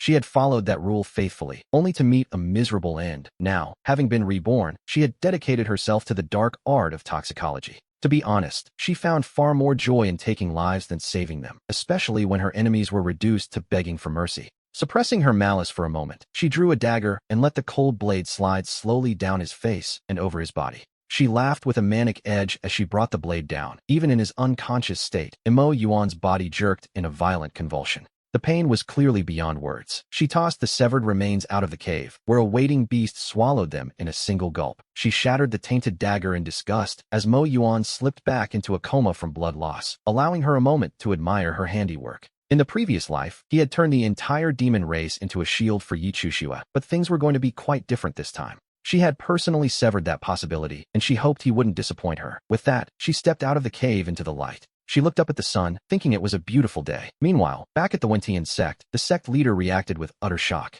Upon hearing Baiyang's report that Yichushua had vanished along with the pills, the sect leader's face turned pale with dread. He explained that the situation had been dire, so he told her to go ahead, but now he couldn't reach her at all. He asked if Junior Sister Yi had sent a distress signal to the sect, but the sect leader simply shook his head. The sect hadn't received a single signal, causing their hearts to sink as the leader promised to send a search party immediately. Baiyang was sent back to his quarters to recover, wherein Zhe was absolutely horrified by the extent of his injuries. When the topic of the lucky talisman came up, Zhe suddenly remembered that pile of useless ash from before. After learning the full story, both fell into a heavy silence, realizing they had missed their chance to find Yichushua. Insisting that she must be safe, Zhe rushed out to search, leaving Baiyang to look at the unconscious Gu Qingyuan. He frowned, realizing that ever since a certain point, trouble seemed to be following them one after another. It seemed their good luck had vanished. Gu Qingyuan was poisoned to the core, and Yichushua was still missing. With his own body battered, Baiyang finally began to realize just how important Song Wanting had truly been. In the past, she had always protected them with top-tier pills, but now that she had walked away, they were struggling. Clutching the pill bottle she gave him, he felt a renewed determination to reconcile with her. A few days later, we see Song Wanting returning to the Song family home, where her father, Song Qingyun, greeted her with great excitement. He led her into the study, exclaiming that she was right. There really was a top-tier spirit vein at that location. He showed her a spirit stone harvested from the vein, a top-grade specimen radiating a dense, golden light. As it turned out, it was a metal attribute spirit vein. She calmly took the stone, her expression remaining cool and composed. In her previous life, Yichushua had claimed this vein for herself. Now, it belonged entirely to the Song family. She warned her father to be extremely cautious, as they couldn't allow any other factions to discover their find. Song Qingyun laughed and told her not to worry, as the miners were all trusted men. That was good to hear. She narrowed her eyes, suggesting they speed up the mining process so her father could strengthen the family's position. She advised him not to be stingy with resources, urging him to use them to push the family's disciples to train harder. Others had long been envious of them, and a family war was likely unavoidable. Her father, Song Qingyun, nodded in agreement. With a solemn expression, Qingyun mentioned that he had recently been reaching out to some of his old, reliable friends. He hoped they would be useful when the time came, as the Song family couldn't fight this battle entirely alone. Song Wanning nodded, trusting his arrangements. Her own task was to increase her cultivation and protect the family at all costs. Returning to her courtyard, she activated the protective seals. The mysterious bead from the auction lay there, perfectly still. In her past life, this belonged to Yichushua. She carefully took the bead and pricked her finger to drop blood onto it. The blood simply slid off the bead's smooth surface, falling to the floor with a soft, rhythmic tap. A surge of frustration rose within her, which she quickly suppressed. It seemed the artifact was refusing to acknowledge her as its master. With a cold, dark smile, she squeezed out more blood, but the stubborn bead continued to reject her efforts. It even seemed to arrogantly shake off the bloodstains. She laughed. It appeared that, normally, only the heroine could use it. If she kept it as it was, it would eventually find its way back to Yichushua. That was a reality she simply couldn't tolerate. Besides, it had cost her a fortune. Since the bead refused to be well-behaved, she decided it was time for a little lesson. She intended to teach it the meaning of obedience, placing the bead directly over a fierce, domineering alchemical flame. Even as it was roasted in the center of the fire, the bead remained defiant. She didn't care. She let the flames burn on. She had plenty of patience, but if it remained stubborn, she wouldn't mind destroying it. If she couldn't have it, no one would. As she sat back to watch the show, we see that the search disciples had finally discovered the missing Yichushua. They carried her back to the sect, and Zhe and Bai Yang were horrified to see her condition and immediately called for the sect leader. The leader summoned Lanlu, who couldn't help but click his tongue at the sight of the two unconscious disciples. After a brief, almost perfunctory examination, he handed over a pill, claiming she would wake up soon enough. Lanlu remarked that he had done all he could, and the others would have to figure out the rest since Master Yi only specialized in alchemy. He noted that people like them simply couldn't compare, prompting the sect leader to ask why he was being so sarcastic in such a crisis. Lanlu gave him a dismissive glance, waved his hand, and simply walked away, leaving the others to call out to the unconscious Yichushua. We see Chushua slowly regaining consciousness, only to immediately cough up several mouthfuls of blood as she struggled to wake. She desperately reached for her storage ring to find her medicine, but a look of pure terror crossed her face as she realized something was wrong. Her storage ring was gone. It was missing, and the realization that her most precious items had vanished sent her into a panic. The crowd was shocked, while Chushua cried out that it was impossible. Her ring and all her pills were supposed to be right there. She scrambled out of bed, claiming it was the people from the Xinqing auction house. It had to be them. She insisted the man was a demonic cultivator and begged the sect leader to help them, accusing the auction house of harboring such monsters. Bai Yang was startled by the mention of a demonic cultivator, questioning if such a person truly existed within the auction house. Chushua nodded emphatically, identifying the host as the culprit. She explained that he appeared the moment she left the premises. She was certain he had come for her pills and was the one who stole her storage ring. To her, there was no other explanation. The sect leader decided they would go to the Xinqing auction house immediately to see how they would explain harboring a demonic cultivator. Filled with hidden rage, he summoned two elders and prepared to confront the auction house alongside Chushua and the others. As they rushed toward the auction house, we shift our gaze to the black market trading area, where a different drama was unfolding. A figure dressed in black robes, with eyes carefully concealed, arrived at the main shop and was immediately greeted by an attendant. The attendant asked if the fellow cultivator was there to buy or sell, to which a low, deep voice replied that they had something extraordinary to sell. The mysterious visitor demanded a face-to-face meeting with the boss, but the attendant chuckled, saying their boss wasn't so easily seen. The attendant remained firm, but the visitor simply replied that if they weren't allowed a meeting, the shop might miss out on a true treasure. With a perfectly composed demeanor, the visitor waited as the attendant hesitated before finally agreeing to go and report the matter. Before long, the attendant returned and respectfully invited the visitor inside, announcing that the master was ready to meet. As the visitor followed him into a dark room, a figure emerged from the shadows and a soft, light laugh echoed through the space. The figure remarked that the fellow cultivator certainly had a lot of nerve, as a graceful woman appeared before them, a truly stunning sight. She laughed, realizing the visitor was also a woman, and strode forward boldly to lean casually against her. Her slender hands climbed onto the visitor's shoulders and began to wander, but the visitor quickly caught her restless hand. With a soft chuckle of her own, the visitor told her to stop using her soul-stealing arts, as they were useless against her. The black market master's smile deepened as she gave the visitor's arm one last playful stroke before reluctantly pulling back. She noted with newfound respect that she was dealing with a nascent soul true monarch and asked what kind of deal they were there to make.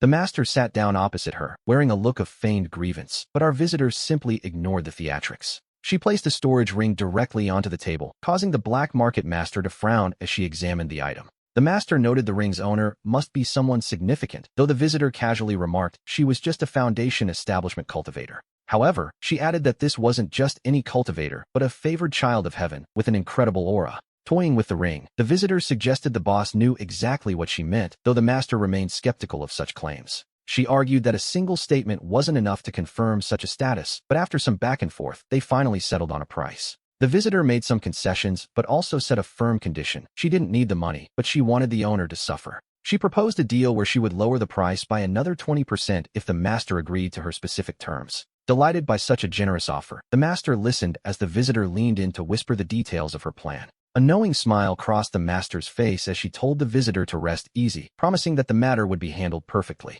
She asked the visitor not to forget her if she found more treasures, placing a hand on hers and throwing a playful wink. With a cold laugh, the visitor pushed her away and, with the payment in hand, immediately set off for the Xinqing auction house. We see the entrance to the auction house is completely swamped with people, all of them whispering and speculating about the commotion inside. Inside, the sect master of Wentian has arrived in a fury, surrounding the manager, who remains remarkably calm as he addresses sect master He. The manager insists that their auction house would never stoop to harboring a rogue cultivator and warns that without evidence, the sect shouldn't make wild accusations. However, the opposition isn't backing down, claiming the auction house is hiding a criminal and leaked private customer information. Yi Chuxue clutches her chest, looking quite distressed as she explains that this leak led to her being tracked and robbed of her storage ring and pills. With an indignant expression, she cries out that pretending nothing happened is simply too much to bear, urging the sect master to take action. They argue that the auction house is just making excuses, pointing to the auction host as the primary evidence and demanding they hand him over. And Zay is also there, jumping in to add that their secretive behavior only proves the man is a rogue cultivator, which is a bit of a leap, honestly. The manager can't help but roll his eyes at the absurdity of it all, even as the sect master claims this isn't about Wentian's sect being overbearing. The sect master keeps a smile on his face, but his words are laced with a heavy threat, noting that discovering a rogue cultivator is a serious matter. He suggests that if the auction house hands over the culprit, the issue can be resolved easily. Otherwise, things will get much more complicated. He asks if the manager agrees, causing the man's face to darken, but that is exactly when our visitor makes her entrance. As she walks in, the expressions of everyone in the room shift instantly, and they all find themselves frowning in unison at her arrival. Only Bai Yang shows a flash of joy, asking junior sister Song why she has come, though the sect master's tone remains decidedly unfriendly. She calmly explains that this auction house is actually an asset under the Song family name, and she heard someone was being falsely accused. She reveals her background with authority, stating she had to see the situation for herself, leaving Yi Chuxue momentarily stunned. Suddenly, the realization hits Yi Chuxue, and he points an angry finger at her, shouting that it was her all along. He accuses her of setting a trap and arranging the rogue cultivator on purpose, all because she supposedly didn't want to save their master. He continues his tirade, asking how Song Wanning could be so despicable and accusing her of intentionally playing them for fools. He practically roars these words, but in that very moment, he feels a chilling realization of just how much the power dynamic between them has shifted. The moment those words left his mouth, she raised her hand and delivered a sharp slap, sending his already weakened body flying backward. And Zay cried out in shock, asking how Song Jinjuan could dare to strike someone just because Yi Chuxue had spoken the truth. And Zay's eyes turned red with fury, and even the sect master pointed an angry finger at her, though she found their indignation utterly laughable. She pointed out that Yi Chuxue had slandered her without a shred of evidence and insulted a superior, showing a complete lack of respect. She looked down at her hand, noting that a simple slap was actually quite lenient. To be honest, she was being remarkably patient. In the past, she might have killed him to settle the grudge, a thought that left Yi Chuxue looking as if his veins might burst from stress. The sect master tried to smooth things over, suggesting that Yi Chuxue was merely overwhelmed by his deep concern for his junior brother's safety. He told Song Wanning there was no need to be so petty, casting a subtle, warning glance toward Yi Chuxue as he spoke. However, he insisted that she still needed to provide an explanation regarding the accusation of harboring a rogue cultivator. Furthermore, since Yi Chushue's storage ring and pills were stolen, he demanded that the auction house take full responsibility for the loss. Yi Chushue chimed in with tearful eyes, silently accusing her while lamenting the loss of his own storage ring as well. He had almost forgotten that playing the victim is often the quickest way to garner sympathy from the crowd. And Zay shouted for them to hand over the rogue cultivator immediately, but just then, another voice cut through the tension from the doorway. The newcomer mocked the situation, marveling at the idea that the prestigious Song family estate would be caught sheltering such criminals. The voice was frivolous and laced with malice, and as she looked up, she saw it was Lin Wushuang, an elder from the Lin family. His expression was smug and his eyes full of spite, reflecting the many years of bitter rivalry between the Lin and Song families.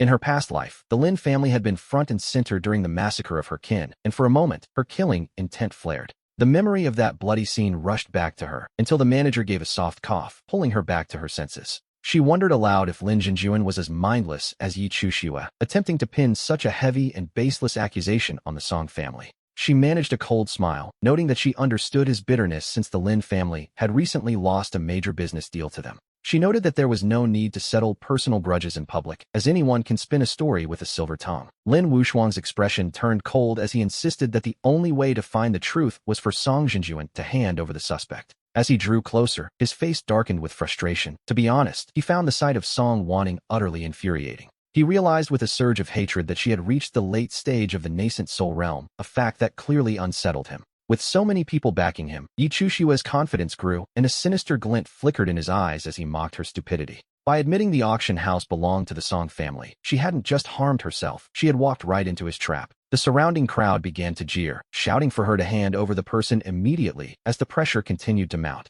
At this critical moment, Bai Yang, who had been silent, finally couldn't take it anymore and stepped forward to intervene. Caught between his beloved and his master, he felt torn, but the memory of her recent concern for him pushed him to act. He chose to speak up for the sake of justice, declaring firmly that this matter surely had nothing to do with his master. He reminded them that when the people of Yunxiang City intercepted them, it was his master who had stepped in to save him. He pointed out that after junior sister Yi escaped, his master had been with him the entire time, making these accusations impossible. Even if there truly were rogue cultivators involved, he insisted she was innocent, though saying this clearly took every ounce of his strength. He didn't even dare to look Yi Chushue in the eye, telling himself he couldn't remain indifferent while his master was being slandered. As soon as Bai Yang spoke, the expressions of Nzei and Yi Chushue shifted instantly into a mask of pure shock. Nzei felt a deep sense of betrayal, demanding to know how his senior brother could possibly take her side in this. Bai Yang straightened his back, replying that he wasn't just taking sides, but simply stating the undeniable facts of the situation. Yi Chushue stared at him in utter disbelief, his eyes filled with a profound disappointment that seemed to cut right through him. Despite the heartache, he refused to show any vulnerability, while Wanning watched the scene with a slight, amused arch of her brow. A flicker of mockery appeared in her eyes. She knew he was a man of no real conviction, but his words had served their purpose. We see that Wanning's plan is unfolding perfectly. The once united front of her enemies is beginning to crumble piece by piece. Lin Wushuang snorted coldly, dismissing Bai Yang by saying that as Wanning's disciple, it was only natural he would speak in her favor. He demanded they hand over the suspect immediately, threatening that otherwise, they would be forced to take the matter directly to the Song family. As the crowd began to shout in agreement, Wanning let out a sudden, amused laugh, telling them they were truly quite entertaining. She marveled at how they could be so interested in a mere shop assistant, but decided that if they wanted to see him, she would oblige. She ordered the man to be brought out, noting dryly that it might stop these people from snapping at everyone like mad dogs. Not long after, the man was let out, and Yi Chushue felt a surge of joy as he pointed at the figure, identifying him as the culprit. He insisted this was the man who stole his storage ring and claimed he was a demonic cultivator, a bold accusation, to be sure. Lin Wushuang impatiently extended his divine sense to investigate, while Yi Chushue shot Wanting a smug, triumphant look. In his mind, with both the witness and the evidence present, there was no way for her to argue, but then, the mood shifted. The sect master glared at him with a look of deep displeasure, asking if he was absolutely certain this man was a demonic cultivator. Yi Chushue nodded repeatedly, swearing he had seen demonic energy, though a sudden, sinking feeling began to take hold in his chest. Wanting casually toyed with her fingernails, a mocking smile playing on her lips as she asked if they had managed to see anything at all. She reminded them that she had already stated there were no demonic cultivators here, yet they chose to believe a one-sided story anyway. She shook her head, remarking that some people are simply as foolish as they are numerous, a sentiment that left Lin Wushuang fuming. His face turned a bright, frustrated red because he couldn't find a single flaw in her defense, prompting her to mockingly ask if she was wrong. She pointed out that since Yi Chushua's master held a grudge against her, this was clearly nothing more than a deliberate frame-up. She asked if the fools who joined the commotion were finally satisfied, leaving the crowd at the door looking quite sheepish and embarrassed. Unable to offer a rebuttal, Lin Wushuang could only snap at wanting not to go too far, his voice thick with impotent rage. In the end, he had no choice but to flick his sleeves in a huff and lead his people away in a hasty retreat. Wanting crossed her arms, her eyes full of provocation as she suggested that perhaps it was time for nephew Yi to offer an apology. Yi Chushue closed his eyes for a moment, but when he opened them, his gaze was once again filled with a stubborn, desperate certainty. He insisted he had done nothing wrong, claiming that the man standing before them wasn't the same host from the auction at all. He accused Wanning of orchestrating the entire scene, convinced she had planned this because she refused to use the heart-nourishing pill to save others. In his mind, she had intentionally lured them there and arranged for his storage ring to be stolen just to spite them. He grew more convinced of his own theory with every word, shouting that this was all a petty revenge against him and his master. With a look of growing panic, he turned to Bai Yang, begging him to look closer and see that the man was surely an imposter. He was certain Wanning had sent a double to blur their vision and confuse the truth, and he looked to Bai Yang for validation. Wanning, ever composed, asked Bai Yang if he would like another chance to examine the man and confirm his identity once and for all. She addressed Bai Yang with a deliberate, mocking sense of intimacy, asking if this was indeed the person they had seen before. Yi Chushue's face shifted through shades of pale and red as he glared at Bai Yang, silently demanding that he take his side. Bai Yang furrowed his brow in a difficult position. He was a man who valued justice and truth above personal loyalties. After a careful look, he admitted there was no mistake. This man was undeniably the host from the auction that day. He even suggested that if Yi Chushue was still unconvinced, they could call other auction attendees to verify, causing Yi Chushue to freeze. Beyond disappointment, Yi Chushue felt a deep sense of betrayal, asking Bai Yang if he, too, had lost his ability to distinguish right from wrong. He remained convinced it was a setup involving a master of disguise, and he stubbornly demanded that his storage ring be returned. He reached out toward Wanning with eyes full of pure hatred, while Wanning simply turned her attention toward the sect master. She invited the sect master to witness the behavior of their sect's true disciple, who was making baseless accusations against his elders. Wearing a look of feigned confusion, she noted that she had been lenient with him only because they belonged to the same sect. She let out a helpless sigh, remarking that her repeated kindness seemed to have only encouraged his downward spiral into madness. Yi Chushue snapped at her, telling her to drop the act and stop being so hypocritical. The anger Wanning had been suppressing finally flared. Her smile vanished, replaced by a gaze as cold as ice. She told him that if he had evidence, he should throw it in her face, but if not, he should simply shut his mouth. She warned him not to force her to strike him again, and intimidated by her sheer presence, Yi Chushue took a step back. The sect master was clearly annoyed by the escalating chaos, but thinking of the unconscious Gu Qingyuan, he tried to play peacemaker. He urged Wanning to let go of her anger toward junior brother Gu, suggesting that after all this time, her resentment should have faded. Since her auction house possessed the heart-nourishing pill, he insisted she should bring it out immediately for Gu Qingyuan to take. He feared the man's foundation would be permanently damaged, but Wanning just blinked and asked with feigned innocence what she was supposed to do.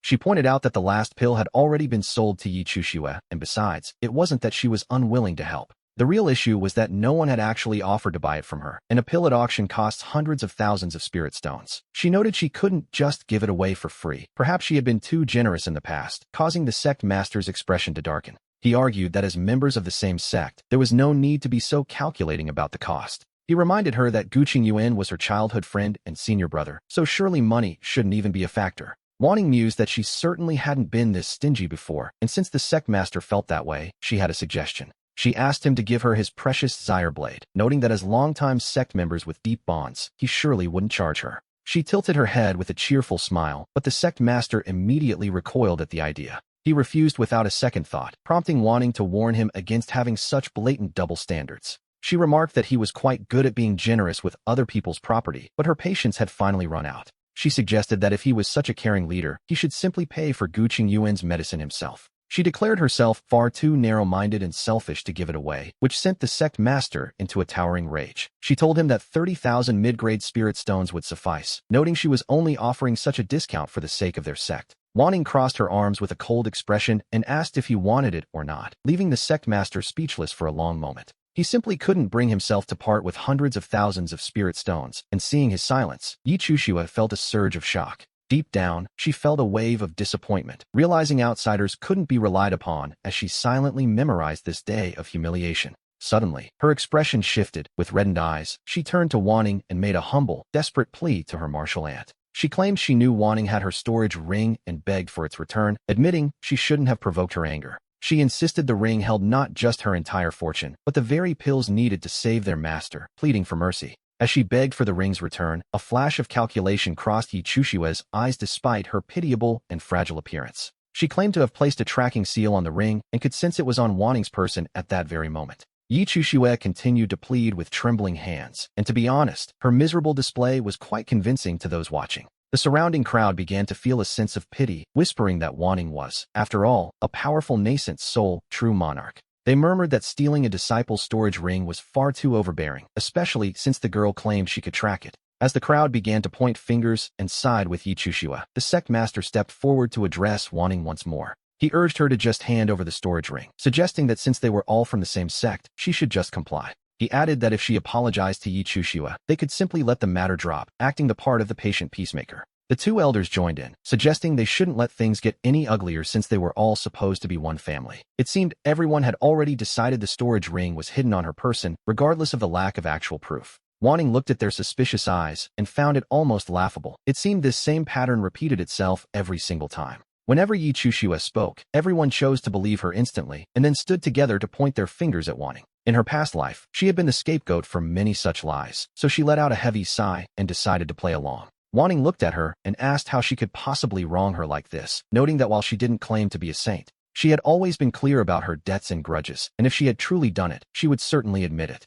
She insisted that no one should throw dirt on her name so casually, tilting her head back with reddened eyes and a stubborn expression. She looked as though she had suffered a great injustice, and let's be honest, anyone can play the victim when necessary. Turning her face into the shadows, she lamented that despite being from the same sect, not a single person chose to believe her. She claimed it was truly disappointing, and seeing Wanting look so fragile for the first time, Baiyang felt a sudden pang of guilt. His heart wavered as he asked Yi Chushue if she could be mistaken, insisting that his master never told lies. He argued that if she had done it, she would have confessed long ago, leaving Yi Chushue feeling stung by his words once again. She looked at him in shock, shouting that her storage ring was definitely on Wanting's person and begging him not to be deceived. Yi Chushue lost her composure and screamed at the top of her lungs, but just as the words left her mouth, something shifted. Wanting gave a subtle signal to the hidden black market master, who caught the cue and allowed a faint smirk to cross his lips. With a wave of his hand, he erased the spiritual soul mark from the storage ring, and the moment that connection was severed, Yi Chushue suddenly spat out a mouthful of blood, her face turning deathly pale as her spirit withered in an instant.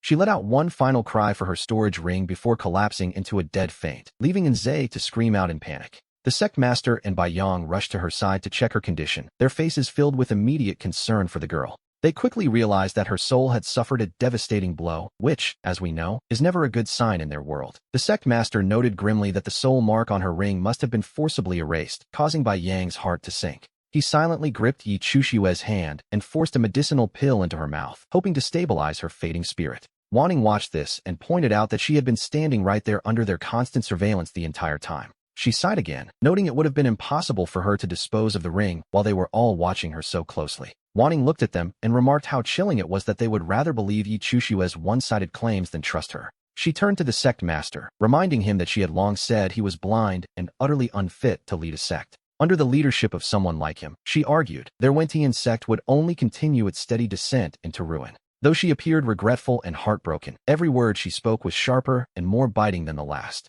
The sect master's chest heaved with suppressed rage, but he knew he had been foolish and had no ground to argue back. Wanting tilted her head slightly, asking with a hint of irony if the sect master and the two elders intended to apologize. She covered her mouth in mock surprise, noting that they had first slandered her for harboring a demonic cultivator. Then they accused her of theft, causing terrible damage to her reputation, so an apology was, in her view, the very least they owed. A smile played on her lips as she reminded them that they were the ones who suggested an apology would settle the matter. After all, we are family, she said, her expression looking perfectly innocent and naive. The sect master and elders turned pale with fury, while the crowd outside realized they had been played for fools. The onlookers began to curse, shouting about how that girl had the nerve to lie to all of them so brazenly. They mocked her claim of sensing the ring on Wanting's person, realizing now that the whole performance had been a sham. As the crowd's anger grew, the sect master felt the weight of their stares, trapped by a situation of his own making. He had never imagined that Yi Chushue would turn out to be so utterly unreliable when it mattered most. Feeling the pressure of the public's judgment, the two elders looked toward the sect master, waiting for him to make a move. The sect master's face was dark with frustration as he realized he was backed into a corner. The very crowd he had gathered to witness Wanning's downfall had become the rope tightening around his own neck. He quickly muttered an apology, claiming they were simply deceived and had misunderstood the entire situation. Seeing this, the two elders followed suit with reluctant apologies of their own, while Wanning's expression remained entirely unchanged. Wanning's smile deepened as she noted that since they had finally apologized, she would let the matter rest. She added that next time, the sect master should distinguish right from wrong instead of being used by those with hidden agendas. She cast a meaningful glance at the unconscious Yi Chushua, feeling a sense of satisfaction at last. The sect master's face turned a dark shade of livid as he turned his back and led his group away in silence. Their retreat was a truly pathetic sight, and we see Bai Yang following closely behind them. Deep down, he was still worried about Yi Chushua's injuries, and he even considered asking Wanning for medicine before leaving. However, her cold gaze forced him to retreat, and once the show was over, the crowd dispersed with surprising speed. The shopkeeper laughed in frustration, mocking the crowd for how eagerly they had been hurling insults just moments ago. He wondered why they were running away so fast now, but Wanning simply dismissed them as nothing more than clowns. She stretched her neck lazily and glanced at Aiwa, knowing she had planned for this trap from the very beginning. She had intentionally found someone who looked remarkably like Mo Yuan, and it had certainly served its purpose. No matter how clever Yi Chushua was, without evidence, everything was in vain. Wanning then told the shopkeeper to handle the rest. She decided to return to the Song family home first, and after giving her instructions, she departed without delay. That bead was still waiting for him, while the sect leader and his party left with faces pale from fury. They sat on their flying vessel in a huff, and thanks to a few medicinal pills provided by Bai Yang, Yi Chushua finally woke up in a weakened state, her face pale and completely drained of color. She lay motionless in Nze's arms, finding that even a slight blink caused her head to spin with unbearable pain.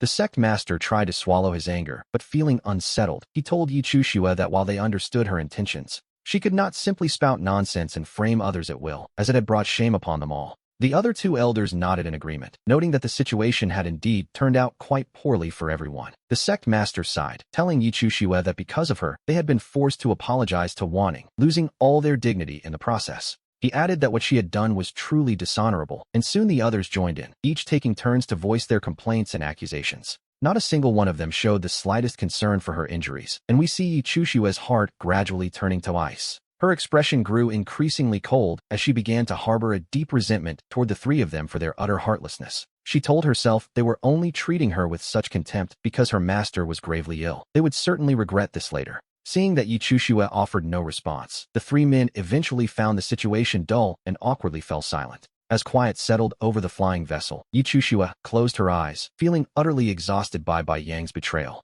Between her master's coma, her own injuries, and the loss of her storage ring, it seemed as though every event was cursed with misfortune. She opened her eyes and looked at Bai Yang, who was standing guard nearby, still clinging to a faint glimmer of hope. Perhaps Bai Yang could still believe her. Fighting through the dizziness, she asked him tentatively if he trusted her word. She insisted that everything she said was the truth, and that Wanning was definitely the mastermind behind it all. If she had only suspected it before, she was now absolutely certain that Wanning had done everything by design. She realized Wanning was seeking revenge, and she had walked right into the trap, losing all her savings in the process. Bai Yang frowned at her words, looking down at Yi Chushua with confusion, noting that the shopkeeper was clearly not a demonic cultivator. He reminded her that Wanning had not taken her storage ring either. After all, everyone there had witnessed the truth with their own eyes. He asked why she continued to slander her time and again, acknowledging that while many difficult things had happened recently, she surely resented his master, but that was no excuse to use such underhanded methods to frame her. He remarked that he remembered her being different before, and he couldn't say when she had become so irrational.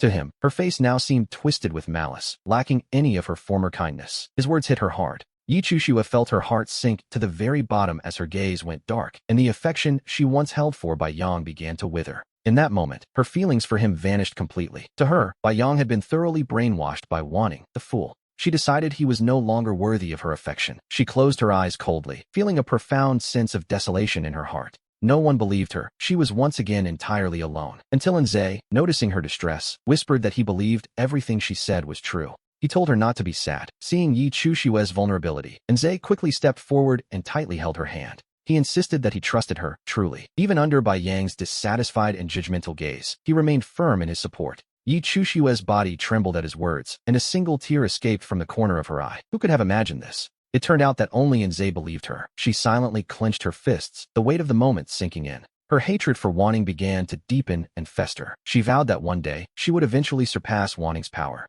She told herself that one day, Wanning would be the one kneeling on the ground, begging her for mercy. She would make every single one of them regret their actions. Meanwhile, we return to the Song family courtyard, where Wanning has just arrived home. There, she sees that mysterious bead jumping around the house, looking quite cheerful, all things considered. The spirit fire hadn't caused it any damage at all. Wanning paused in her tracks, her expression becoming quite intrigued. She had originally thought that if she couldn't have it, she would destroy it. But now, it was clear this bead was a rare treasure. She realized she needed to find a way to completely subdue it. As she walked into the room, the bead sensed her presence. It immediately hit up on the roof beams. Wanting could sense its provocation, and the curve of her smile only deepened. That gentle smile actually made the bead shiver. Sensing immediate danger, the little object tried to make a break for it. But it was far too late for an escape. Wanting leaped forward with incredible speed, catching the bead firmly in her palm. No matter how much it struggled, it couldn't break free. She stared down at the bead in her hand, considering her options. A method for taming it surfaced in her mind. She decided that direct, forceful suppression was the best way forward.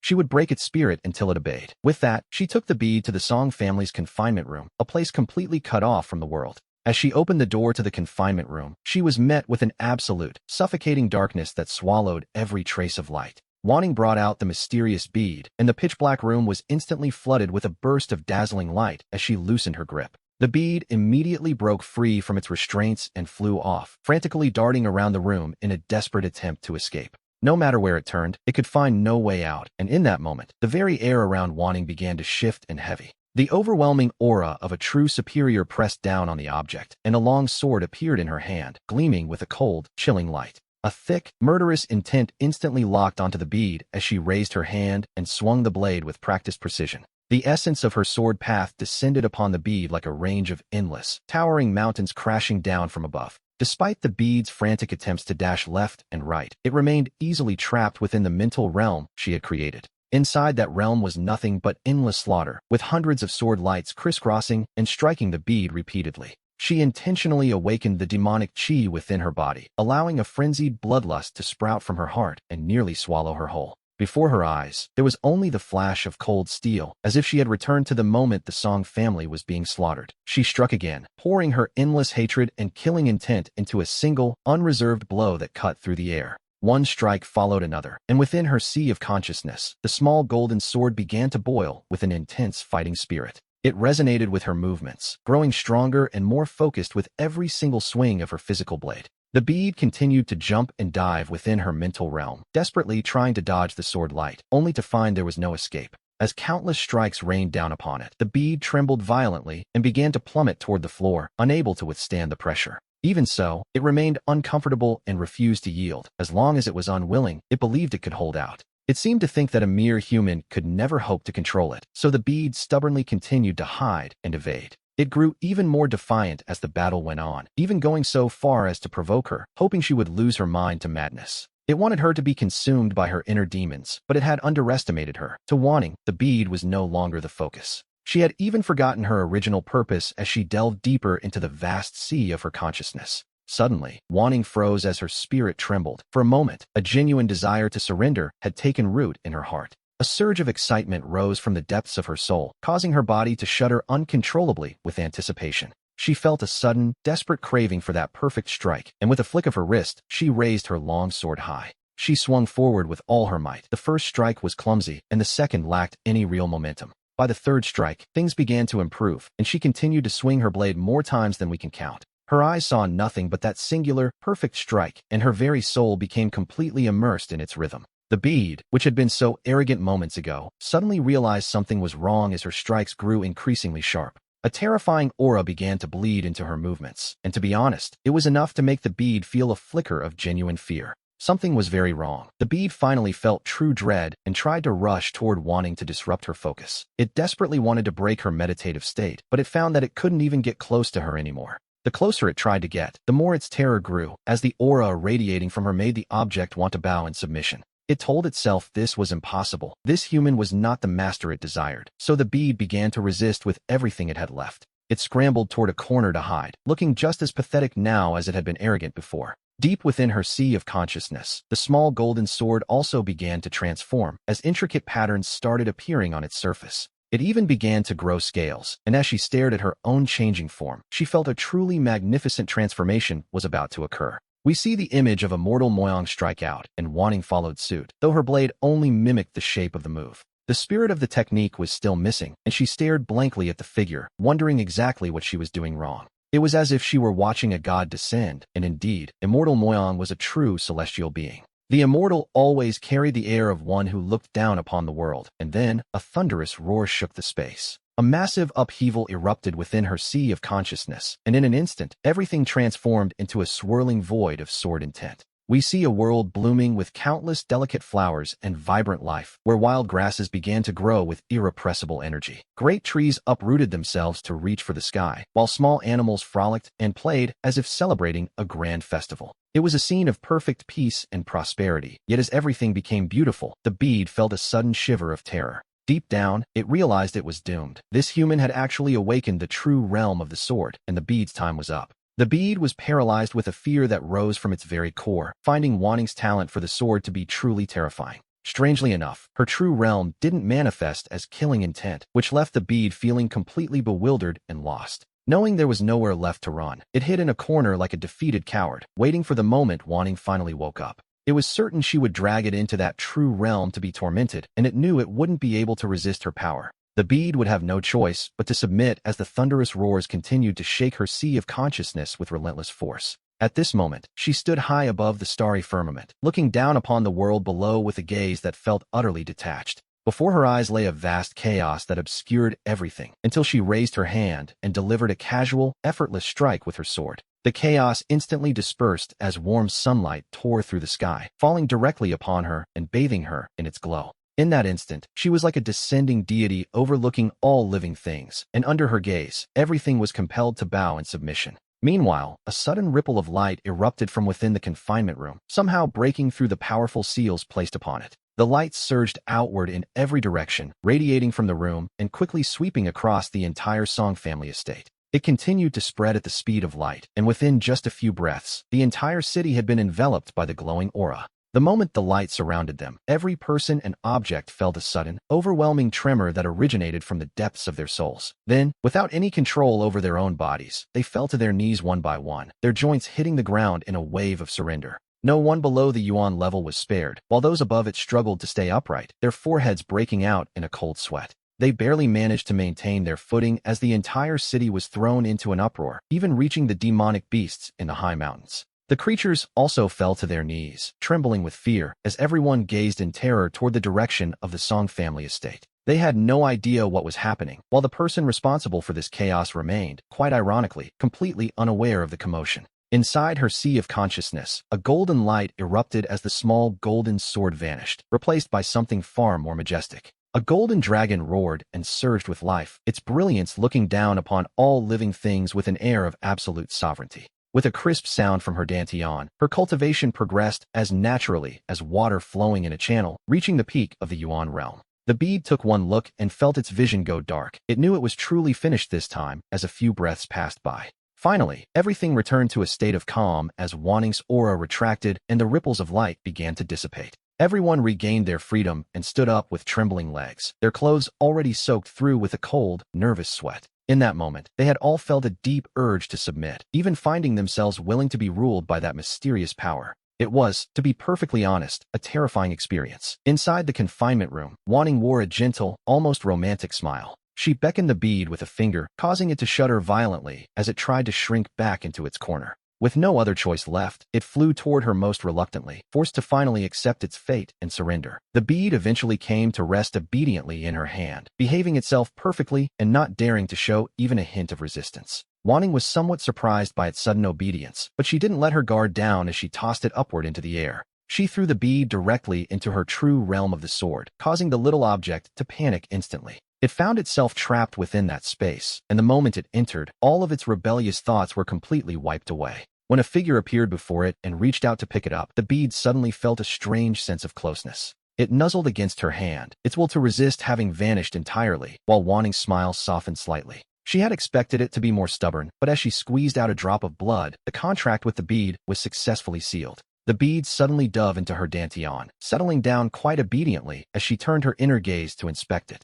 We see the bead emitting a pure, refined spiritual energy, which began to wash over her dantian in steady, rhythmic waves. Meanwhile, the spiritual energy from the outside world was being drawn into her body in an endless, inexhaustible stream. The bead swiftly took control of the incoming energy, processing it before releasing it back into her system once more. Not only was the energy purified, but it had actually doubled in volume. Such a speed of absorption was truly remarkable. It was equivalent to 3 times her normal cultivation speed, proving that this little bead possessed truly extraordinary effects. No wonder Yi Chushue's progress had been so rapid in her past life, but now, this treasure belonged to Wanting. Satisfied, she withdrew her consciousness and used her jade pendant to open the secret chamber, only to find several people waiting. The butler informed her that the family head requested her presence in the front hall, where several local powers had gathered. They were all trying to investigate the recent anomaly. The butler kept his head low, his expression deeply respectful. As they walked, Wanting listened to the butler describe the grand spectacle that had just unfolded across the city.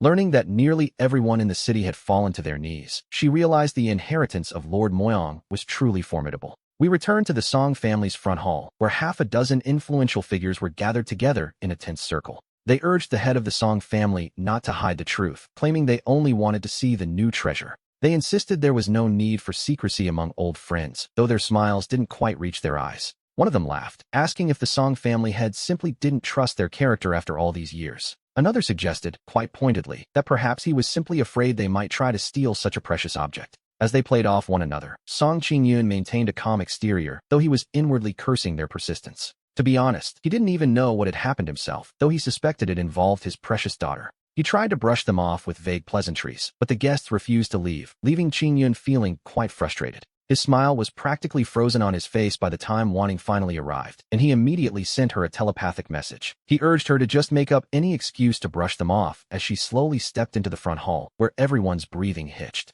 Their expressions were a mix of curiosity and greed as she noted they were all wondering about the strange phenomenon in the city. They were desperate to know what kind of treasure caused it, so she casually walked to the head of the room and took a seat. The master of One Lai Pavilion gave a cheerful laugh, claiming that since this was such a major event, they were naturally concerned. He argued that if they could just see the treasure, they could help explain things to the public and protect the Song family's reputation. He asked the others for agreement, and the head of Qinshan Academy nodded along, claiming they only had the family's best interests at heart. They insisted that as old friends, they would never dream of causing harm, a statement that, to be honest, was hard to believe. Wanting maintained a look of casual indifference, finding their hypocritical faces quite amusing as she gave a slight, graceful nod. She turned to Song Qingyun and suggested that since they were so curious about the family's new treasure, they should simply tell them. She figured it was better than letting them obsess over it, which left Qingyun momentarily stunned by her sudden change in tactics. His expression shifted quickly as he blurted out that it was impossible, but Wanting insisted that he couldn't hide the truth forever.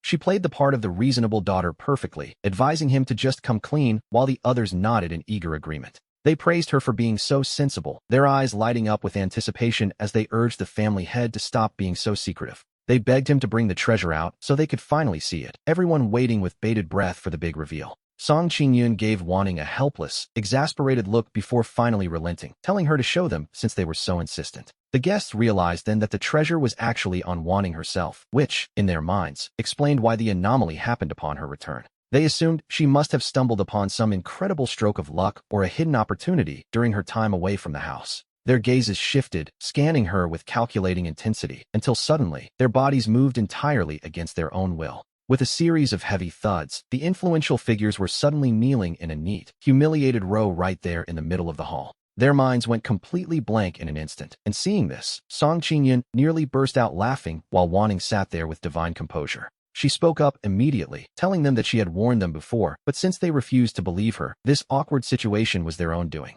Although she spoke with a hint of apology, she had absolutely no intention of putting away the mirror of truth just yet. The guests tried desperately to break free from the invisible pressure, sweat pouring down their foreheads, yet they remained unable to stand up. Their eyes shrank with terror as they finally realized that the massive disturbance in the city really had been caused by her. Only when she saw they were on the verge of losing their tempers did she casually withdraw the power of the mirror of truth. With a gentle smile still on her lips, she watched them scramble to their feet in a panic, looking utterly disheveled and wanting to complain. However, they found themselves unable to speak up, so Song Qingyun eventually stepped in to smooth things over and sent the guests away.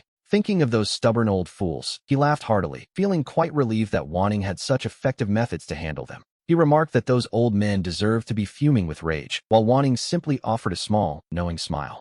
Since they chose to ruin her mood and make her unhappy, she decided that no one else deserved to feel comfortable either. Meanwhile, at the Wentian sect, Gu Qingyuan finally regained consciousness, and seeing her master awake, Yi Chushua immediately burst into tears of grievance. She threw herself into Gu Qingyuan's arms, crying out that he had finally woken up at long last. She held on to him tightly, sobbing about how much she had suffered lately and recounting all the hardships she had faced. Gu Qingyuan, however, didn't hear a single word she said, as this was the very first time Chushua had ever hugged him of her own accord. She told him how wonderful it was that he was awake, her heart finally settling, before suddenly remembering to ask a question. She pulled back to ask how he had recovered on his own and if there were any toxins left in his body. She looked up at him with deep concern, and Gu Qingyuan finally snapped out of his daze to answer her calmly. He explained that a mere poison only required a little time to neutralize, and it had already been completely expelled from his system. He spoke with total indifference, telling her not to worry, but Yi Chushua's emotions suddenly flared up at his words. She questioned why Uncle Lon hadn't mentioned the poison was so easy to cure, and there was something else bothering her as well. She explained that Song Wanning had claimed only a Tianyuan heart-nourishing pill could neutralize the toxin. This lie had led her to spend hundreds of thousands of spirit stones on a pill that was stolen in the end, a thought that left her fuming.